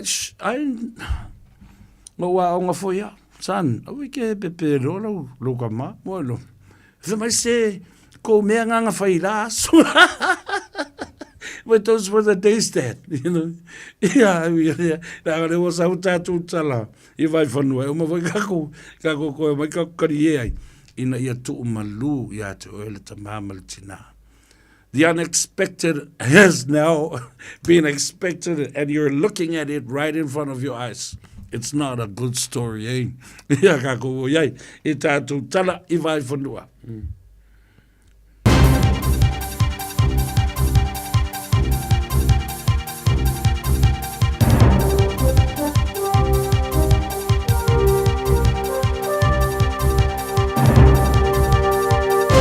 Whatalwhatu se whapoponga le nei o tala mai atunu o mamao ma le Pasifika a la Radio Samoa ia wafo I le nei a satofi.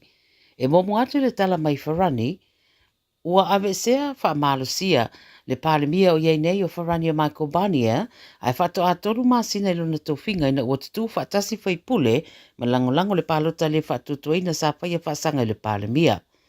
Mai le au whainga o le au whaitu la whono wharani e 5 salau fitu sulfitu, e toru salau toru sultasi na palota e te te e le palemia, ma o ia le urua I taitai o wharani wa ave sea se palota le whatutuina, taru mai na 5 salau ono lua.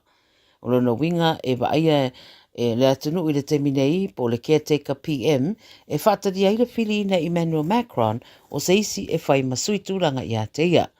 O le whamtaranga Barnier o lo ta ua le CNN, o ia le fefe, a o ia lapata I foi o le avesea o ia o le a whainga tā ai mea uma.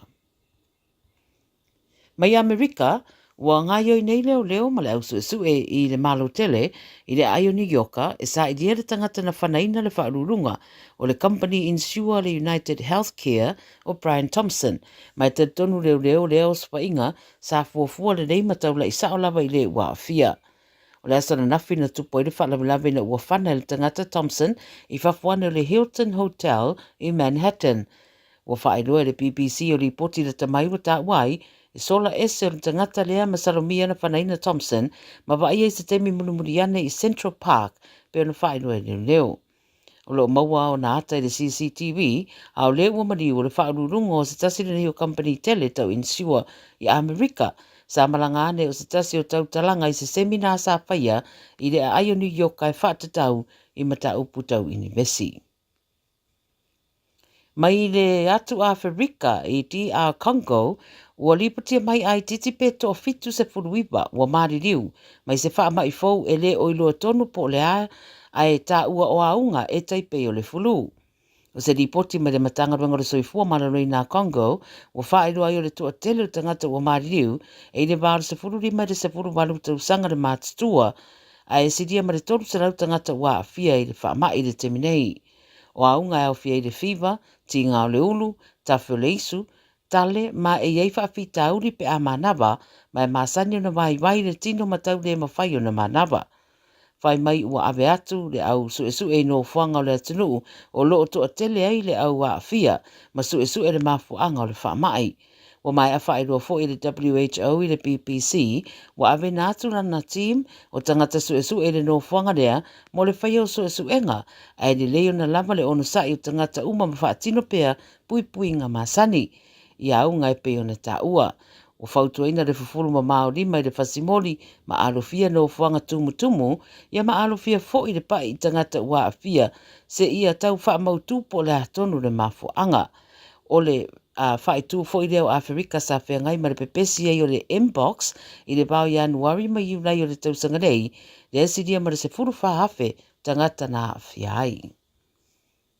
Tātou whaasaratu le Pasifika I le atunu o Tuvalu, whai mai le whai ngā malo o Tuvalu, o leo o atu le whai ngā malanga le presidente o Taiwan o Lai Ching, I lo lātou atunu o se whaamunianga.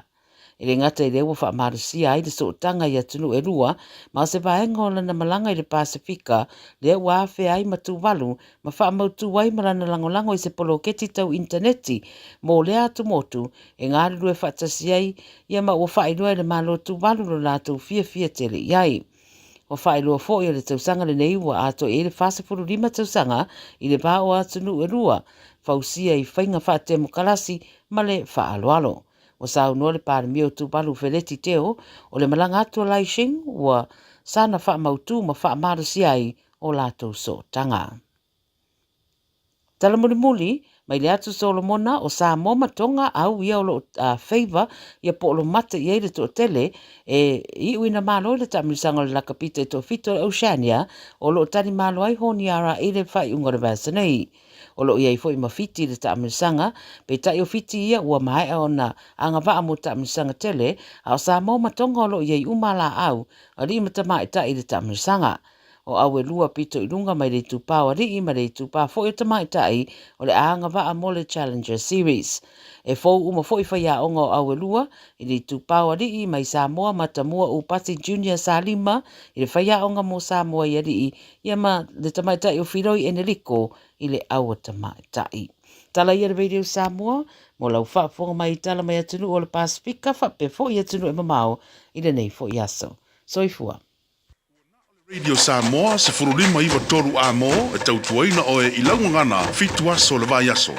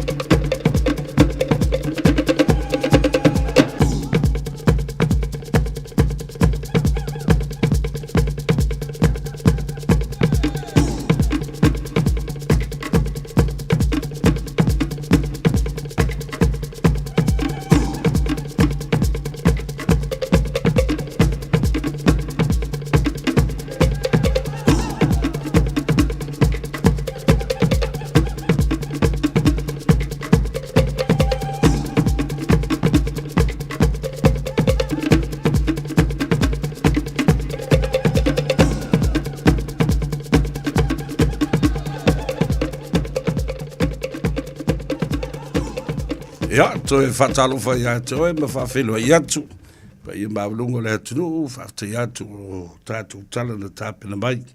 Le fretua po le to fine fo ya Miriam po mare mai au se talia ya em fai fo na tatu wi lo me lo tu pu le lai tu ya le tu langi ya fa pe fo I tatu.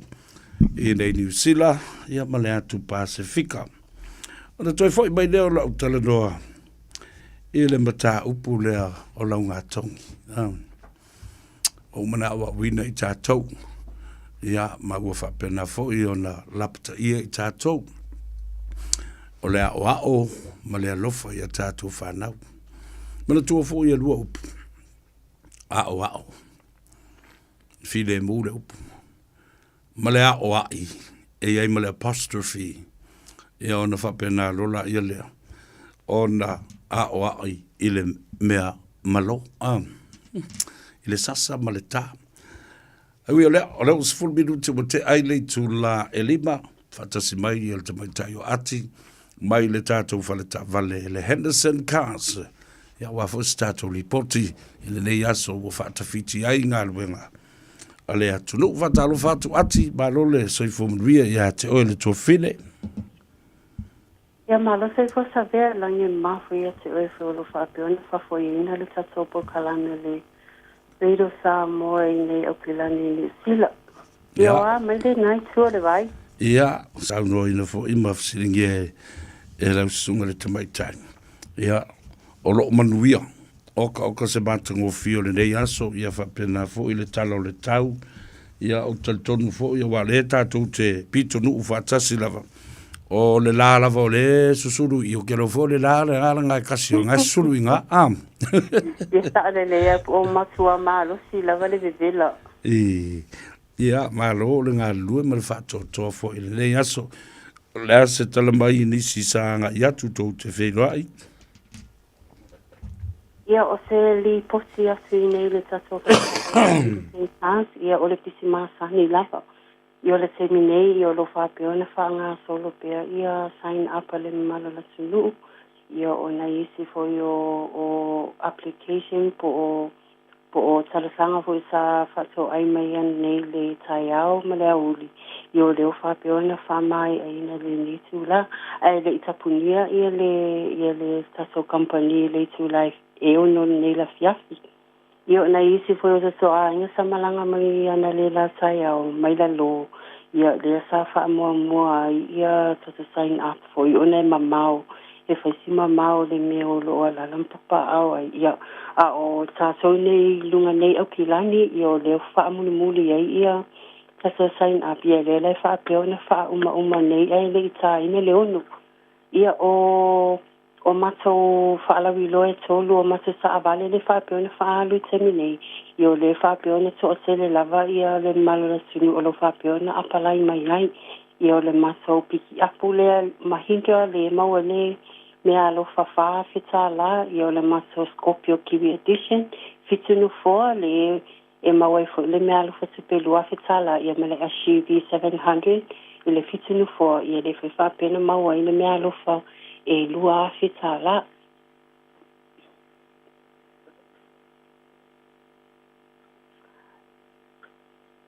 Nga ia i fo le whaatawina ma whaalawi loa le taimile nei. E ise ta avale le apa u whaapitoa lava mori kilisi masi ia ma aso malolo. Ia o le tulanga ina o ta avale po discount. O mati ta avale uma o le wa discount uma ta avale taimile mo le kirisi masi. Ia ai e sei mo tsava le tolu e promotion le fai ia whalawi loa. Tsava le tolu le maua i mea lufa.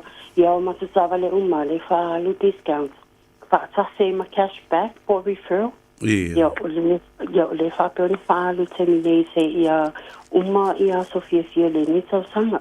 Ia o whailoa tupele malo la tunu upo ai lava o lo omina o misa soani le fia apalai se taavale ia awani i ngalo bala au mai au le numera oval selau fita sasi ia o te I lava i le mai la songa fue tau la sa ia o le iwa tai au se ia pa ia le onora fia fita me tapuni ai ia o le lava te tala lava ma so i lunga le online o le lava i mawhai o na sali ia kia salusanga fo i au mai le po pe ona i se o te toa i ngolo wha pe ona pa toa maua le taime e apalai mai o le po o le taime le po ia o lo ia i lava le staff e ngalulua i le po mo le apalai no le o application o le tausanga fo le malo la tunu malo. Ono no winga fitu aso le vai aso mai le tai au se i o le ono ia au te loa le matua pisi au tou le fo le a tūla lata malolonga luenga tangata ia fai ia aso malolo ia au te loa fo i o le taimilea le a tele ai fo i le tupe le tanga ia ma tu fo i e wape o se mea lofa ale nei mea o le tavalei i tausanga uma i tono ainga ona e pei o le fa moenga leo le ainga o le iai o stavale fa tutuaina le lei le afi le lei pau le lei mea umalava mo le saunga le mua le ainga o le sao leo ia sa le lei sa vea ia ma le tūlanga leo cashback ma referral o lo fa pena fitinia ina i se o le mala tunu o le fa apea e iai lava ta avale e maua i le ai o ta avale umalava o tavale umalava i le ia le e te fia apalai me Tawale umai maua refer ma cashback. Ia ma whaatase ma discount o le Christmas. Ia le whape ona whaalu temi nei. Ua whatulanga bai aso e malolo ai o tau Kirisimasi pe na ole aso a whamana tau Kirisimasi ma le tausanga fau. Ia, na le lua lava ase e tapuni e le taso kare tāwale. Na le aso lua lima ma le lua ono.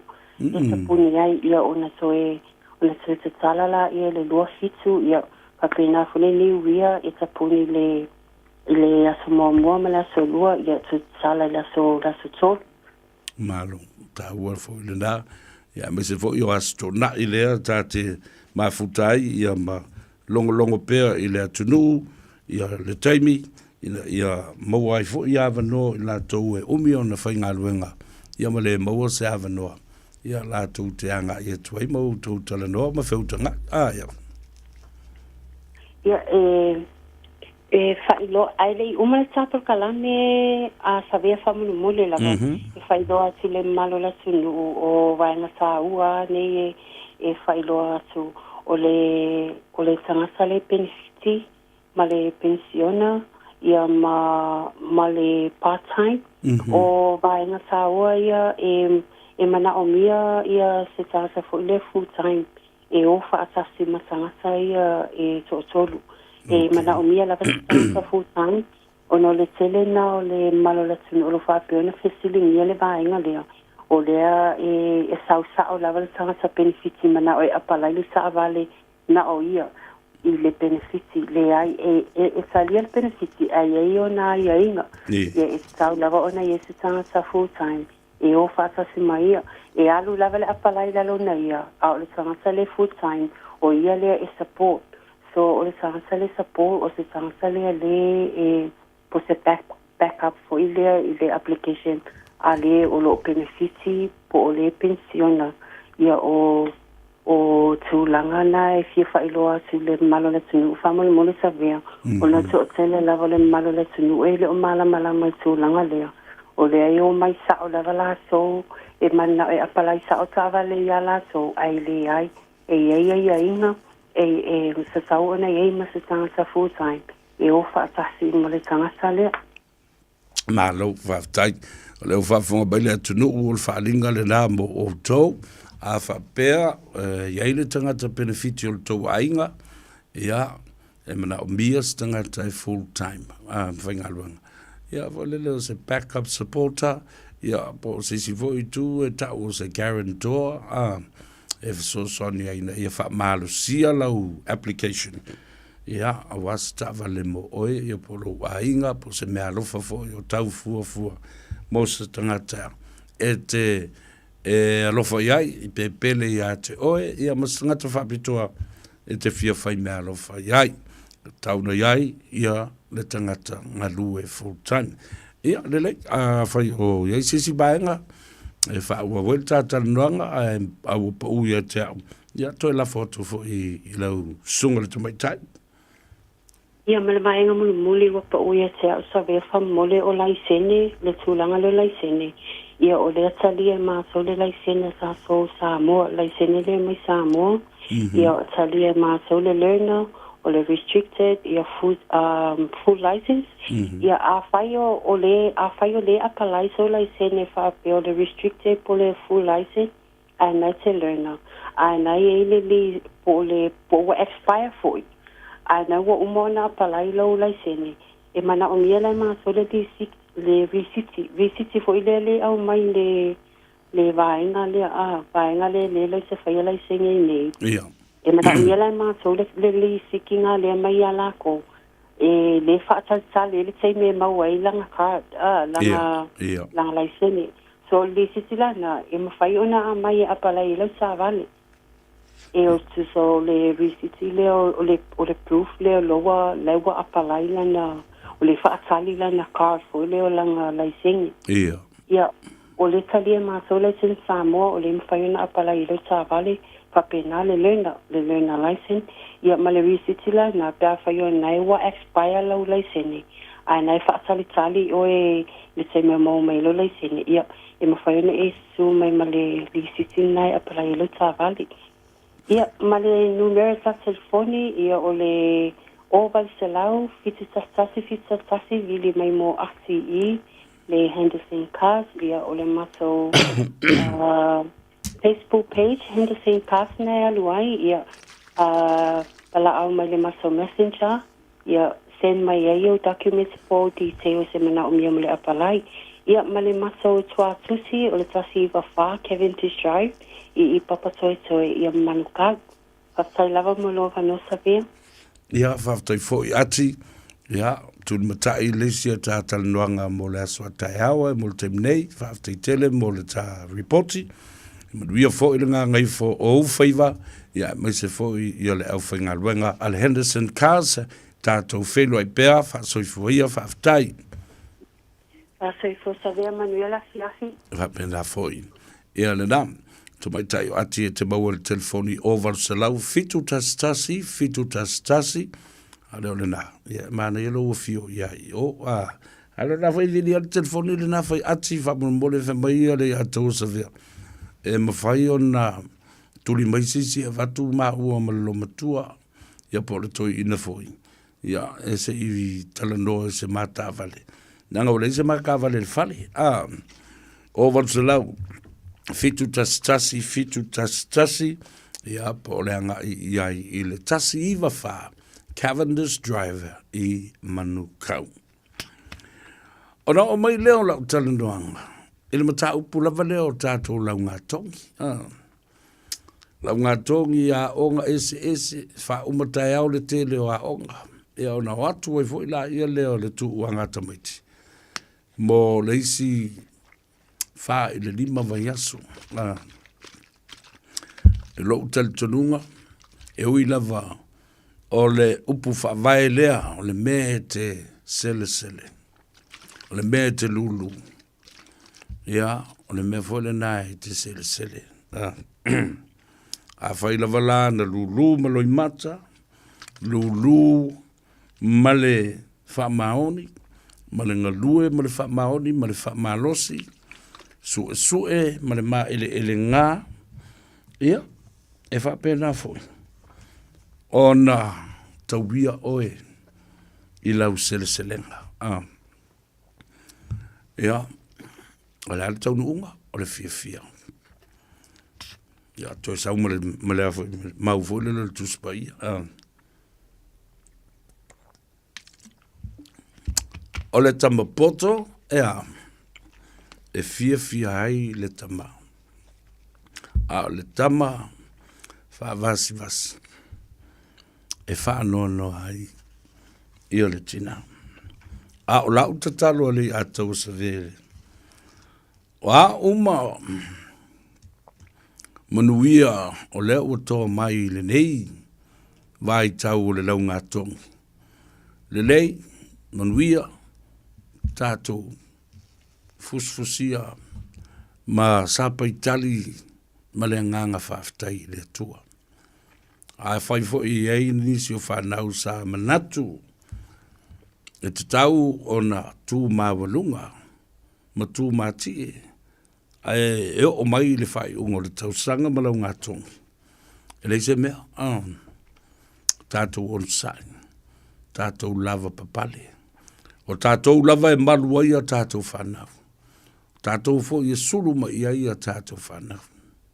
Aile o le sulu mai aile vele a pakaki koe pai ma le Tango e fusi mai lo wa fine ma lo watali. It's okay, son. Just promise me. It's okay, my girl. Just promise me that it will be better next year. Ana Paulina. A wā fo i o le la o mai i le tausanga fo. Ona whai e fo i la i o lea, o nisi tau tinonga fo, new resolutions of 2025. Mana tua fo i meranga e whai mai la kausanga de rua whi lus full code.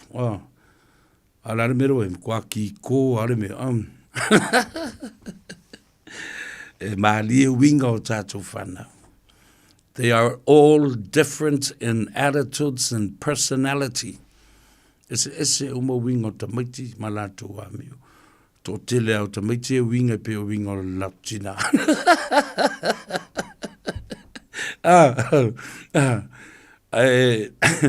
Anga winga mai ngisi, wai fa pena, me va vai voere le, la tilo, wa o tatou, e fei loa i ma mafuta ma tatou whanau. Kau ke i lore le seika kamaki. Ai va pe voi oe. La fa pe oe ke le lo ala voi o mga seika mai le.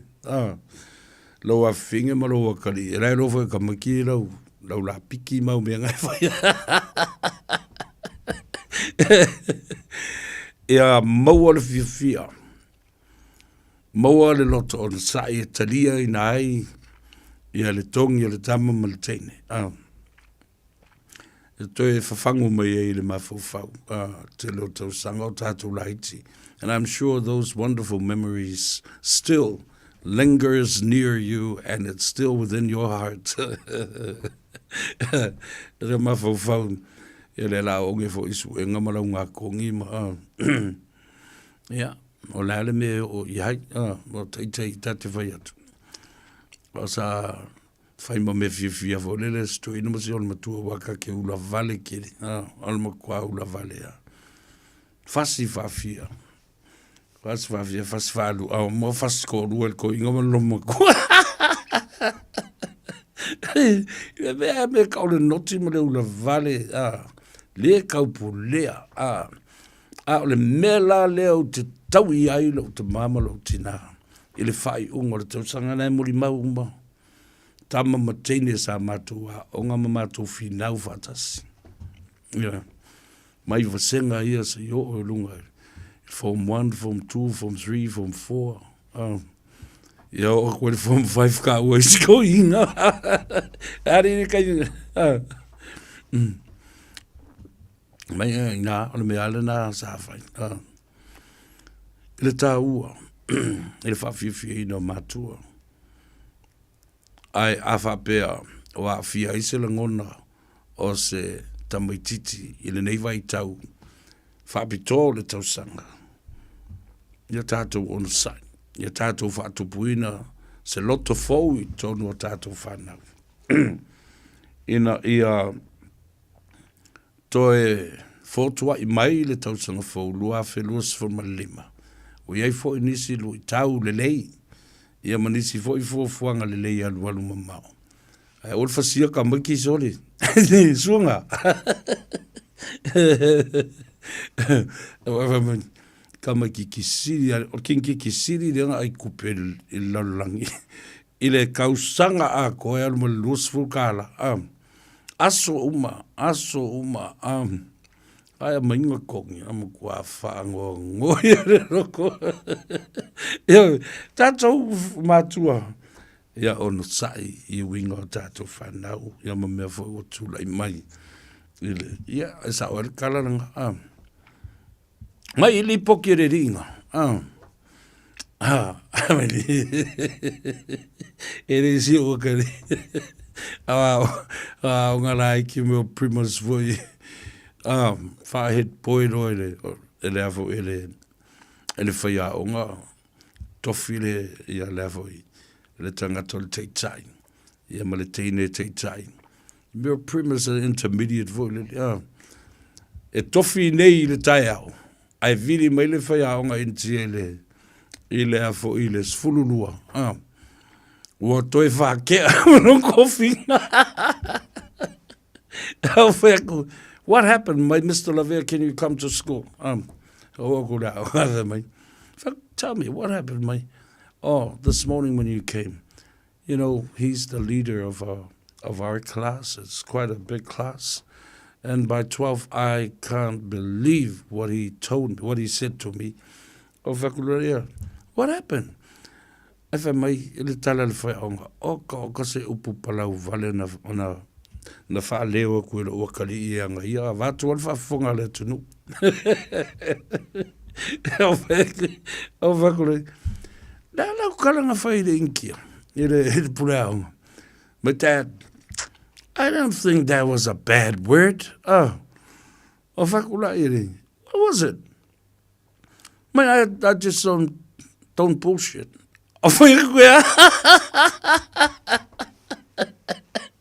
Au fai na fai aonga. Do you think that was a bad word, as you describe it as and define it as so was a mea mamafa I re loko re pura aonga. Ngai ka mai upunga ka o se o kari. Ia whakuru ia pure o kou. O whamarolo, whakuru o kari. Ia sauro so kong krawer ka kawhau. Ia onga kai au. Ia rana. Ia maari fo I wingo whaia onga mamatua. I always try to establish a very good relationship between me and the teacher of my children, so that I can talk to them clearly and honestly, so I can find out exactly what is happening and what's going on with these kids. My kids. El ta'ua na, o le leifo I o le vao matua mawhaiaonga. E te matua mana malama le lei ai. I kong fiki a rua kari, I poro wa finge makanka. E lo le lei le whaiaonga. Wa ele vai le whaiaonga ia so uma taimi uma matala noa iai le taua fo le nā a tono stasi nalu I tau mo I tātou I le rumanai I le toi ewa onga le lua fe lua sifuru ma lima ia e ista mai te wau tele o tala mali e fo le mai se mali poki si ringa mai English good maths good, very good. I o mai lo I le mele religion. Le wo men tau pu va lot. So ngai lunga fa mai. Outstanding. I don't know winga. Eva tu tough. Ola tu mai le P. P plus. Fa mai lo mer kala ko inga le fai kau li poki. E o ko va vaila I neki o P plus le mele e valea o mele o se o kari o fa le kongo nga mafufa langa sila la le mele o kusi ba le faiaonga outstanding fikal ko ingole out o fafu standing o la ku I fafu longo binga e la kwele alu le vasenga failo ronkinga mai Mam, nga vai mere mo I poki lau kamare. Ele alu longo winga ele kalkongu le kua. Wa vai ole religion le mele alu ole maka upu faleanga. Nanga fia poko ke le ki o lava le lwa kunge maku e malom ko se mai. Man se menga li poki se kama se ba. Ya ve ka go lo ku mai. Okay, religion outstanding B+. Pau. Fai going Ga vai fo ke vasti fo o era ko I malau fai kau ke le malama coding o. Ia nga sao le lo kamare. Ile waku ku I faf. Ia le congratulations to all of you, the children and even the young men and women in the higher classes and higher levels of education with MIT universities. I wish you the very best and congratulations on your achievements. Fa malo ma fa tai. Ya te auto uma. E le taunu unga o iai le tūlanga mawalunga, tūlanga le lei, ia tūlanga mana o mia, tāua loa, ma le alo ia, ma whawhiwhi na i auto mātua, ma auto ainga ma tātou uma, ma le tātou watunu. Ioi. Ele ngata la wa wino le mawhauwhau, some who have attained certificates, some who have attained bachelors and masters, and also those who have attained higher level of education in terms of PhD, doctors of philosophy, professors, associate professors, whether it's in law or medicine or social, in social life, whatever. Ya faman viola tua, ya utou tamu whainga, ya me se foi, fa malulu atu I matua. Ua le taulau le wha moe moe. Ia lātou moe mitinga e winga i mata upu sa o uina ia masuasuina fo i le whanau e le whaingo fie. Ona o mai leo lau tala noa i le mata upu le nei. O le mata upu a le afio anga. O a whenga ma le au waa. Whātula watu. E taulangi o afio anga nei. Netu i tau whailo. E le ngafa tauli maina. Pa ia whasino a wā. A fio masulang sanga fuleai. A pena fo i. Mamalu i. Toto. Tui fo i o le ngā tui tele. Malu fo i a tui sa maumale. A ngana i tula fale. Ia fa pena fo i. Pa ia man mamalu i tau langi fo i o le lai tu. Fio fo i o tualama. Lona fale se fulu. Salama lona fale valu. La lato lua te vanga ma vai fale. Pea fo i le mamalu i a sale murianga. O le mea o te tautala i haima fia tala noai fo i langa o lea sa lo tea fo i la o porakala me. Le amatanga o le tausanga le nei.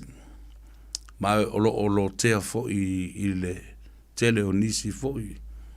O isi porakalambe o uso a fasa le lau. Ai ina wau mata i tuwina. Wal tasil ne o vanga sa oru. Nofo ma pui iai. Ale wei una vavala mai ina ua whaatala noa ila uso ya ET Life. Tō whai a palauli. Na wai whapena lava winga o whaasalaunga ma uso a whaasalau.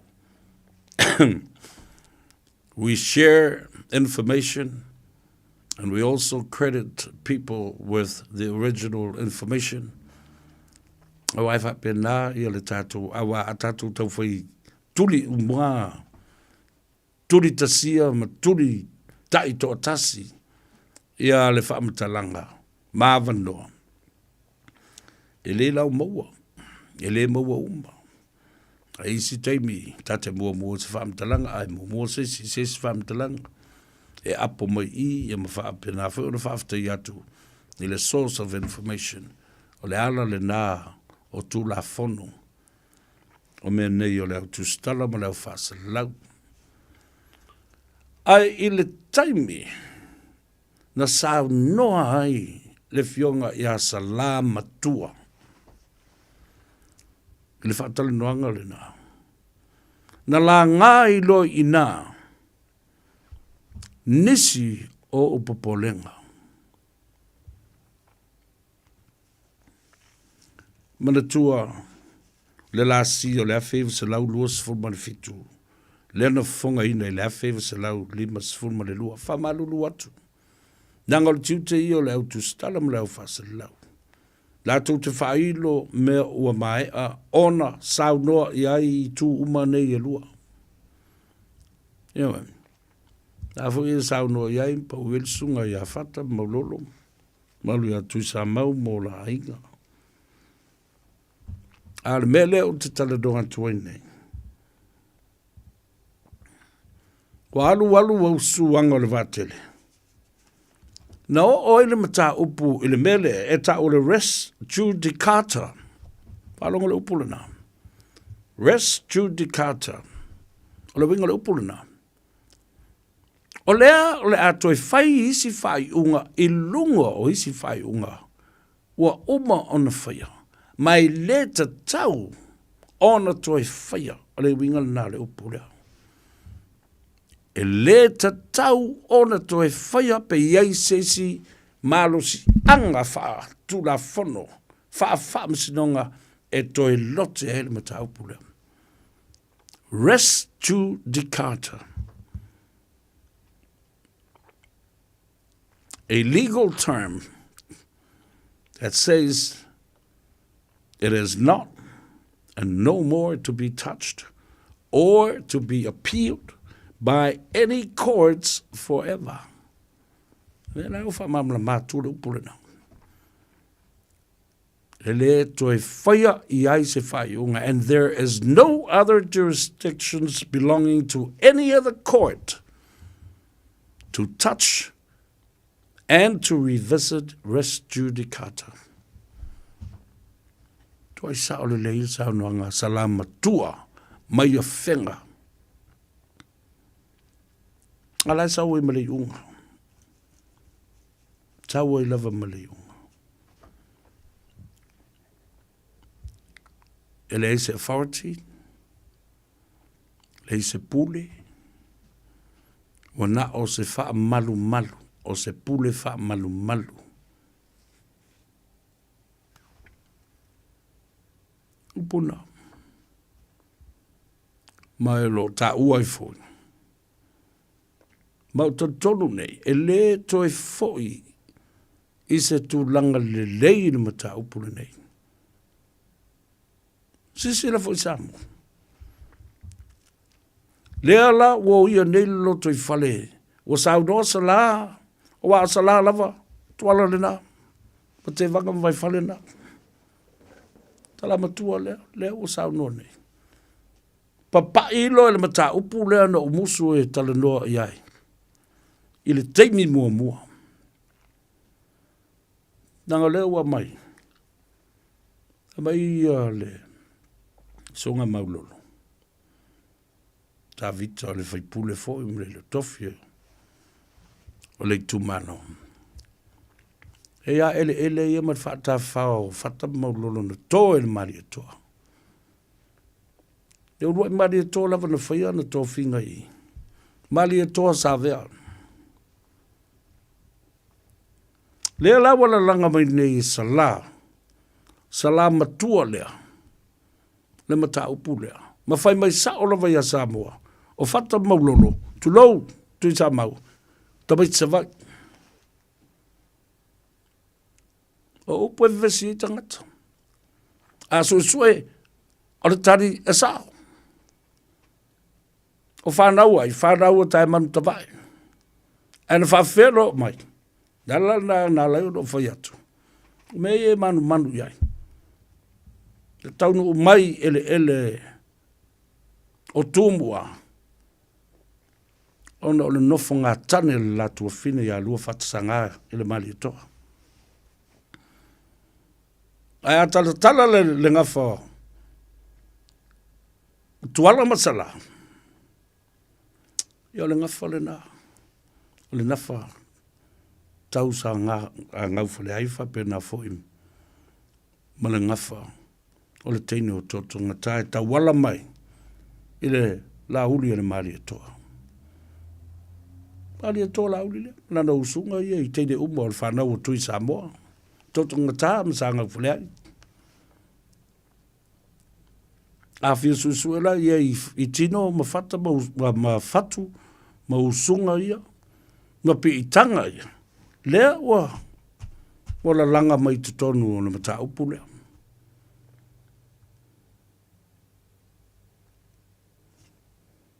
O a whea la e toi maua i se file mo. A wā se mai leo soe, a le fono le tupua ma le mao te fono e tia whau. E wha tonu ai le whaia o se wha msinonga o le mata upu nei e lo te ai. Wa le mele na o le utulai mai nei, wa nofo nei. Ma wha tali le malo. Ma le kapeneta ma le palemene. Po a whē whausi ai, se wha msinonga e lo te al mata upu lea. A wafo i ele o iai se tulafono. Lua, ele o iai ne tangata anga waa o spela mai le whaavai e ta tau ona se ei i to tonu o le whaamsinonga lea.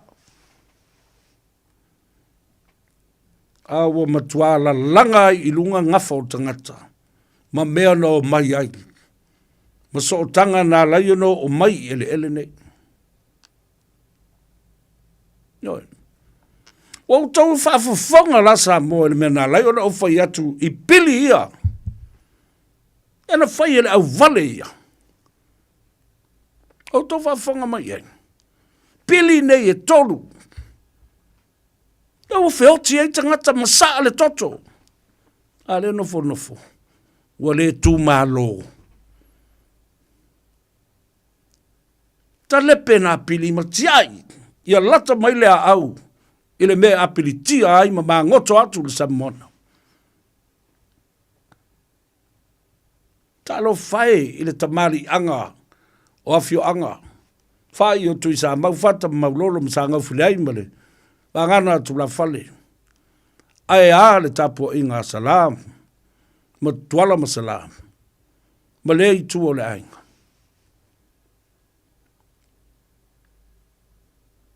O le nofo le lei tangata. O le file mu. E o maire kirisi masi. I le toe. Whanau mai ma whamna tuino le whanau mai. O le tātou o li i whaolo le li o le file mu. A o le tupu le vevesi le vale. E le file mu tangata. O ia le vao a inga. O ia le vao le nu. O ia e kalesia. O ia le tula fono. Le whavae o Samoa. Malepe. Malepe ai. Malepe o lau li i tonu a ia le e whatu i lau tala. Tuila epa malana vaenga. Ma tula fono na to tope. O te fia whaalongo iei mea i utu lai mai tono nuu nei. Nā le ma toto ma saa ma whi ai nai. I yaso e whae longa ai le file mua le li whaola. Malana tongi ola sa whai mo le lalolangi a toa. Ma sa moa o lo sapi nei le tala no so. Tala no so i nei mea. O le wha vai le tu sa moa. A mea o tō te tai ina whai nei. A tō mea na ta tope whape nei. Ti nana fo yatu le atu nu. O no maila ele whaaforinga le a o ya o au malu manong. Ya o umana tusil tu la fono. Ua laki sa moa. Sa moa tau whaafonga. Ua laki langa ilo loto la ufai tau. Bala usu enga i tu la fono. Ile mata upule nei. Ta alo whai. Ilo tātou o te nuu. Ya no fo yatu. Nana tātia tu la fono i luma. O le sātele rapi vai. Uma na tusi atu whaamasino. Tusi atu le vasenga o loia. Tusi atu pepa tangata lautele. Tangata mana malama le tu la fono.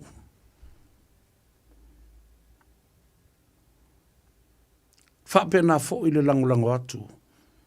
Ale fionga ia patu.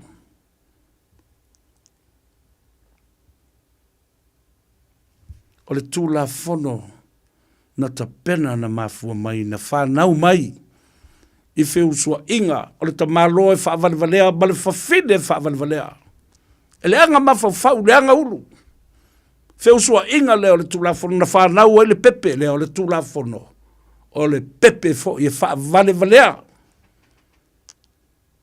Ala wakako misangi, makako kauwhanga ma kausaperu. I le whaavalivalea o le tūla fono, ma le pepe na whanau mai, wheu sua inga leo ngari i vālea. A oina whaia. Oina whaafai pui pui no leo ngari i vālea leo. Vai ngā tūle epa, malana min star, o whamasinonga sa iele vai taule nā. Iana ua whafo mal mawhala. Ai pisa tangata. Ona ua e tau o maile tūla whono le e toi whai. O te matua i o wafo. Neli i. Lau fionga le tamai tai paremi. Ale min star o whamasinonga. O le whai whafonga maile tua ngai. E le o se tu la fono le nei. E ta tau ono utou au ai i le HRPP. Tilo i le lofa i le tunu. Your conscience vote is needed right now. Tato e fo noa le malai te whau. Au toi ma fo i atula. E pa male HRPP ma le mena whai e le atula fono. Wha male valea. Alofa I lau ainga. Alofa I au tangata. Lau nuu, lau tu malo. Ia lango ina. Lango ina. Le tolu sifuru ma le lima lea. Po le tolu sifuru ma le faa. Faa o popo ifo iai ma le tolu to o se furu lela a savari ese. Lewa umana ave le tau fangona ia tu lepa. Faa se tuangalu. O maila ia le lango. I le vote. I to tonu o le mata upu lea. Faa fonga iai i la utu o lalo le na. Langa ti ngā. Langa sa tupu ia tea mo a inga. Ma mea sa vevesi ai nei o whanua mo ele. Mo tau langi. Le ale mea. Au mai ele tua le tari whaadian.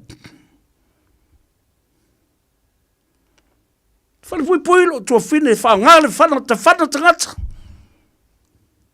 Ma sa ale toto. La le mea le mana oi whai.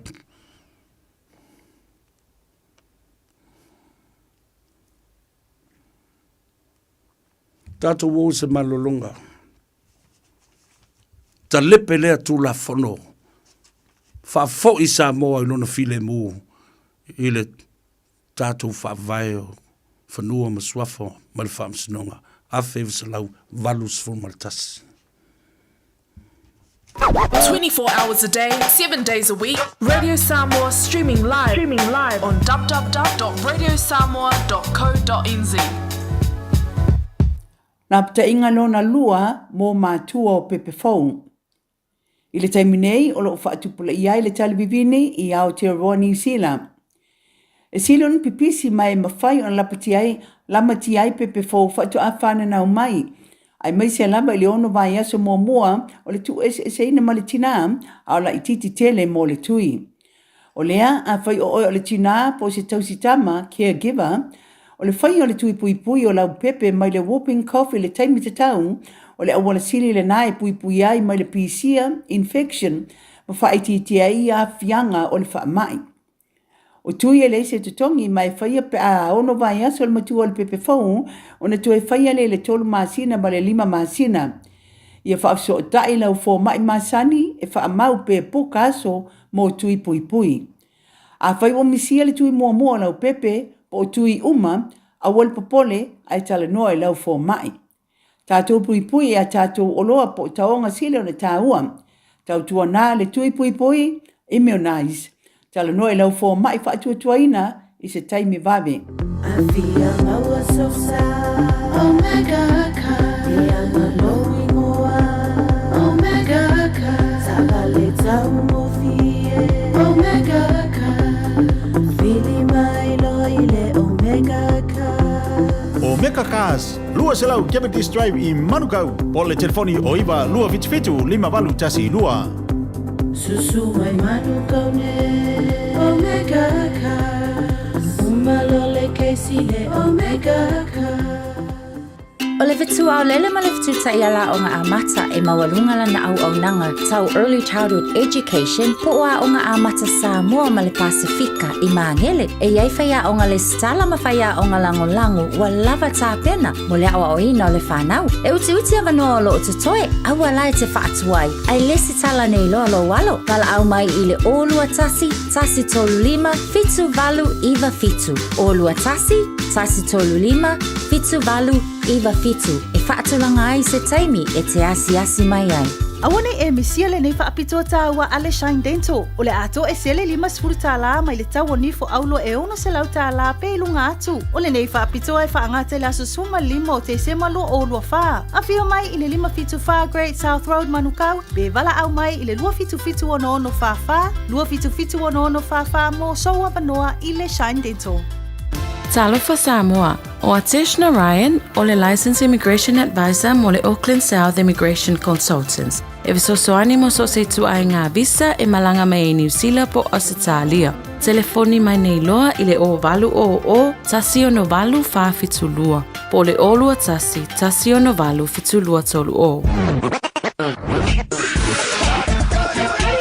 Malo soifua, o le si fufonga Samoa, Radio Samoa, tasi 5 iwa tolu a mo. Se ki a Radio Samoa. Ua mawhai o na aura tula polo kalame le leimo o ia so taitasi o na o le langolango malosi le whale maliu a se alo le atunuu o ese tātupu Funeral Directors i Manukau City. O kalame leimo e talo whalava. Pei ona tātou iai le nei senturi wa tele. Ina so sola ma le maua ma whaasala ina tangata whai mea leanga. Ai ua mawhatia tele tangata o loo tamu whai e ola wha maoni. Mausi usta i tūlafono. Mole le lei o le no nofo ai o tangata e le nei atenu o male lalo langi atoa.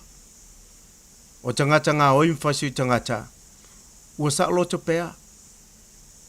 Ua whasilingia le to tele le mana malosi o le atua soifua. Po o whea o iai wa le mawhai ai o na tau fia ma whaasalaine tangata. O lo whai pea le anga sala, ma whaaleanga ina ai tangata o lo whai a me le lei. Ua maali liu tangata le lei whaalawalawe tupu mai. E fōlinga mai, ua mālaia tangata a mio le lei. Ai tu sa loto tangata ang sala. Wo o mai ai le mautonu i loto tangata, ua iai le fasili. O whea ea o iai le atua. O ona sila fia ea, nei mea e tutupu. O ona sila fia ea, ua mali liu ti ngā ina tangata le lei, ai o lo sa loto tangata a mio leanga. O le tusi e luas fu mawha iopu tātu te mo ai le langona lea na tali atu iopu ia Elifasa. Ua le lilo tau sanga, i le ona le malosi umalava. O le nei, se ale me ua le iloa ai, ona aso e ilatou ua masani maia. Ua si itua oia nisi, ua latou whaoa le lafu mamoe. Ua latou a vele a sini a e au mātua. Ua latou a vele povi a le whawhine ua otina na tane e whai wa mea tuu wha tau. Ua latou tu leia e mātitiva mai le ala. Ua la lafi wha tasi mai e pua ngā tia i le nu.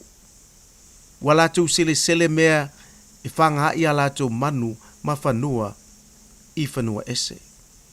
Ua latou tau le fua le tau vini ua maua i le amio leanga. Ua whaatari tangata muri lulua i le sengi lo whaape ifo e le iloa o se tasi. Ua ia whaape ane e le iloa o se tangata mau ufi ona mata. Ua anga leanga ina whawhine pā. Ua tuu lafo ina e ua oti a latu tane. O le upi moni, o langona ua iai nei aso i le whaate tele o le leanga ma leanga sala. Na aafia i fo i tangata o le atua i aso ana mua. E pei o ne mole mawina iopu. Ai ui i le whenumi ai. Ma tele fasili e tau faa anga vaa ai le mana alofa o le atua se fua. I le tele o pua ngāia afia ai le tangata o lo ola i le amia tonu o le atua. Na tau tino ma mole mau iopu le alofa tu noa o lo soli i vai o tangata. Whae loa maile mole mau i opu e ono sa i le alofa o le tua. Pei ona ia whai mai ai. O tei loa ma le mauti noa o loo soi fua lo whaola. Po o whia lava e o i ai le leanga o le laulangi. Ia mana tua o loo soi fua iova. E tele ngese lo na toa saa. Ai tele vavelo na alofa. O loo ola tātou i lalo le alofa tu noa o le atua. O le alofa tu noa ua whaola inai oe mau. Talia o ia i lo loto ma manatua. E le lei mo oe. O le ese tatupu Funeral Directors o se fale maliu Samoa o le tali foilea o taimi whengata ona o le malanga al maliu maleoti e mawhaifoi ona latu awina atu ma awina mai tino maliu o e pele mai so o se atu nuo lalolangi wala auno le ese tatupu Funeral Directors i le lua ono lua toru fitu o pea fiu ane ele se fulu male balu Norman Spencer Drive in Manukau City.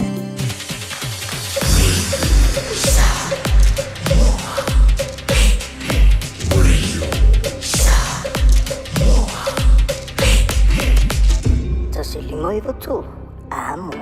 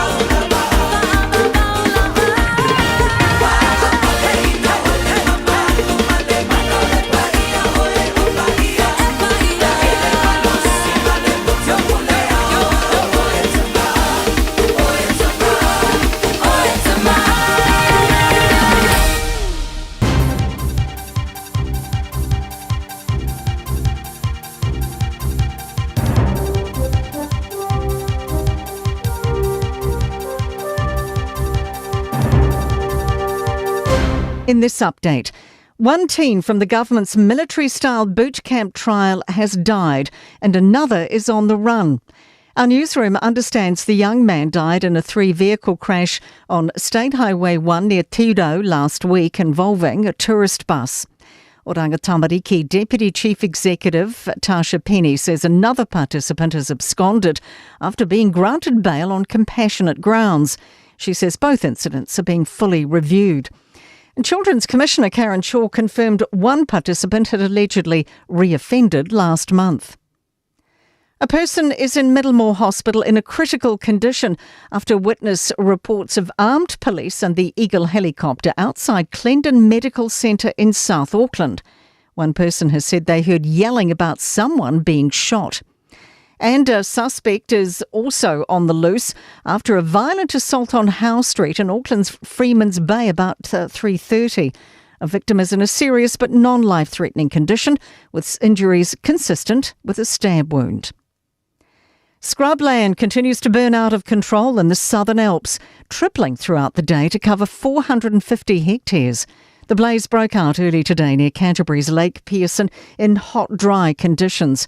Emily Ansell reports. Incident controller Brian Kewen says an evacuation point at Flock Hill Lodge has now itself been evacuated and 3 schools had to abandon camps earlier today. But he says parents can be assured other school camps are safe and away from the fire. Met Service says the southwesterlies fueling the fire will ease today and into tomorrow. Deterioration in 17 long-finned pilot whales in Tasman's Golden Bay after they returned to shallow water. DOC says they've split into 2 groups and 3 stronger ones have swum away. Staff stayed with the remaining 14 until mid-tide. There is still hope that they will survive, but less if they strand again. That's news. In sport, 11 former New Zealand international cricketers are the first to be inducted into the national body's inaugural Hall of Fame. Bert Sutcliffe, John Reid, Jackie Lord, Trish McKelvey, Glenn Turner, Sir Richard Hadley, Debbie Hockley, Martin Crowe, Emily Drum, Daniel Vittori and Brendan McCullum are the first 11 on the team sheet, and more will be added each year. New Broncos NRL coach Michael Maguire has implemented a 6-pack ban on his players at training. Players have been told to keep their shirts on while in view of the public rather than train without tops to keep cool in the Brisbane heat. The Courier Mail reports it's part of a crackdown by Maguire on a rock star mentality that pervaded the team and saw them miss the finals this year. And that is sport. I'm Raylene Ramsey.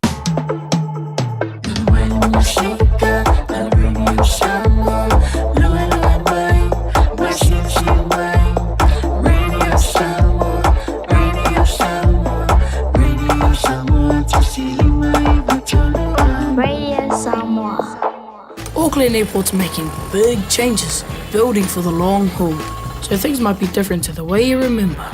If you're heading to the airport, plan ahead and allow extra time. Find out more at lookingbeyond.co.nz.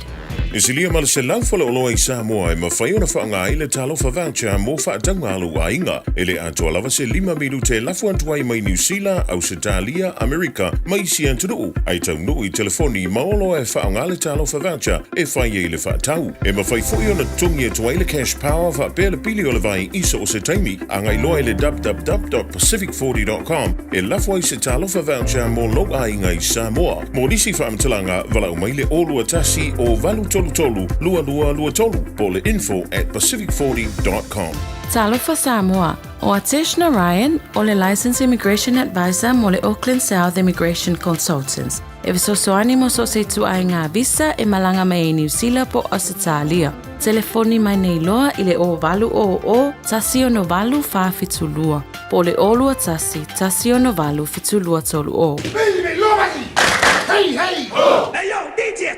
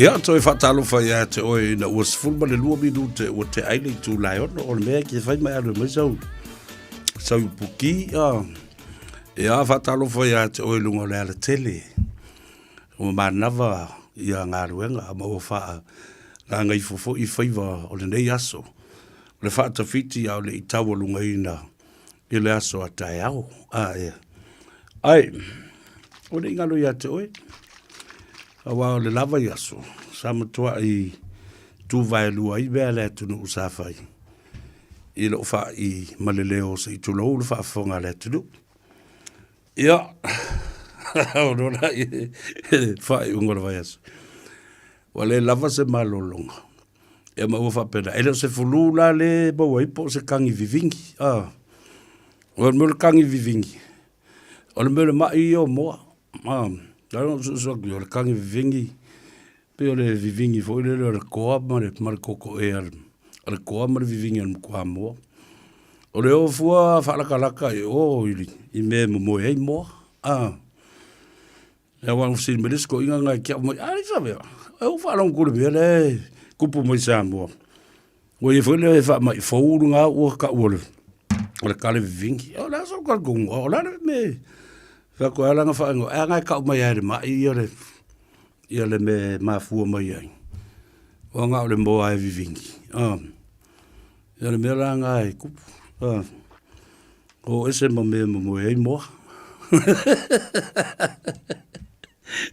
fa le nga fa te le tu le nga fa le va le na o mo tu fa puna mo fa ma fa na ia mai no na mataa matala ai ia le ua vatu fa fonga bai le tunu ia matau mo fai lo ma mo sina leo after le tu lo wanga le ta wala mai nei fa mdianga na fia e nga ta mai le mele ta mai fa ana mua le poto fa ana mua e muri atu fo mai ia mala to la au ma me fa pena me o fala au ma isi ma me a o vai la au ma vai fofo tau la sea sa mo e le ma fai ona ave sea mo tato langona o mea ia a fe fea le atu inga to mai ngai loe e tato au nga tama ma au nga tina o ma tua o tau sanga maaso ua leva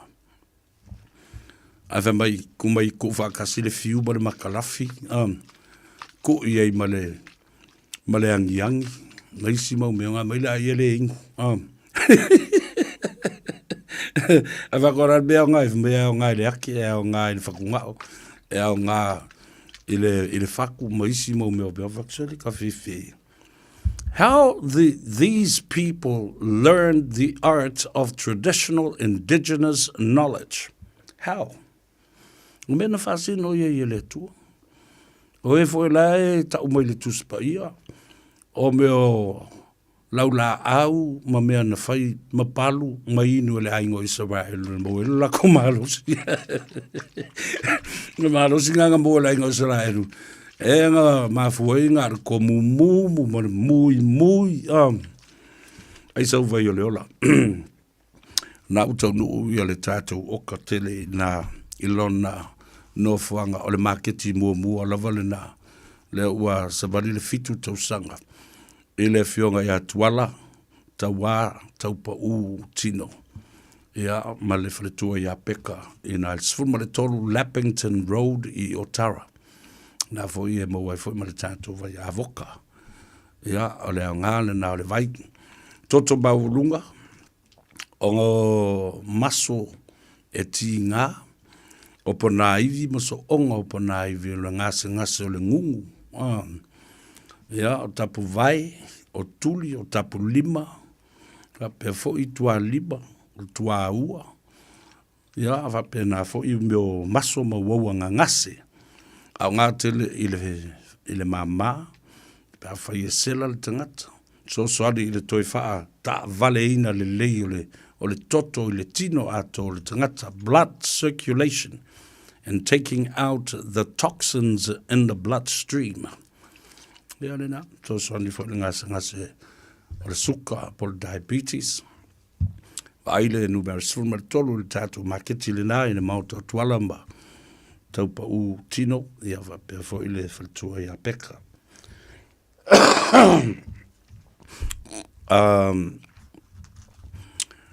Ona tatu se maile lisi tatu fale loa tatu maketi ile tūlangi I saute ina ile numero luas fulma le lua. Templeton Place. Glendon Manurewa to fine ia Maria Nive ia fa pe fo to mai tai o Marita Sawanga. Tatu se maile le o ngā tonunga le mua mangele. Taulanga whatau I mangele o lo iai le marketi o le Tassie Market. Te oso maile I tūlai le tulumanu I o le McDonald. Ia, ma le whalolo mua I lo tumtau. Ia Tassie Market nai mo wai fo I ma le tātou vai o le ola ma le tātou vai avoka mana tua le vai avoka mo le cancer. Po le palapala ati. So ni fo I ngase o tamatane o le ngase lalovasa ia po o le fatu fo I o le tamatane a fianga ia ngā fo I tamaitai mo le breast cancer kanesa o le susu po le palapala ati o le susu ona se le tātou marketi mulimuli le tūlangi sifo Alo o iai ia leuso ia Wahid ma le Grand Market. Na fo le sa iai le Tassie Market. Ia o fata wina a seisi fo ia li fai pisinisi. Le mawha ingo ina masui le ingoa. Ele Grand Market. O ila i le Tassie Market. Alo iai ia leuso ia whaolotane Peter Silva. Ia wa pefo I le fionga I le fasina to le foa. Reverend Larry Tupai Lavea mo wai fo I le telu tau mawhai se fa ilo whatau o le ainga ia polito nai fo I le sa ai a whai lava e te vietale noa ia le atau severe ia mai fia whai kala mai ei mai fia aka fo I ka ke poka ia na walau sa mai le lau numera o lua tasi lua I wawha fitu iwa lua fitu o lua tasi, lua I wawha, fitu iwa, lua fitu, o te le aunga tā. E mo moli atu le vai I a te oe, a wā o te iloa. E mo wailo soifua ma lolo ila, ma so ni tele, ia I tātou. Ia te oe ma. Ia le nā. Toi fo I maila o whamtalanga, I le mata upulea, e winga, I le fonga whatalai o le maota, ma le pāle mene o Samoa, le sunga I le pāle tele, ta eu ma se pāu lio. E le whapea o te tautala ma tala noa le mata upule nei, o se manatu ina ia pui pui, le fonga whatalai, whatasi e fo I ma le fionga, I le te maita I minsta o whaamsinonga. O le ala o tea le mata upule nei. Ono le au wala na au mai ai le mata upu. O tau maua lalo ina ai. Le tofinga. O le fonga whtalai o le maota. O le pāle mene. O le fono usu o Samoa. Whatasi e mastasi. O min stasi nia. Fito I tonu I whamsnonga. Le fionga. Po le fionga tamaitai whaipule. Yamatamua. Wasati pulfana. Ia nā wasi le fia umo tātou lau tustala ma le au whasal lau. Au te teltonu. E le upu ma le mata upu whale tu la fono.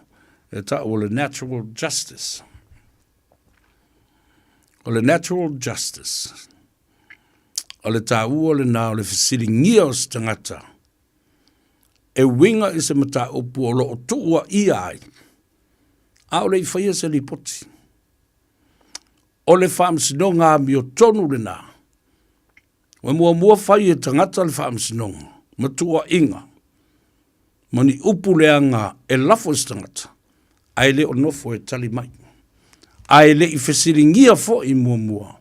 E le au tustala se I au mai. Le tala le tangata lea o tua ia. Na whapaleni lea whaato a whai se whaasalawa. Lea o toi tupu fo i le mea lea. Lea o toi tupu fo i le mea lea. Na tupu ia te au le vai aso lau o tōna i atu. I le lemwhaino o tali atu e tusa one tua inga. Whaasanga i a te au. E le ifsiringia fo i au. Po le asa o tala. E winga i lea matau. Lea la ua whai e le newspaper.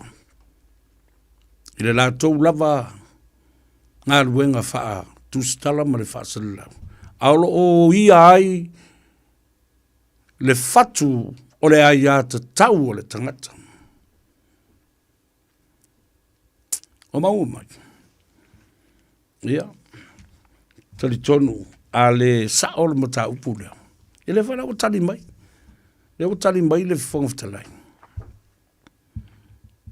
E ono o le mata upu le nei i le whamsinonga. A defamation case is open to the Speaker of the House and also to the Minister of the Courts.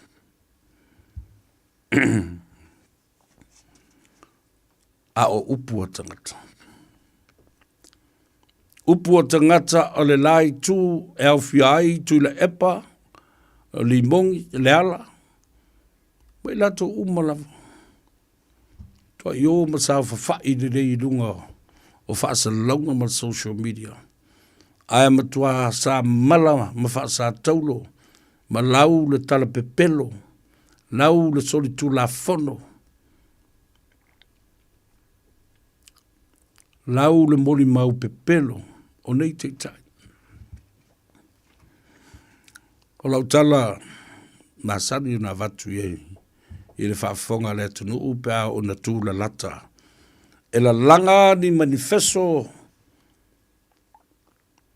mani mata upu o ngā honga e tā ua o nā honga. Pea tūla lata, i se whainga pānota. E le toi mālo, se tasi, i le tau whaaleanga, ma le tau whaasise, ma le tai e se ida o la ngona o tangata, mai le mata upu. No candidate will ever win if they continue to engage in such manner to belittle somebody.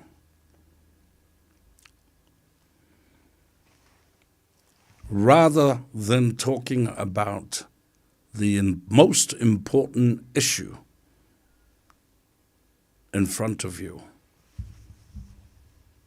No. Tala tā wole nā. Ase sila fo iai.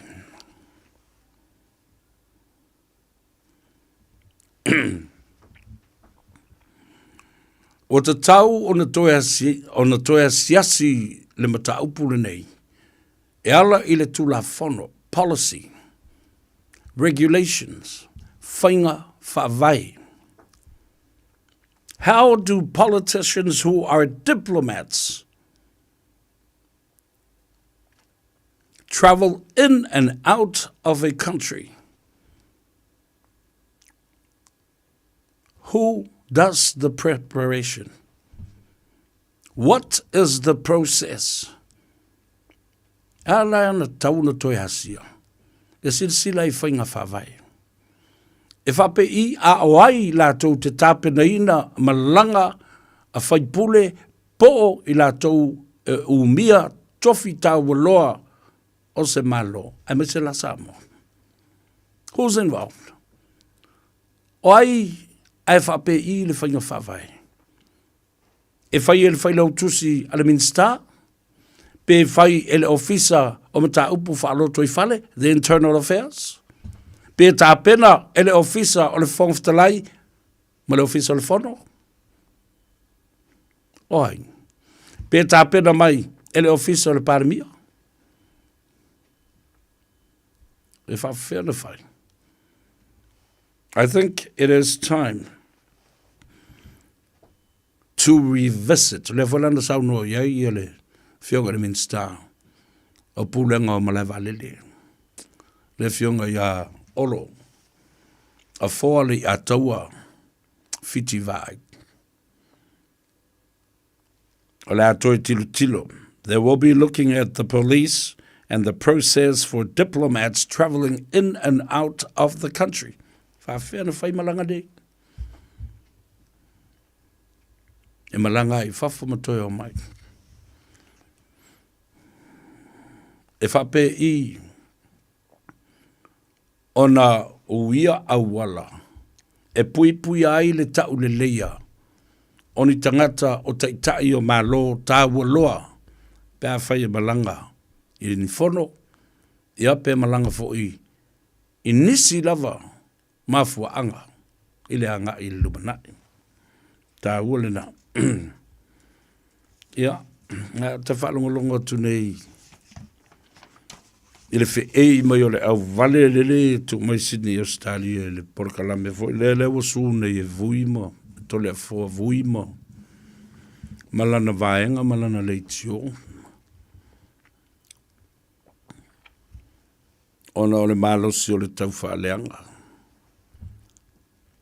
le tamaititi le nao sai malona to luo faku ile meo le momoli ina o le savali. O tangata pepelo ia na tauwhi le New Zealand. O le whangaftalai ma le Minster o whamsino. O soli tu la fono e te tau na whaatea e te tau na whaamalolo. O tofa me kaunga ave kaunga malana. Me o tala whaatupu whaoso ino. Ai le mo. Au tō tilo i le tala whaatupu o le toi. Ale le tō lua le na whai. Stasio polkala. Me o toi whawhangu mai i a te au. Le tala whaatupu na whai. Ma whawhau ai. Ese Samuelu la e loka ai. Tadu malala. Ese isi Samuelu e lua. Na whawhau e le ungari i lea. A lea. Na whamatala le tala whaatupu. Se tasi o la polkala me. Whaingoa ma whawhau mai ai le tangata ingoa ia toma. O ma whawhau toma, whawhau masua. E fia toma i o le a whawhau nei. Fia fo ini sua po ni tua. Leo le a whawhau. Ai longa e malma lamba leo ngali I lea ilo la vai tele. I le mate I atu e tangata o le la mea lai whai. Ma le tala leo le awhai. Le ai ma se māla malama. Le ai ma se māna natu. Ini māwhau whaunga whau. Sa unu whanofo ma o atu iai. Ina ua whamatala. E tuila epa. Lana ata ti whanga iai. Le whaasata uroina o Yesu. Ale tari ye ama fifi le mo. Ale la. Wanga I mai. I le whawhauina o se mea. Ina ia whaaleanga lava te tai o le atunu. Io. E o le mātau le nā iai. Ai. E lua upure na whai mai I le. Le sitoi ina o le mātau. Ai. E lua mea, a le vai. E valea.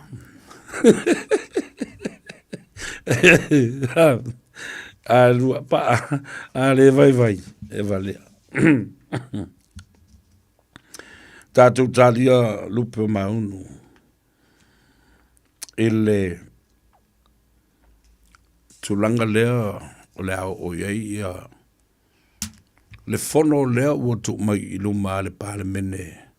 Masalo le vai aso fau e o sui ai. E le toe te wina o mata upu o pili I e tolu. Ia whapea foi le mata upu o le whainga panota. Ia whapea na foi I le pasia o le finangalo. O le lo ole officer Sili o whaamsinunga whanum suafa. Ina ia lestalaina aloa ia taulangi ma whaalupenga o nuu taitasi uma. Ile tula whanafau lea ua amata o na whaata oto ma whaasavali. Lea ua toi luas 5 minute o na tā lea o le itu la e fitu.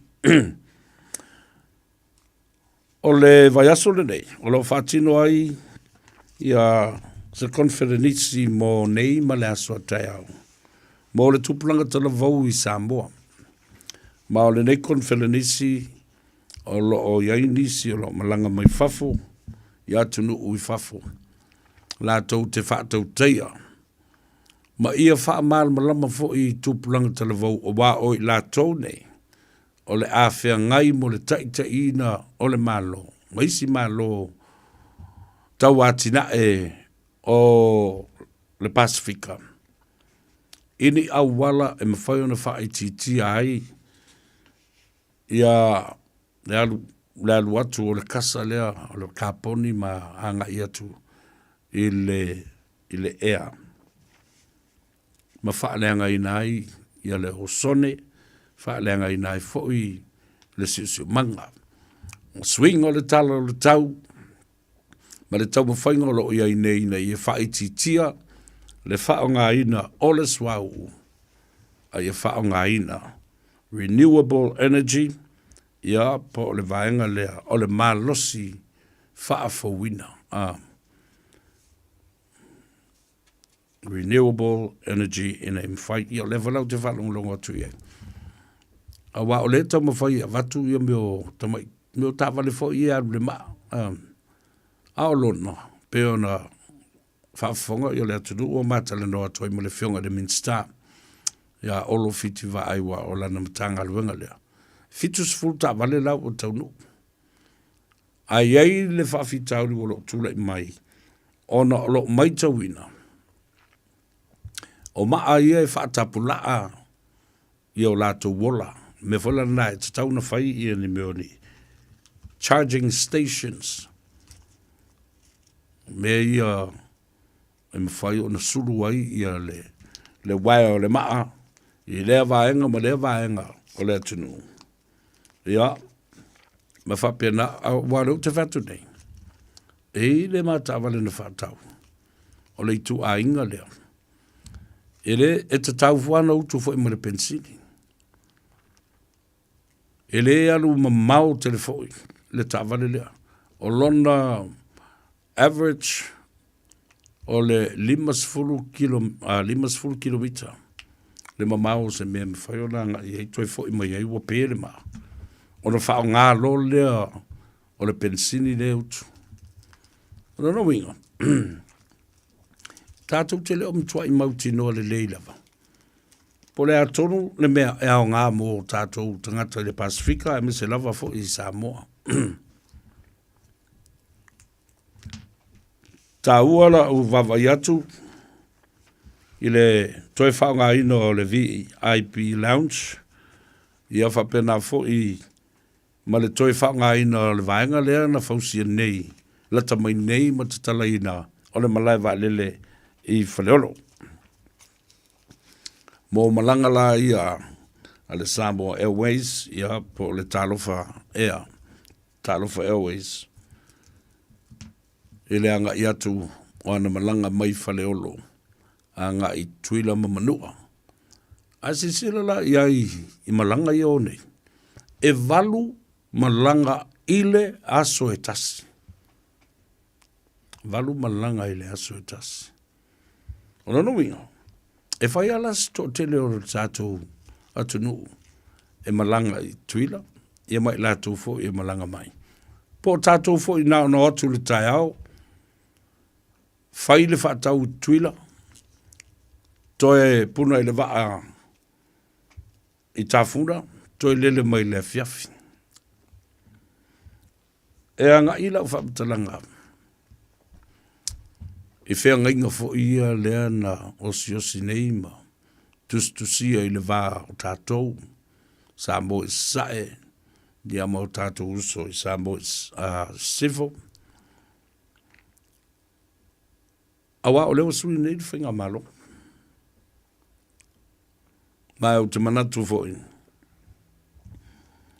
o le tō whā a le atunu mo sa noa a lia fo i le whautanga o le o toi mana na o i tangata ia le na i momua e le iloa po le ane mafuanga ai lau tau whaalongolongo atu iai e nisi o vaenga o tupe sa te tau o na o mai tono o le paketi ma wha ilo ma wha lau iloa e le ngata i tono o mauta e lua ia e whape na fo i ngā ruenga ma poloketi sa te tau o na wha ngā i ai nei se leni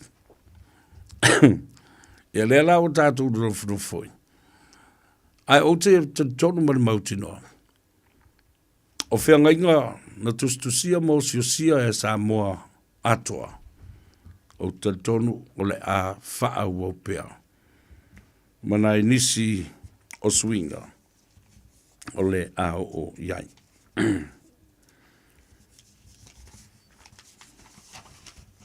matua o wone ingalo ia te oe. A ue te ita pe a whai. Wha le tonu maka o le tama ma le teine mana suenga. E le o le. Ma e ngā muri leo le lalang. This is not the end of the world. E le o le tonu unga fo i lea. E te manao mia. E te tau na e tu wavanoa. Lava pale mo na sai. I le tau mawhai ngā re whanau. I le nei vai tau. O leo te wawai atu. O lo o mātele i le taitai i o le fita o le ngā taifale po le Navy a Tutuila. O ai fo i a New Zealand. Ina ia tu i natu se avanoa i le fita o le ngā taifale po le Sami. O le Navy a America. Le mataupu le tātou pisa ai vole ina i aune i whai e New Zealand so e ina ia lava ia ono o le vaale o le mana wanui le o te wawai e tuai nei a le o sau le tala o le a fili se komisi the Royal Commission of Investigation o le a tu inatu i le malo o Amerika Fuava, ma le Navy America, ma i lato scientisti and US Maritime, lato te whaia le ngā ruenga le nā. O le suenga nā. Tā ua lai lo ma whawhaua o se mea leidea, pēr no whai atu na mātala no ai ma le a whionga i ana nei Dr. Yati mai i le University of Victoria about the Royal Commission inquiry about the investigation of what happened to Manawanui as an independent body to deter conflict of interest. Leo mana i leo wawa atu nei leo penga ta whailangi. O la e whalongo tangata i me i tātou talanoa iai.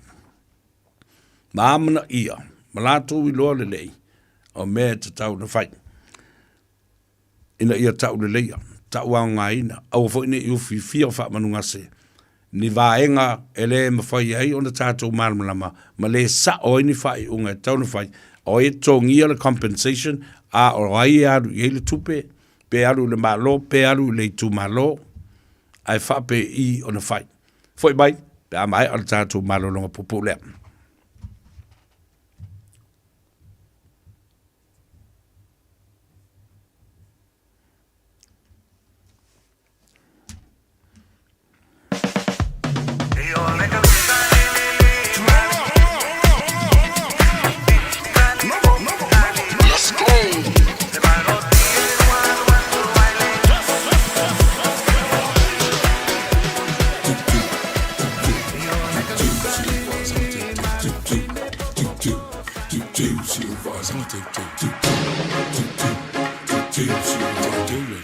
Six, five.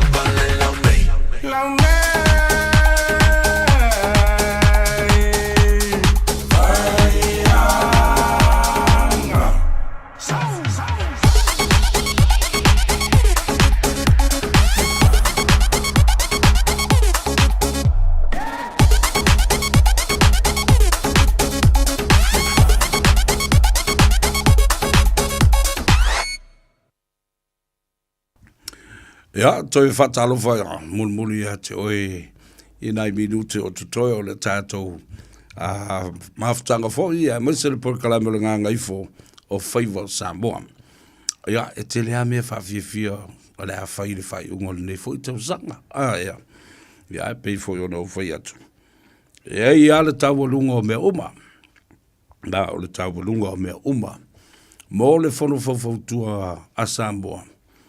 Samoan Advisory Council. Tawalunga le aso lua sifulma le tolu le masina le nei, toi tolu vai aso. Ia, ona tātou se e lea, i se aso e tawalunga uma iai fe au mga luenga le nei tausanga. Au le ialo atu, i le tātou Kirisimasi ma le tausanga fau. Christmas ball, all you can eat and all you can drink. Ia, i le aso lua sifulma le tolu le masina o te sema, toi tolu vai aso, ia, ka le wha, ia, o le mauta o Samoa tātou te whenua, ia, oine i le mosau ticket. Wala au le numera lea, le whionga i le teitei whono, whionga tofi lau Ted Stanley i le o lua tasi, fitu o iwa, toi whafonga, o lua tasi, fitu o fitu iwa lua. O lua tasi, fitu o fitu iwa lua. Oi le sau ticket. Na la tuvori e tu i fafa pesole a o sesi foi a sesi o lauria. Sa te tau o na whailo maile tūlanga le tātou ticket. Ia po whē mawai. Ia lo le nai wala au mai ea tia o lua tasi, lua iwa wha, fitu iwa, lua fitu. E tasi le ticket. E awhi lua se lau i le ticket le nā. Ai se furu ma le lua tangata e o mai ai, o nono winga. E se lau lua se furu ia le ulu fale. Ai tasi e le tofu tangata mna le ticket.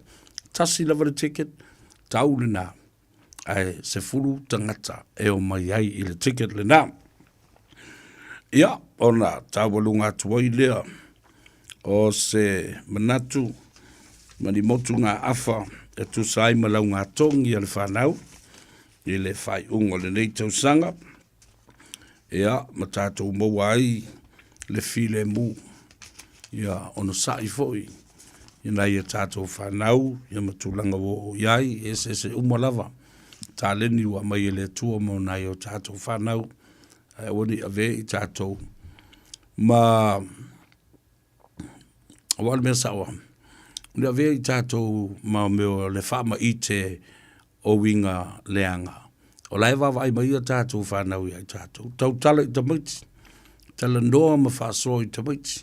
Whatupu le nganga loto tele ma le whamalo si au i a tātou whanau. Leanga i tele me tupu. Tātou te le mana umia. I le vai teimi le nei o le tausanga. Ioi. A tonu o le whawhiwhiina oe. I le tau mawhainga le atari i po le awhine. I se si teimi muri mai. Ai ole kaiminge. Ia ole ngongo sa. Bale wha pale.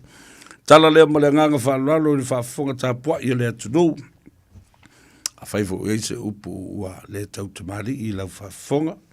Poto le tau tai. A se na nei ai le atu yama. Ia, ria Samoa, tātou whilo ai. Fa soifo ia le atou sa vele nei. Ia ma le sunga la huli. Isaac Paunga.